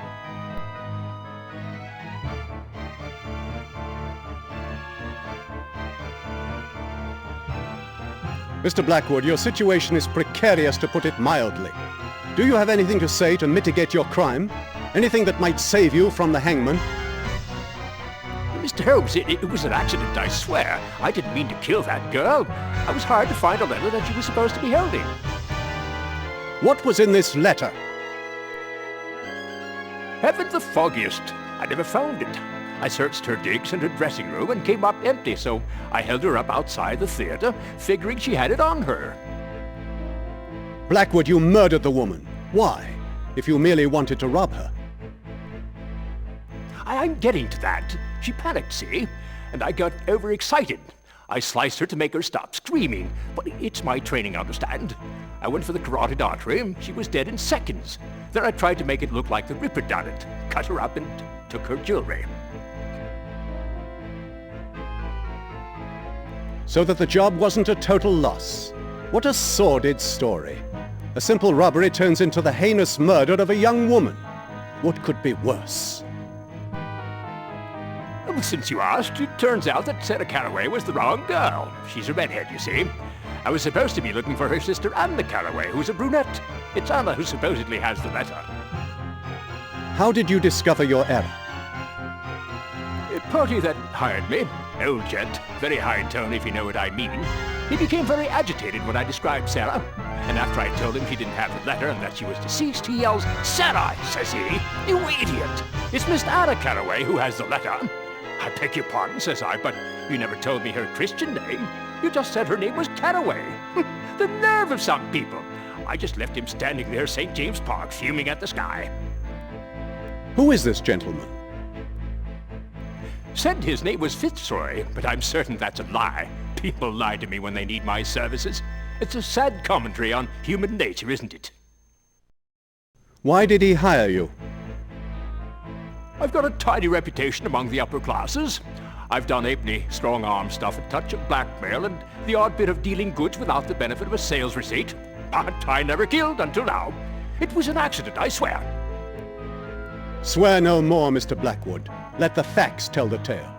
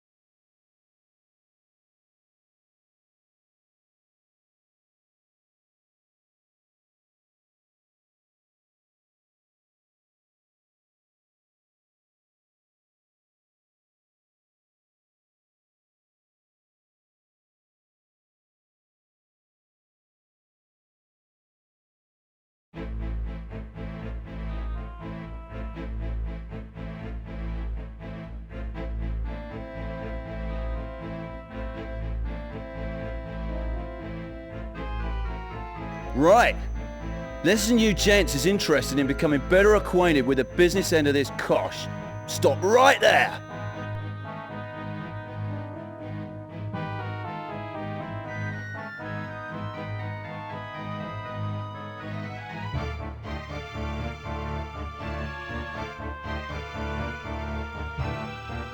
Have the prisoners had any visitors, guard?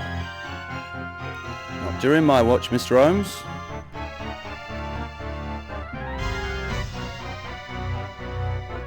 Have your prisoners said anything, guard? Nothing I could repeat in polite society, Mr. Holmes.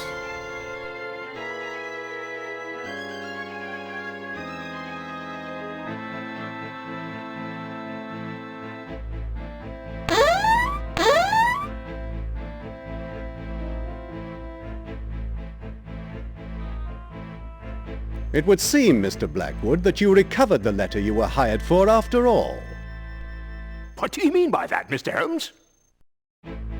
Anna had given the letter to Sarah for safekeeping. It was hidden in the pendant you took from her the night you murdered her. Now, if you expect any leniency at all, you will reveal the whereabouts of your fence. Ironic, isn't it, Holmes? I do my job and get the rope for it. Well, it won't do me any good where I'm going. Talk to a party named of Jameson. He has a pawn shop on the other side of the river. A perfect front for his line of work. He and I have had a few business dealings over the years. He's a clever brute and pretty well connected.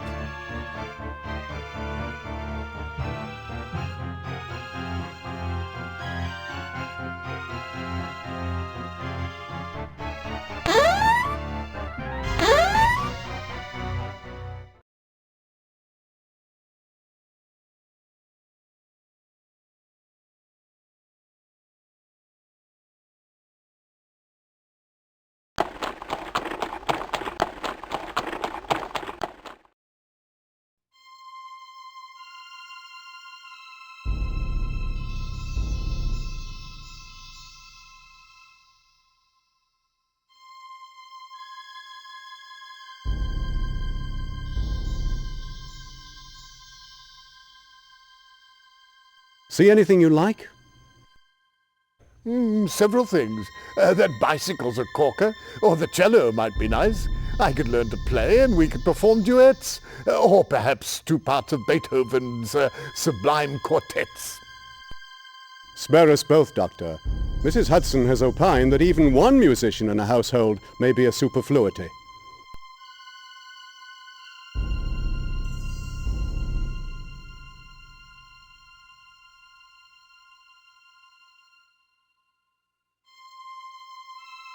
I have good reason to believe that you have recently come into illegal possession of an oval-shaped ivory pendant on a heavy gold chain.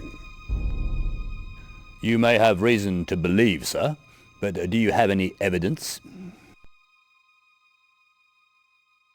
Indeed I do. I saw you at the Surrey commercial docks receiving the pendant from George Blackwood. I doubt that. If you have no business to conduct, don't let me detain you.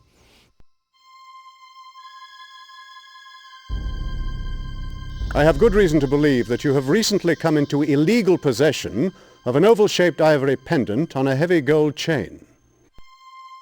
You may have reason to believe, sir, but do you have any evidence?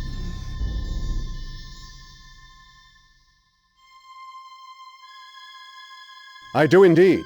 George Blackwood himself gave me your name from his cosy cell in Bow Street. Well, if you would believe the word of an incarcerated criminal, sir, you are a fool. Good day.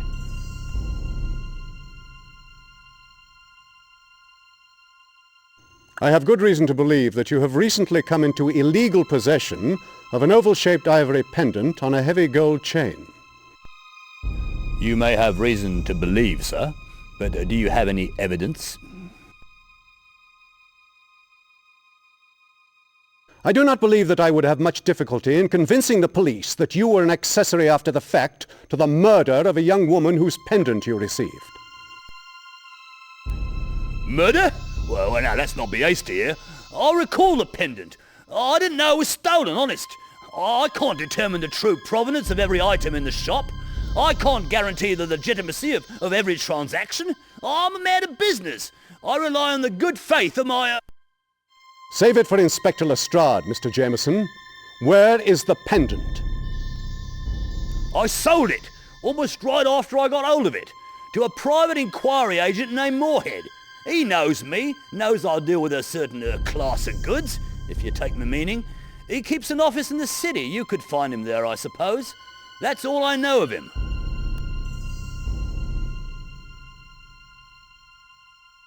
Has anybody else approached you about the pendant? I remind you to be frank with me. Well, now that you mention it, yes, shortly after I sold the pendant to Moorhead, one of my regular clients came looking for a pendant. Though he used different means than you, he persuaded me to tell him to whom I had sold it. What is this so-called client's name? Hunt. Robert Hunt. What do you know about him? Well, as little as possible, if you take my meaning. Is what's known in my business as rough trade.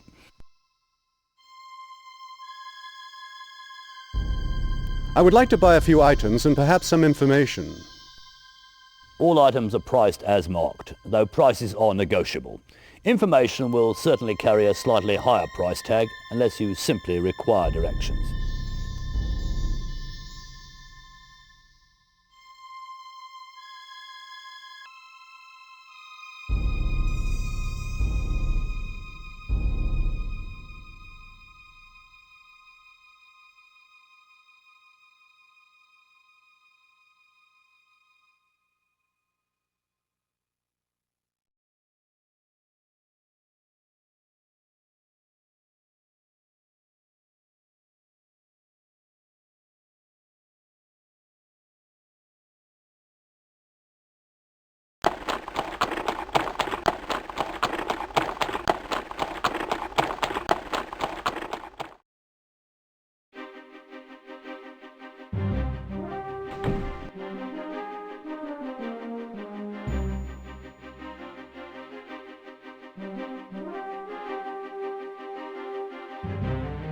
This agency seems to be a peculiar enterprise, Watson. Do you think these so-called detectives detect anything besides their way to the nearest public house?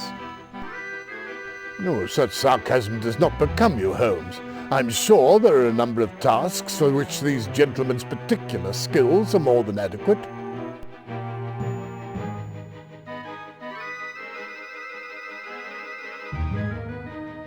Do you have any ideas that will further our investigation, Watson?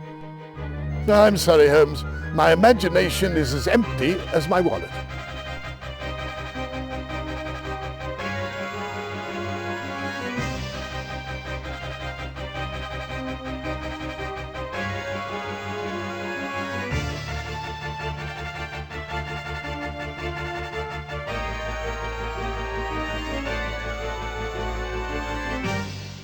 My name is Sherlock Holmes, and this is my colleague, Dr. Watson. We wish to speak with one of the principals, preferably Mr. Moorhead. I'm Violet Granger, confidential assistant to the gentleman. Let me see if Mr. Moorhead is available. Mr. Moorhead, there's a Mr. Sherlock Holmes here to see you. Mr. Moorhead, hello? He must have stepped out while I was on my tea break. Ah yes, here's a note. Back in an hour or two, HM. You can leave your card if you like.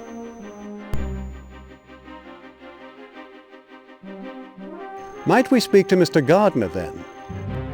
No, Mr. Gardner hasn't been in today, which is most aggravating, if you'd like to know. Why are you perturbed with Mr. Gardner, if I may ask? Because I'm bursting with curiosity, that's why. A client, who must remain nameless, summoned him to a midnight rendezvous at the zoo in Regent's Park. I saw the telegram. There was some nonsense about bringing her jewellery, but I know what she was about, and so did Mr. Gardner. He left here with a smile on his face. Mr. Moorhead and I had quite a laugh about it. Mr. Gardner's a bachelor, you know. He has... Was that client Miss Anna Carraway? However, did you know that?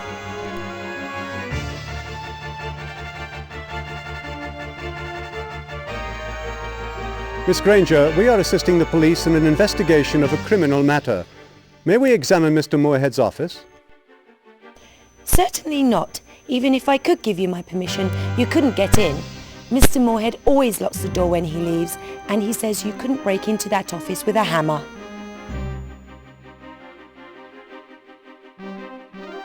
Why are you perturbed with Mr. Gardner, if I may ask?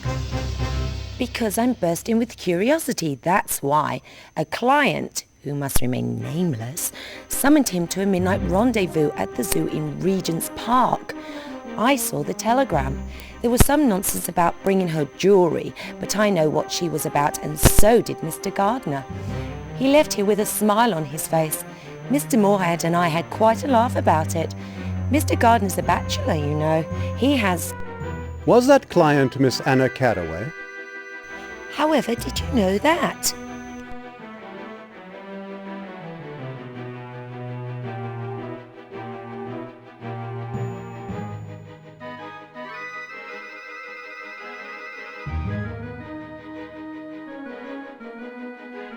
I wonder, Watson.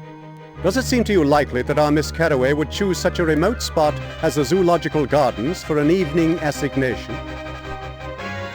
In all honesty, Holmes, there's not much about this entire affair that I would characterize as likely. Why not an appointment at the zoo? Why indeed? Point taken, Watson. Perhaps we should visit Regent's Park ourselves.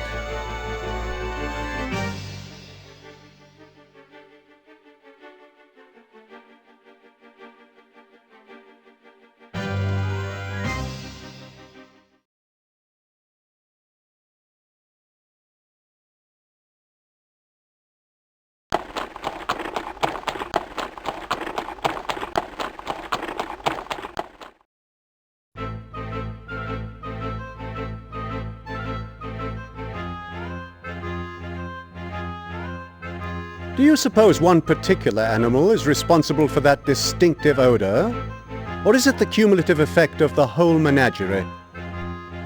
A child of 10 could tell you the source of that smell, Holmes. Honestly, sometimes your questions quite astound me.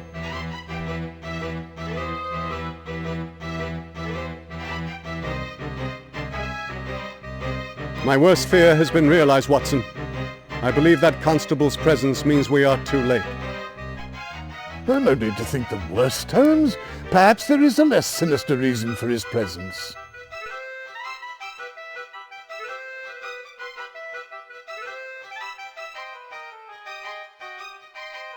I loved animals as a child, Watson. Did your family enjoy excursions to the zoo? Not really, Holmes, but in Australia wildlife was abundant. I knew 4 species of kangaroo by sight before I went to school.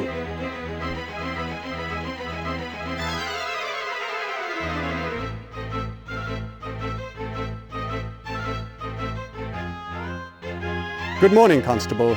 I've never known one of Inspector Gregson's men to draw zoo duty. Ah, it's you, Mr. Holmes. There's been a spot of trouble here, but we have it well in hand. We're limiting access to the zoo until we complete our investigation. What has happened? Well, confidential like, a man has been killed under mysterious circumstances, if you take my meaning. Indeed I do.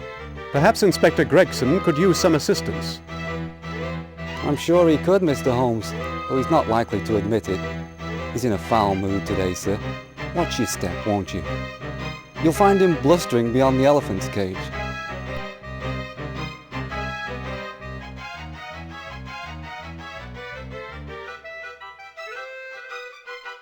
Mr. Holmes, Dr. Watson, go right in.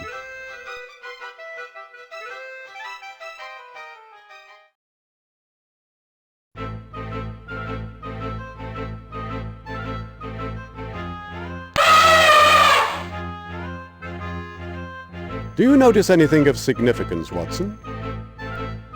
No, Holmes, but I'll be sure to keep an eye out.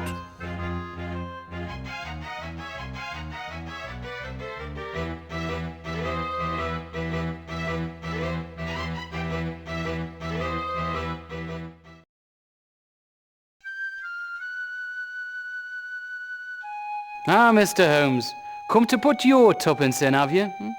Very public-spirited, I'm sure. You might as well have a look at this, then. I know you won't leave until you do.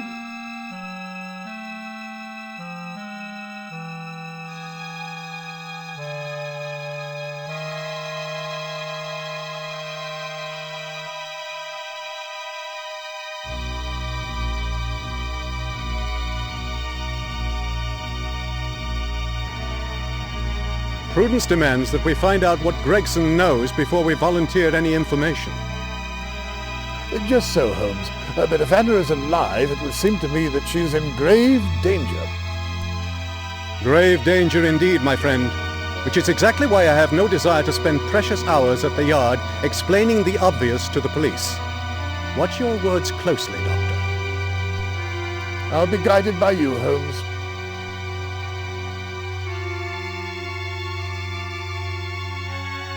Have you noticed anything of significance here, Watson? Nothing you've not remarked yourself, Holmes.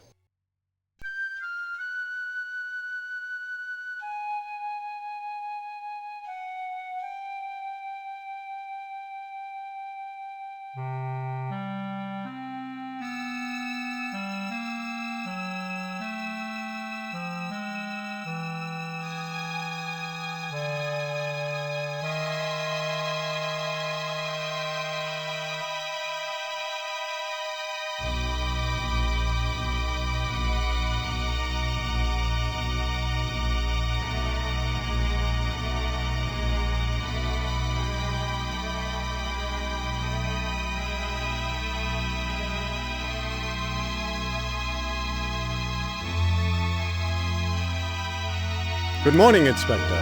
What do we have here? Deceased John Doe. Stiff as a proverbial upper lip.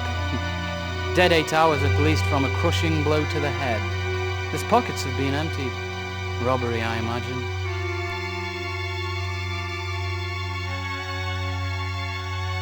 What can you tell me about how he was killed? I'm sure you will have opinions of your own about that. You usually do. Have you discovered anything else, Inspector?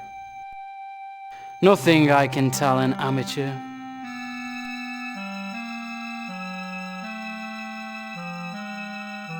Where was he killed, Inspector? And why have you moved the body? Ah, Mr. Holmes, you immediately proceed to the crux of the matter. I just told the lads that this body's been moved. Well, how did you know? Given his head wound, there ought to be more blood on the ground where he fell. Ah, yeah, exactly my thought. He was certainly not done in here then. Correct. It was somewhat damp and dirty, and he was moved by a small person. Oh yeah. Next you'll be telling me what he had for his last tea. Given time, perhaps. I can tell you now that he was an inquiry agent by profession, a dark-eyed, left-handed bachelor, an ex-policeman, and a very foolish fellow. He was murdered by a hired killer. Mr. Holmes, you exhaust my goodwill and try my patience when you talk like that. You surely do. Do I look like an idiot? You don't know all those things. You can't. You're just trying to show me up. Perhaps you'd better move along. Remember, interference in police matters is a criminal offense. You lately said that you never received interesting cases, Gregson. I'm sure even you can see that such a remark was at best premature. Too much pride is not a good thing, Inspector. Good day.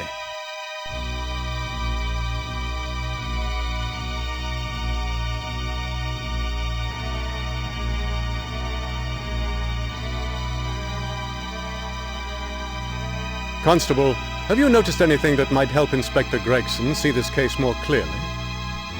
I ain't seen nothing interesting except that elephant when I came in here.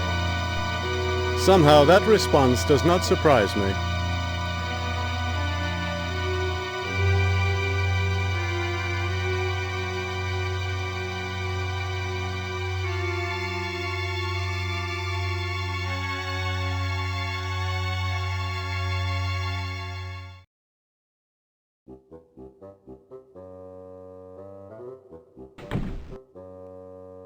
Well, what can I do for you, gentlemen?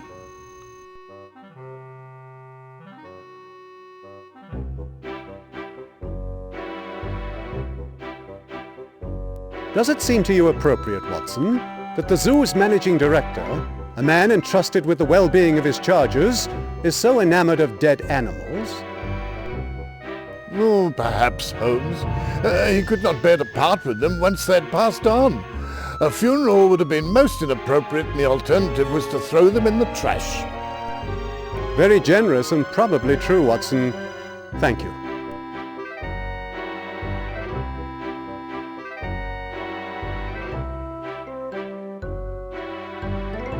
Mr. Hollingston, I am Sherlock Holmes, and this is my colleague, Dr. Watson. Could you please tell us who found the body? I almost tripped over it when I came to work this morning. Talk about starting the day off on the wrong foot. When are the animal cages cleaned out? About 6 p.m. While the animals are being fed. Why do you ask? Could anyone on your staff have seen the murdered man? As I told the inspector, everyone except Simon Kingsley leaves the premises at 7 p.m. Simon doesn't have much to do with people, but has an unusual rapport with all the animals. Felix the lion is a special friend.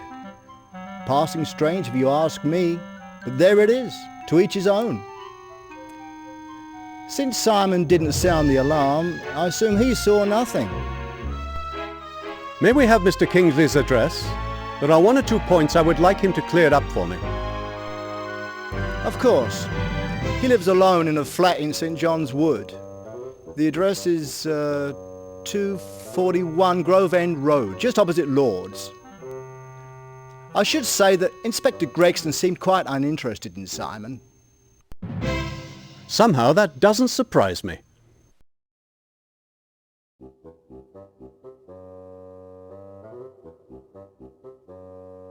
No, I'm afraid you've exhausted my meagre store of information.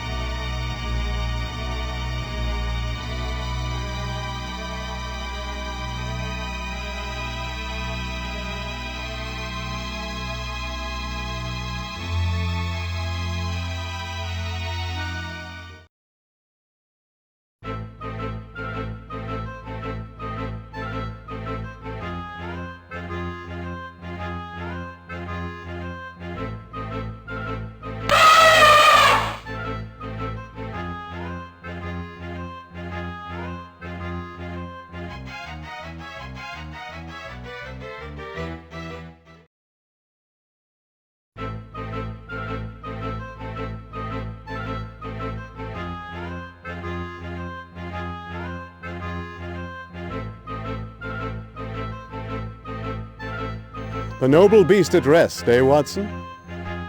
No, I'm told that such an animal is at rest no less than 22 hours of every day. Well, his present kingdom is pathetically small. There is not much in his surroundings to command his attention. And little to command ours, I should say. Don't be over hasty, Watson. Remember that careful observation is the foundation of good detective work.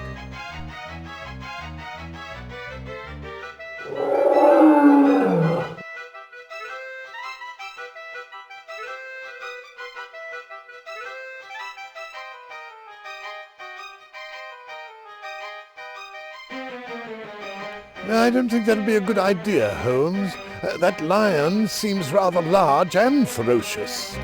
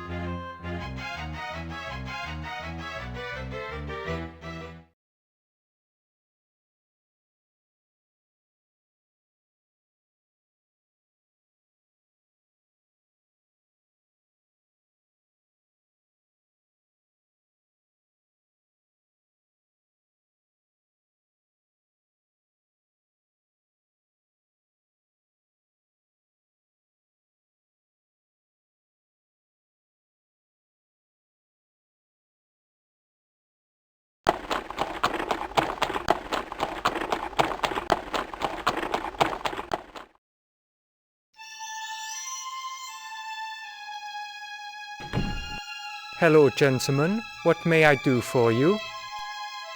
We would like to ask you a few questions regarding a murder that happened at the zoo last night while you were on duty. Please come in and make yourselves comfortable.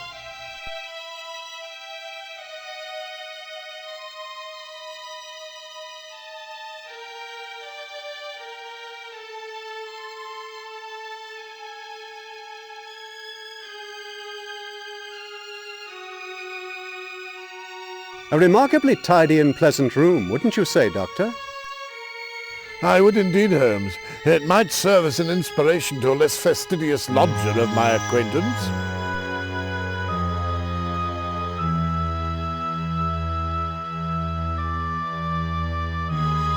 We're sorry to disturb you, Mr. Kingsley.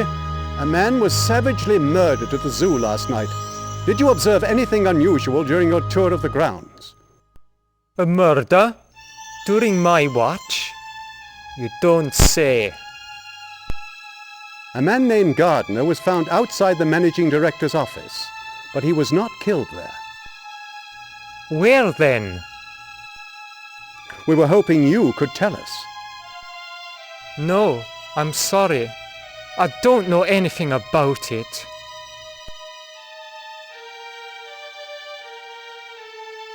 You have a reputation for knowing a lot about animals. Could any of them have been responsible for Mr. Gardner's death? Never, unless they were provoked. No, never.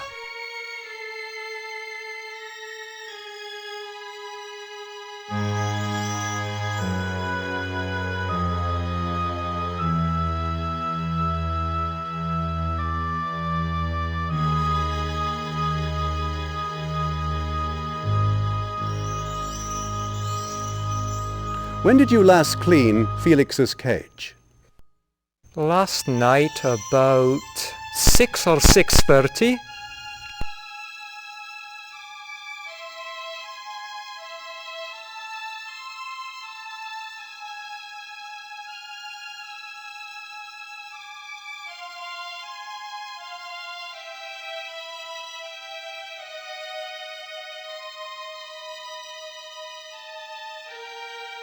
You have a reputation for knowing a lot about animals. Could any of them have been responsible for Mr. Gardner's death? Never, unless they were provoked. No, never.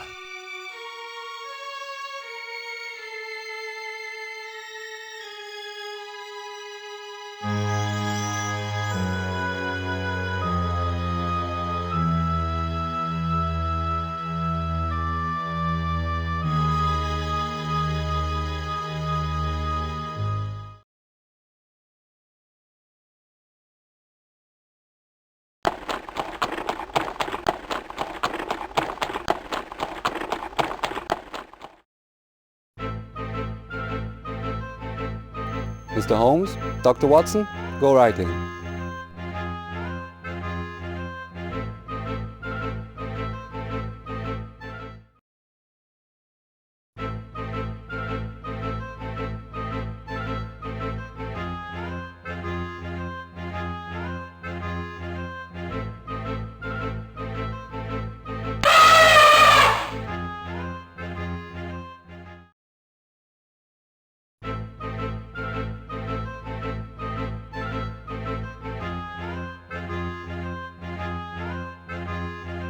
I don't think that'll be a good idea, Holmes. That lion seems rather large and ferocious.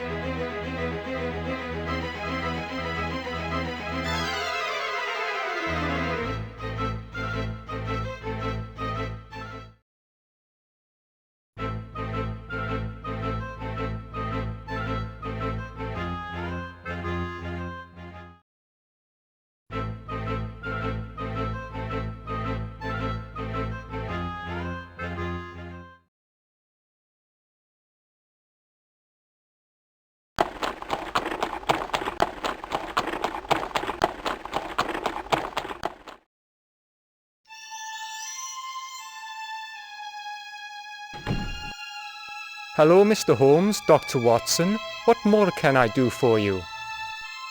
Hello, Simon. We would like a few more moments of your time, if you don't mind. Not at all. Please come in.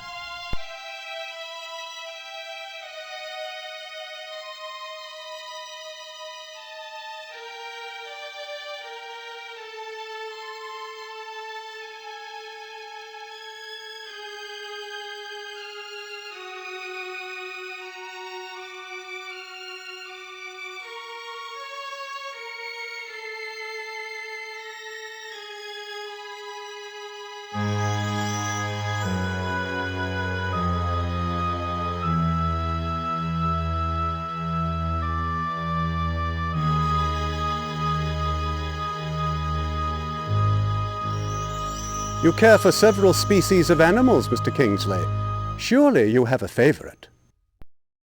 It's no secret that I have a special relation with Felix. That's no crime. And you tried to protect him if you thought he was in trouble? I would try.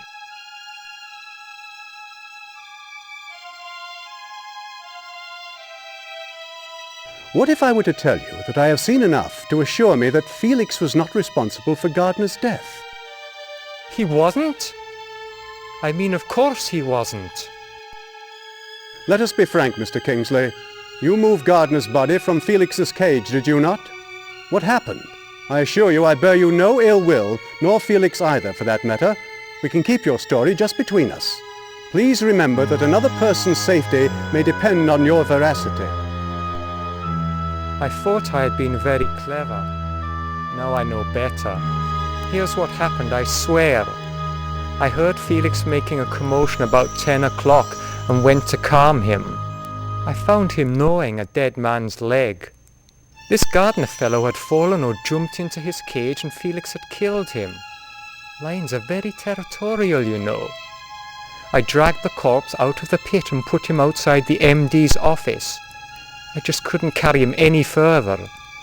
Then I cleaned Felix's pit the best I could in the dark. I didn't want Felix to be put down for something that really wasn't his fault. Gardner was either drunk or he committed suicide. Actually, he was neither, Mr. Kingsley. He was, as I said, murdered, and his murderer wanted to make it look like Felix was the perpetrator. How insidious. People really are disgusting.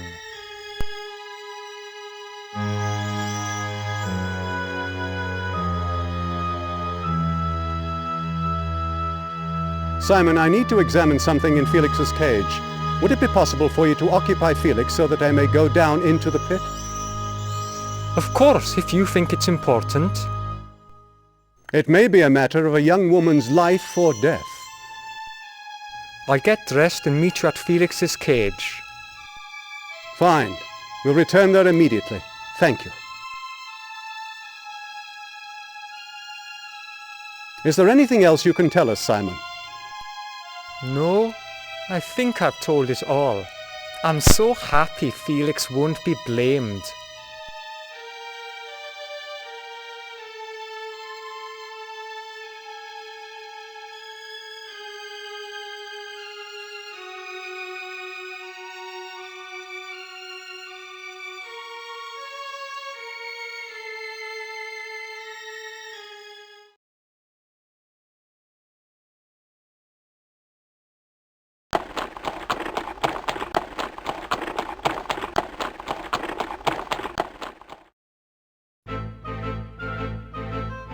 Mr. Holmes, Dr. Watson, go right in.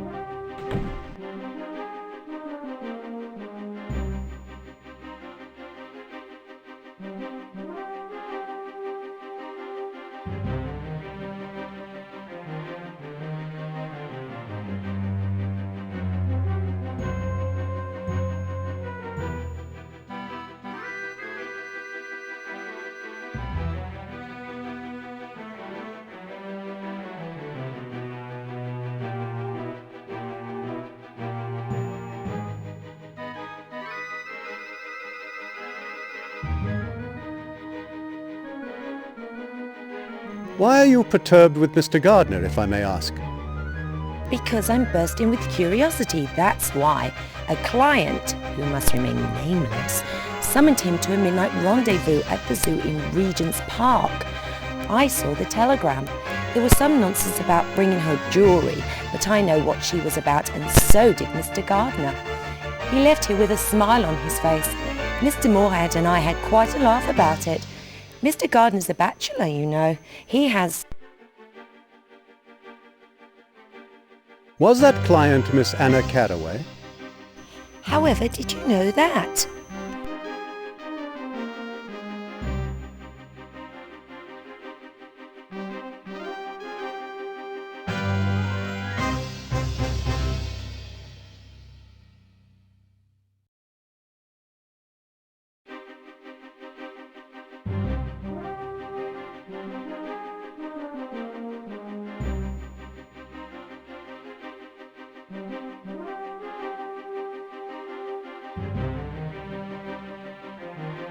I believe that Mr. Moorhead is in grave danger, Watson.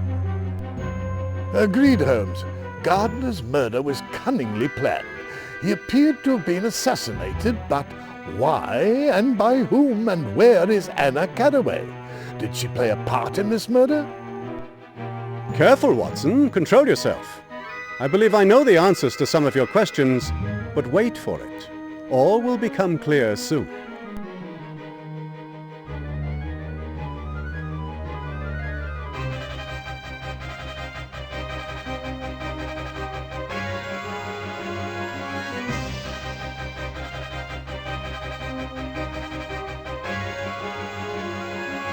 It is imperative that we see Mr. Moorhead, Miss Granger. I'm sorry, you've just missed him, Mr. Holmes. He was very upset when he left. Do you know where he has gone? No. A boy delivered a message, which Mr. Moorhead read privately. Then he asked me to shut the office door on my way out, which usually means he's opening the safe. A minute later, he left without saying a word. Do you have a key for the office door? No. Mr. Moorhead and Mr. Gardner have the only keys as far as I know. Perhaps we could get it from Gardner's body at the zoo. Inspector Gregson must still be there. Watson. I'm sorry to inform you like this, Miss Granger. Mr. Gardner was found dead at the zoo. In any case, Watson, there were no personal effects found with the body. That's dreadful. Who could have done such a thing?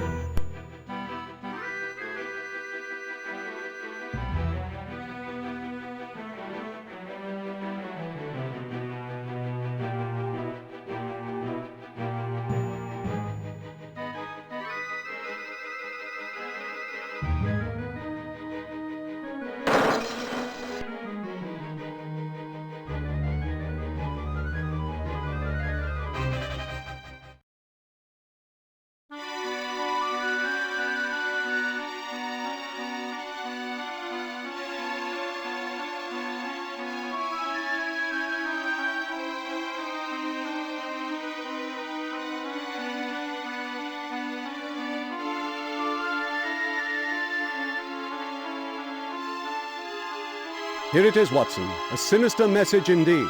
Listen, Watson.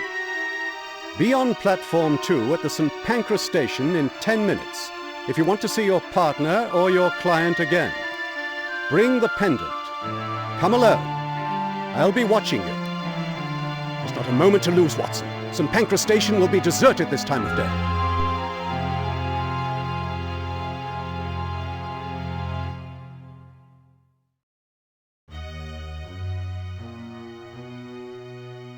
It's in a very safe place where you'll never find it, never. What? Will you risk the lives of two others as well as your own for a cheap pendant? You're a bigger fool than I thought. You're right, I am a fool. To come here alone and unarmed. You're a fiend, Hunt. My guess is that Frederick and Miss Carraway have already met their maker. You can join them. Stop right there, Hunt. You've been nicked by Sherlock Holmes.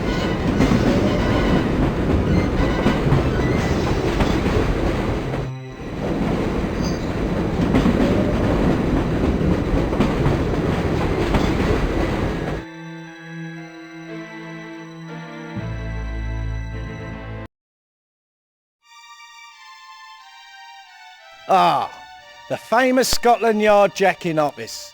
Pretend copper. You're less than a boil on my backside to my way of thinking. We shall see, Mr. Hunt, we shall see. Where, incidentally, is Miss Carraway? Never heard of her. If she's alive and you tell us where she can be found, the law may go easier on you. Pull the other one, Holmes. The law's got nothing on me.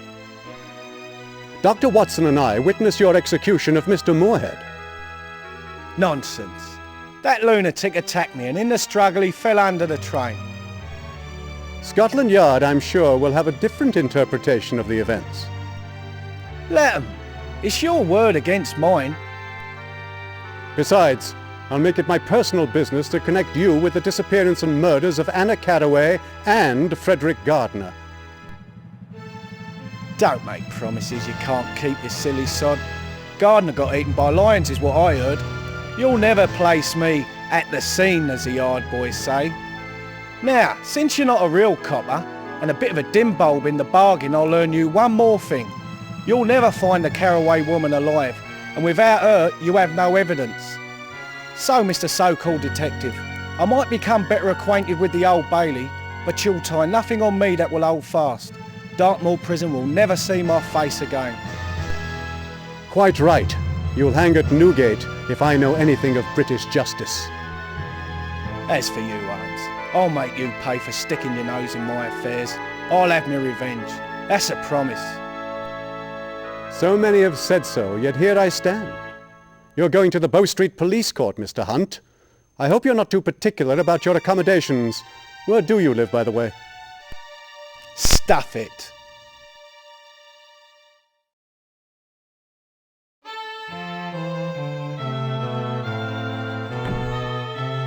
We must find Miss Caraway, Watson, and hope that she is still alive. Of course, Holmes, but how best to proceed? Perhaps a visit to Bow Street and a chat with our Mr. Hunt.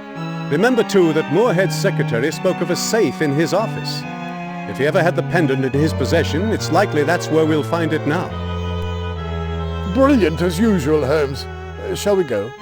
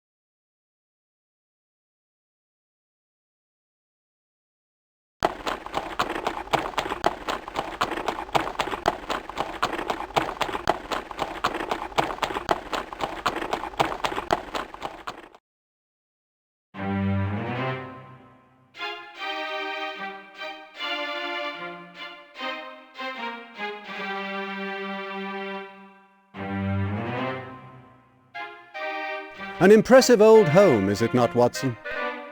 Well, there's a fine line between opulence and tasteless ostentation, Holmes. If the facade of this home is any indication of what we may find inside, I suspect the Brumwells have crossed it. This house has been here for centuries, Watson. Let's not judge the current lord, lest we blame him for the excesses of his ancestors. I stand rightly rebuked, Holmes. Thank you for that salutary reminder.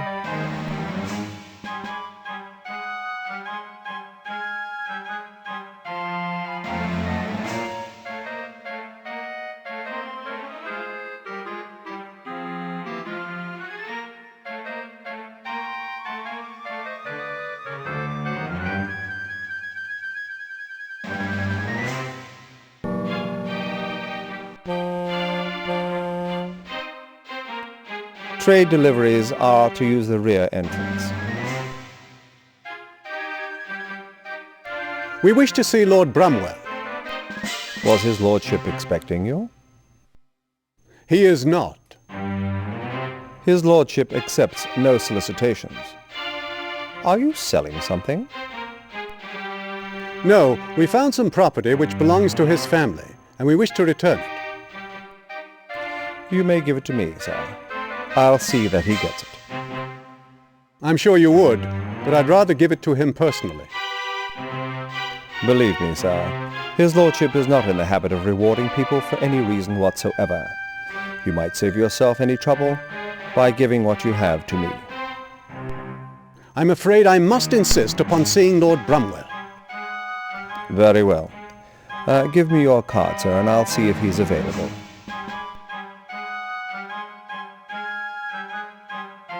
What a stubborn fellow. Servants are often reflections of the people they serve, Watson. Indeed.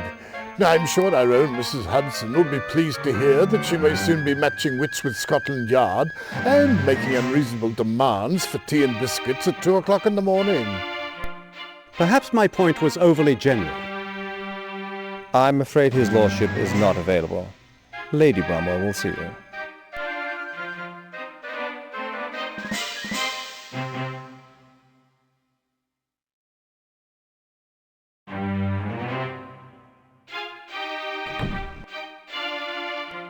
Please wait here. Her ladyship will summon you.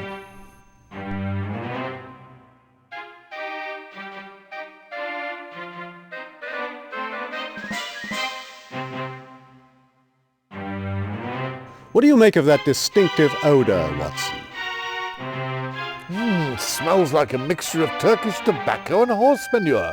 I'm surprised the butler hasn't tried to ventilate the manor. This seems a promising development, does it not, Watson? If the butler's manner is any indication of what we might expect to learn here, Holmes, I beg to differ with your assessment.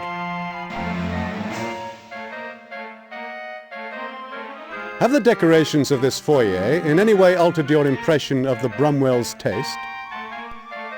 Not in the slightest, Holmes. The idea of having a scale model of Laocoon in one's personal entryway is pretentious and proud in the extreme.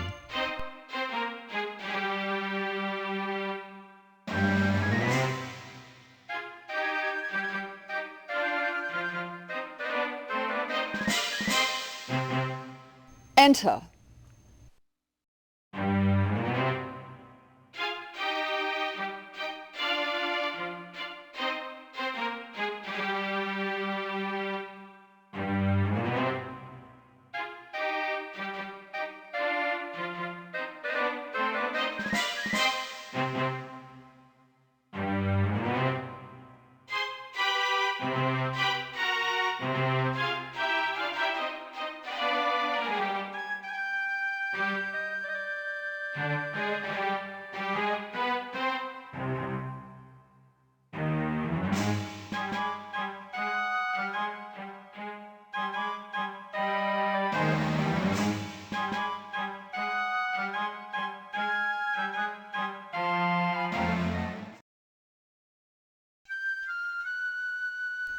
Mr. Holmes, what may I do for you?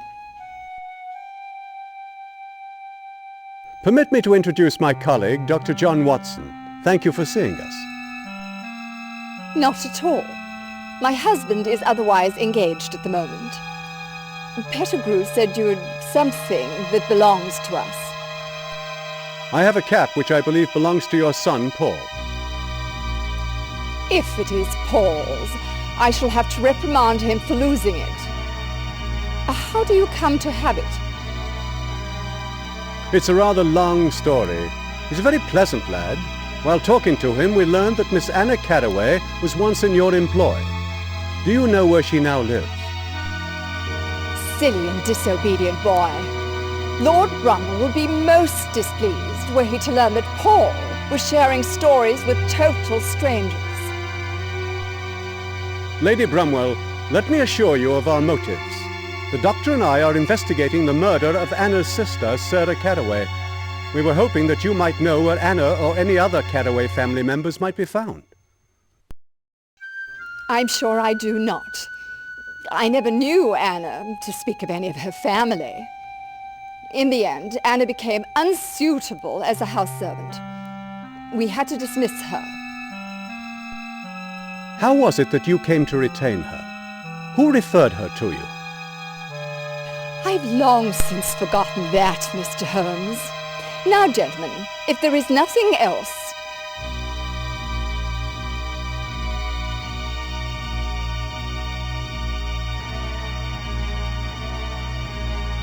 Watson, has any new revelation struck you that might help us in this affair? Not as yet, Holmes, but I'll keep my wits about me.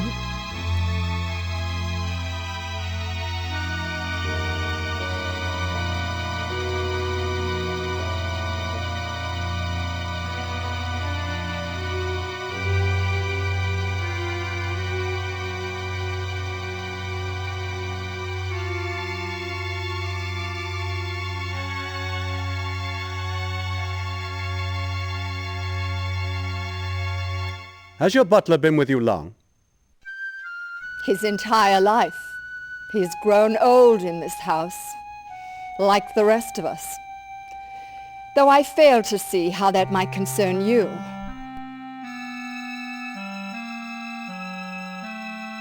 If I may, Lady Brumwell, might I ask about the source of that unusual smell? Does Lord Brumwell smoke an exotic brand of tobacco? Indeed not. I suspect my husband's guest brought some noxious cigarette into the house. Now, was there something else in particular that you wanted? We have a letter that I believe Lord Brumwell would be very interested in seeing. You are becoming quite tiresome, Mr. Holmes.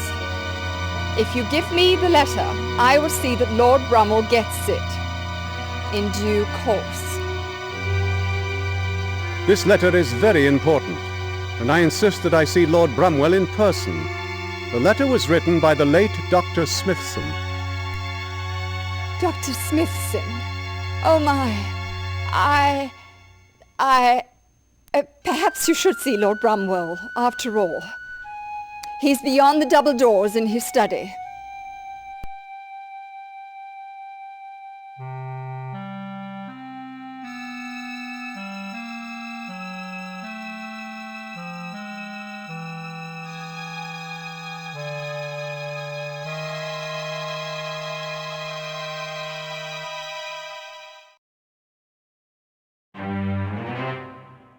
Give me a moment to collect my thoughts, gentlemen.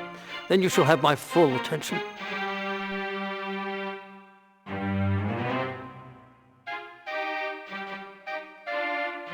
I won't ask you to sit, gentlemen. This, I suspect, will not be a cordial interview. We don't have to pretend to be friends, do we?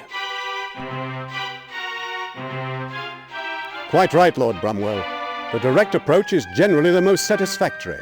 You are doubtless aware of the purpose of our visit. You're making a nuisance of yourself, disturbing me this way. I don't know why you fellows can't mind...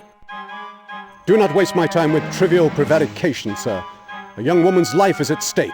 A woman whom I have reason to believe was once very dear to you. Who? Anna Caraway? Never. I barely knew.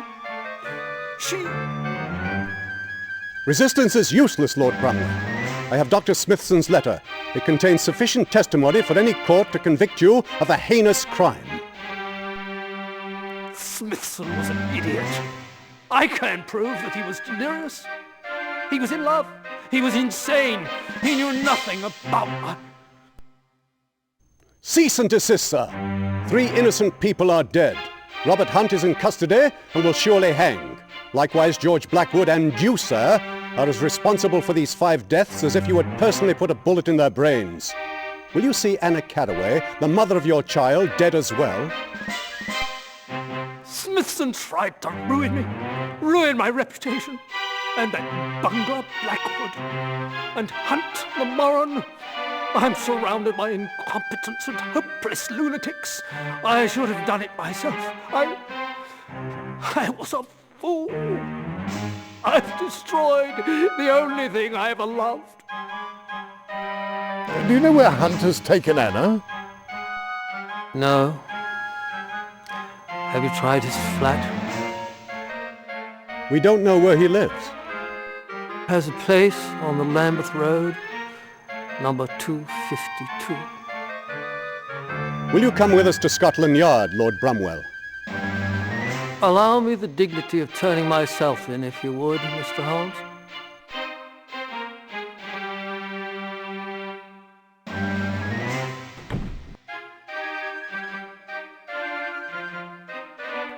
A room of great age and character, is it not, Watson? It's almost as if we had stepped back into the Conqueror's time. Indeed, Holmes.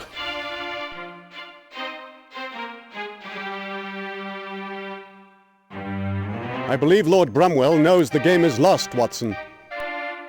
It's time to pay the piper. If you don't mind, I'll reserve my sympathy for someone who is more deserving of it.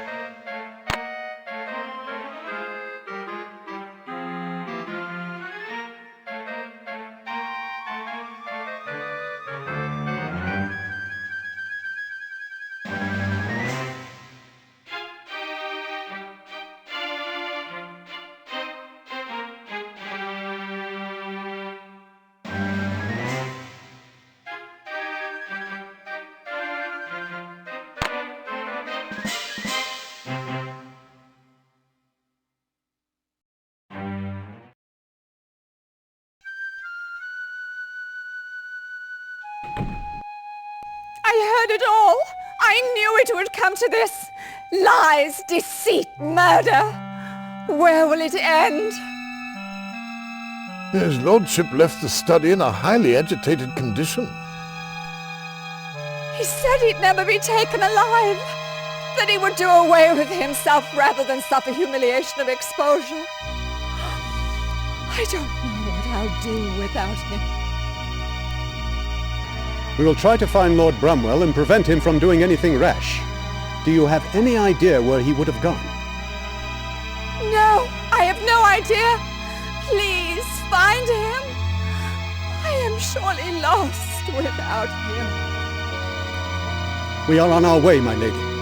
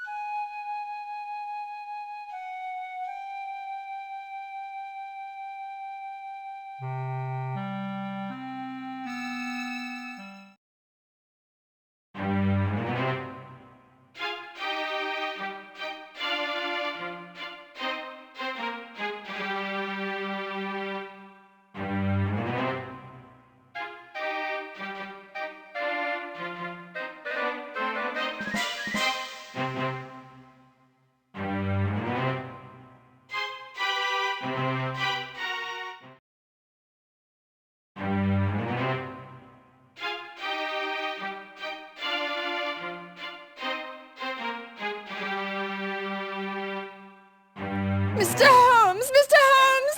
I found him! Please help me to stop him!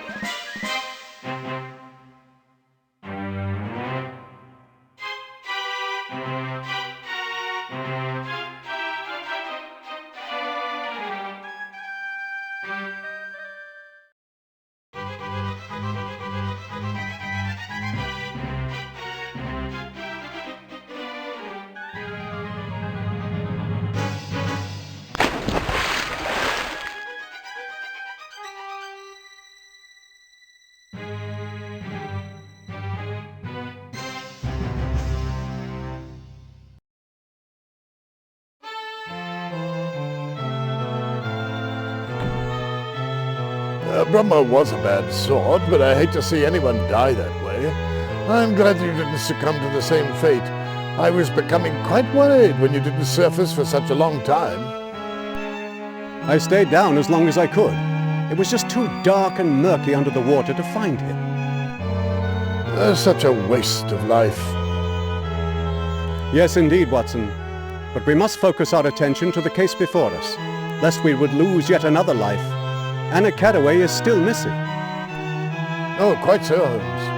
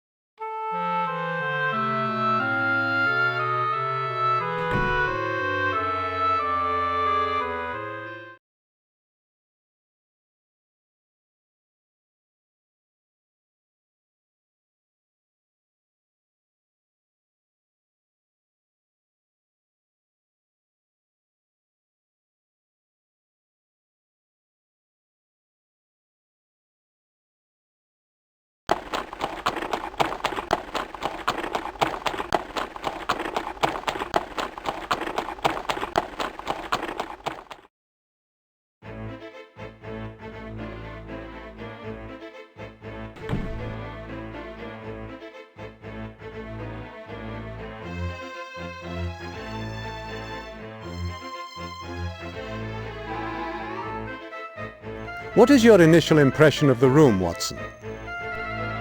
No, it's snug, comfortable, and contrary to my expectation, nicely appointed.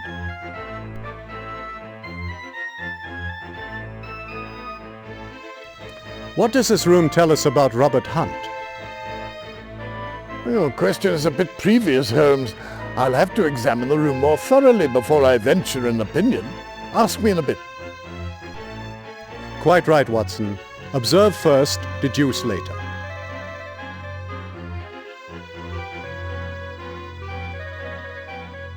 The smell of Hunt's tobacco pervades the room, Watson. Do you recognize that pungent odor? Most singular smell indeed, Holmes. It's the same stench we encountered at Lord Brumwell's mansion.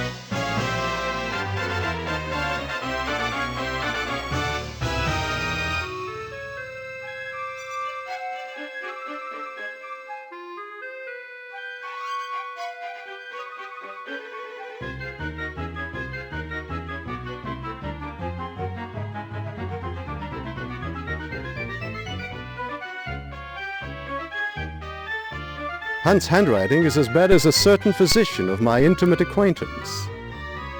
There's a lot of meandering bilge about the alignment of planets, and the sun being in the 7th house. Every so often a time and date appear along with some scribbling. It's like an appointment book. Wait a moment. Here on the last page, it says, Mercury is in retrograde. A good day for something or other, then take R to Rose, and finally, CLB. LB must be Lord Brumwell. But who is Rose? I think it may be Madame Rosa, the Covent Garden fortune teller.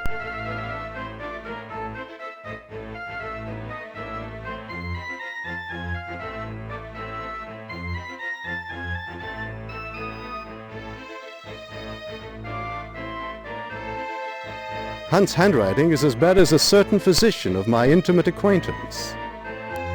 There's a lot of meandering bilge about the alignment of planets, and the sun being in the 7th house. Every so often a time and date appear along with some scribbling. It's like an appointment book. Wait a moment. Here on the last page, it says, Mercury is in retrograde. A good day for something or other, then take R to Rose, and finally, CLB. LB must be Lord Brumwell. But who is Rose? I think it may be Madame Rosa, the Covent Garden fortune teller.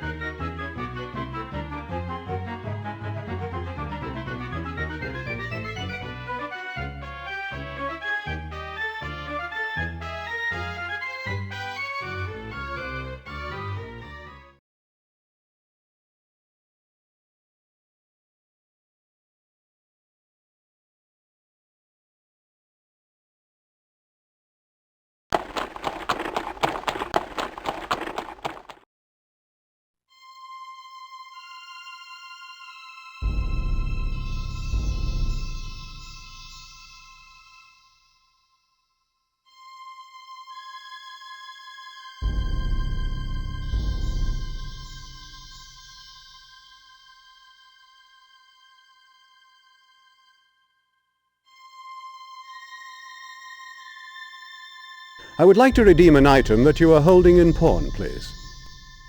The claim ticket, please.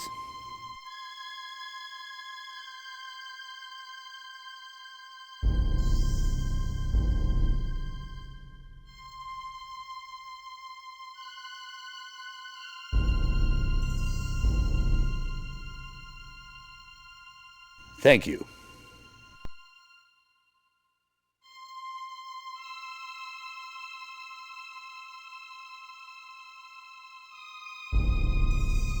That'll be 20 quid.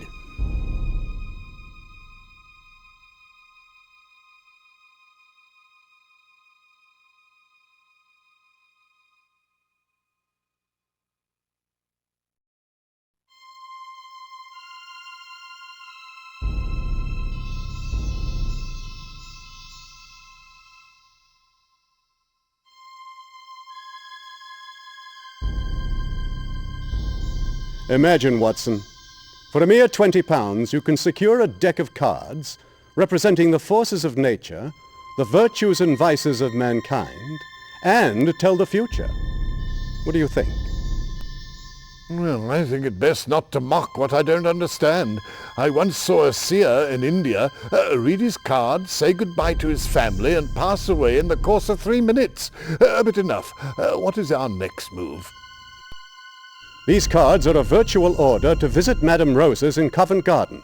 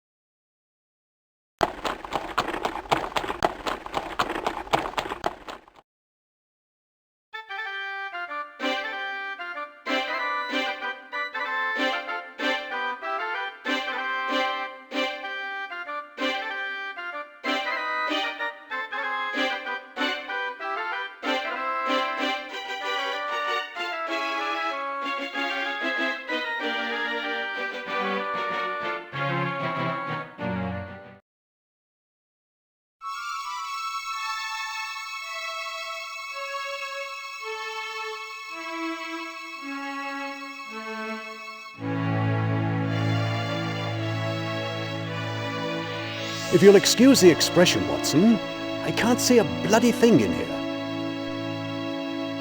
Our pupils will soon adjust, Holmes. Be patient.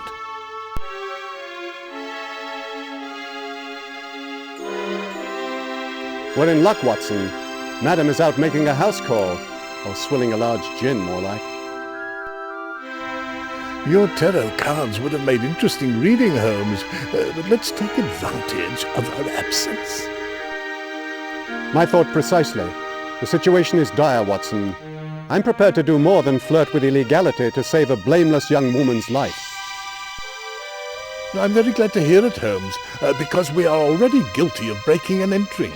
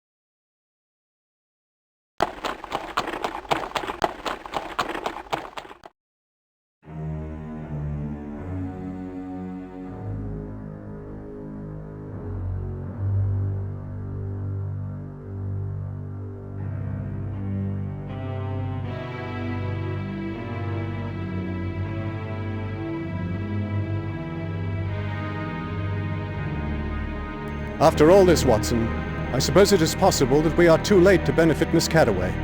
What a discouraging prospect. Oh, now is no time to lose heart, Holmes. You've taken us this far, we must proceed. Have the courage of your conviction, man. You're right, of course, Watson. Let us follow this tortured path to the end. Let us do it at once.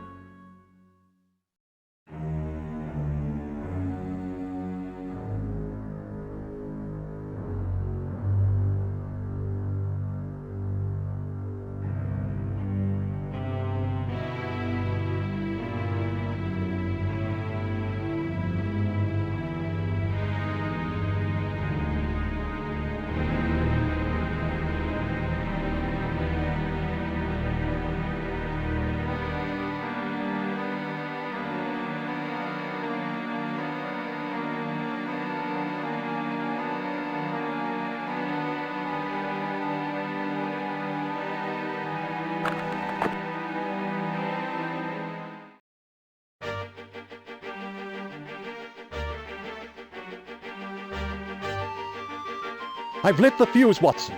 Step sharply or we're in for it. You get Miss Carraway, I'll deal with the bomb. I wouldn't recommend it, Watson. Leave it for the police. And leave this mess to explode accidentally? I can't do that, Holmes.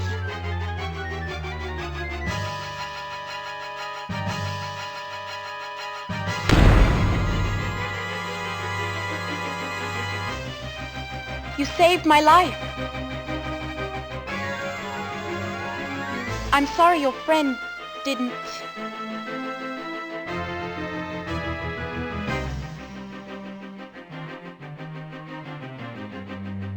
Watson!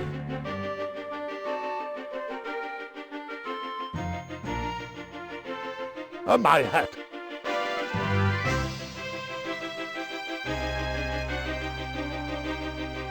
I am profoundly sorry. Oh, nonsense, Holmes. It was my decision to try to defuse the bomb. You can't take responsibility for my folly. Very generous of you, old friend. What happened? Well, as must be obvious to the world's greatest detective, I failed to stop the burning fuse from reaching the black powder. Just when I saw how dire my situation had become, I saw a trapdoor in the floor. I jumped inside and saved my life.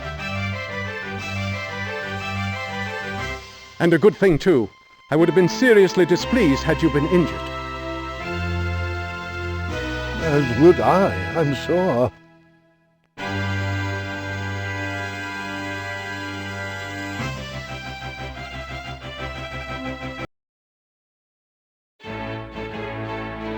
Good day, gentlemen. Very good of you to come.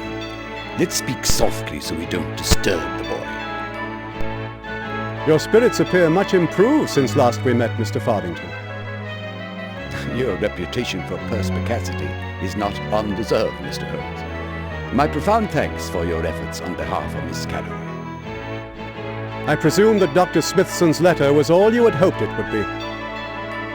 Indeed, Mr. Holmes. As you see, I have already been able to reunite mother and son on the strength of it.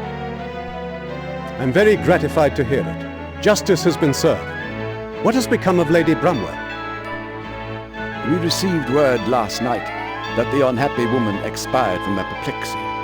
Perhaps it is for the best. What are your plans, Miss Carraway, if I may ask?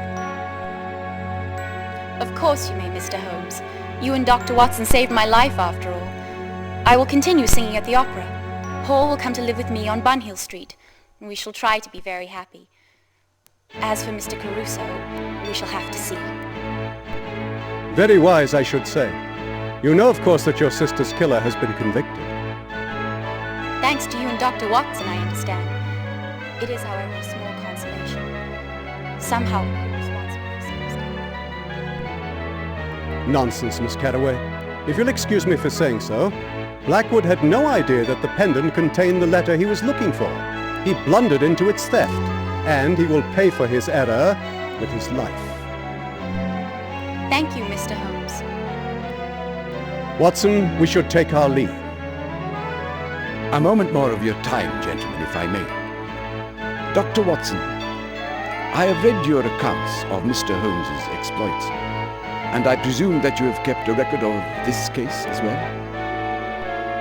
I have indeed. I wonder if I might prevail upon you to withhold, or at least postpone, the publication of your journal for the sake of the boy and his mother?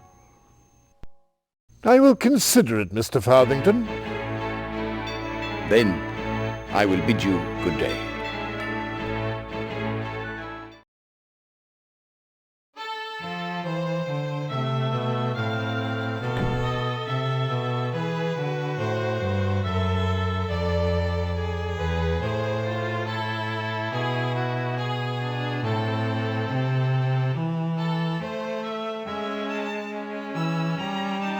So, does your account of this mystery come to a satisfactory conclusion, Watson? As good as could be hoped for, Holmes, considering 3 innocent lives were lost. Indeed, and more's the pity. But we did unravel a muddle that flummoxed Scotland Yard. We apprehended the 2 vicious criminals, and best of all, we reunited a mother with her son. I would like to have seen Lord Brumwell in the dock, but he has submitted himself to a higher authority. May they all receive their just rewards. Amen to that, Holmes. I'm glad it's over. This was a most peculiar and troubling case. It was a long time before I realized that all our investigations were related. Sarah's murder, Anna's abduction, and the killing of Frederick Gardner and Moorhead were, in a sense, all the same crime. I suspect that you knew the pendant was the crux of the case much earlier than I. I think that is a just and a succinct summation, Watson. Amazing, Holmes. Should I live 100 years, I'm sure I shall never meet your equal. My thanks, Watson, but don't be too certain. There is a master criminal who thinks he is already more than a match for me. No doubt we shall have to deal with him in time.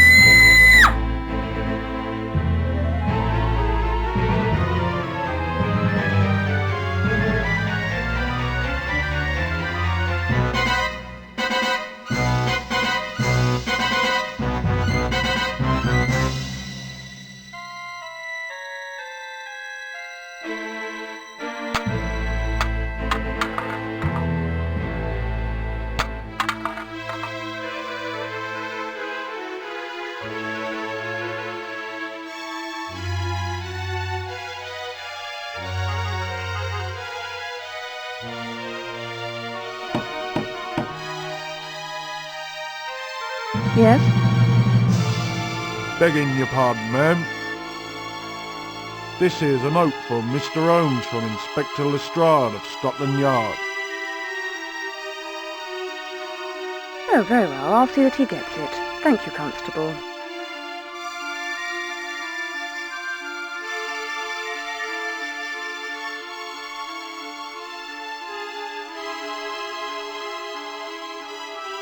Have you been sufficiently fortified by Mrs. Hudson's murderous coffee, Watson, to put your mind to this mystery? Whatever are you on about, Holmes, so early in the morning? I'm sorry to interrupt your reading, young man. Mrs. Hudson just delivered a very intriguing note. Would you care to peruse it? By all means. Mr. Holmes, a young woman has been brutally murdered outside the Regency Theatre in Oxford Street.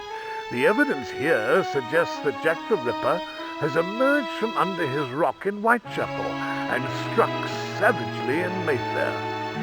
Despite your contention that the Ripper's work is without motive and therefore not suited for your methods, I believe you would find this case of interest, and the Yard would be most grateful to hear your opinions. G. Lestrade.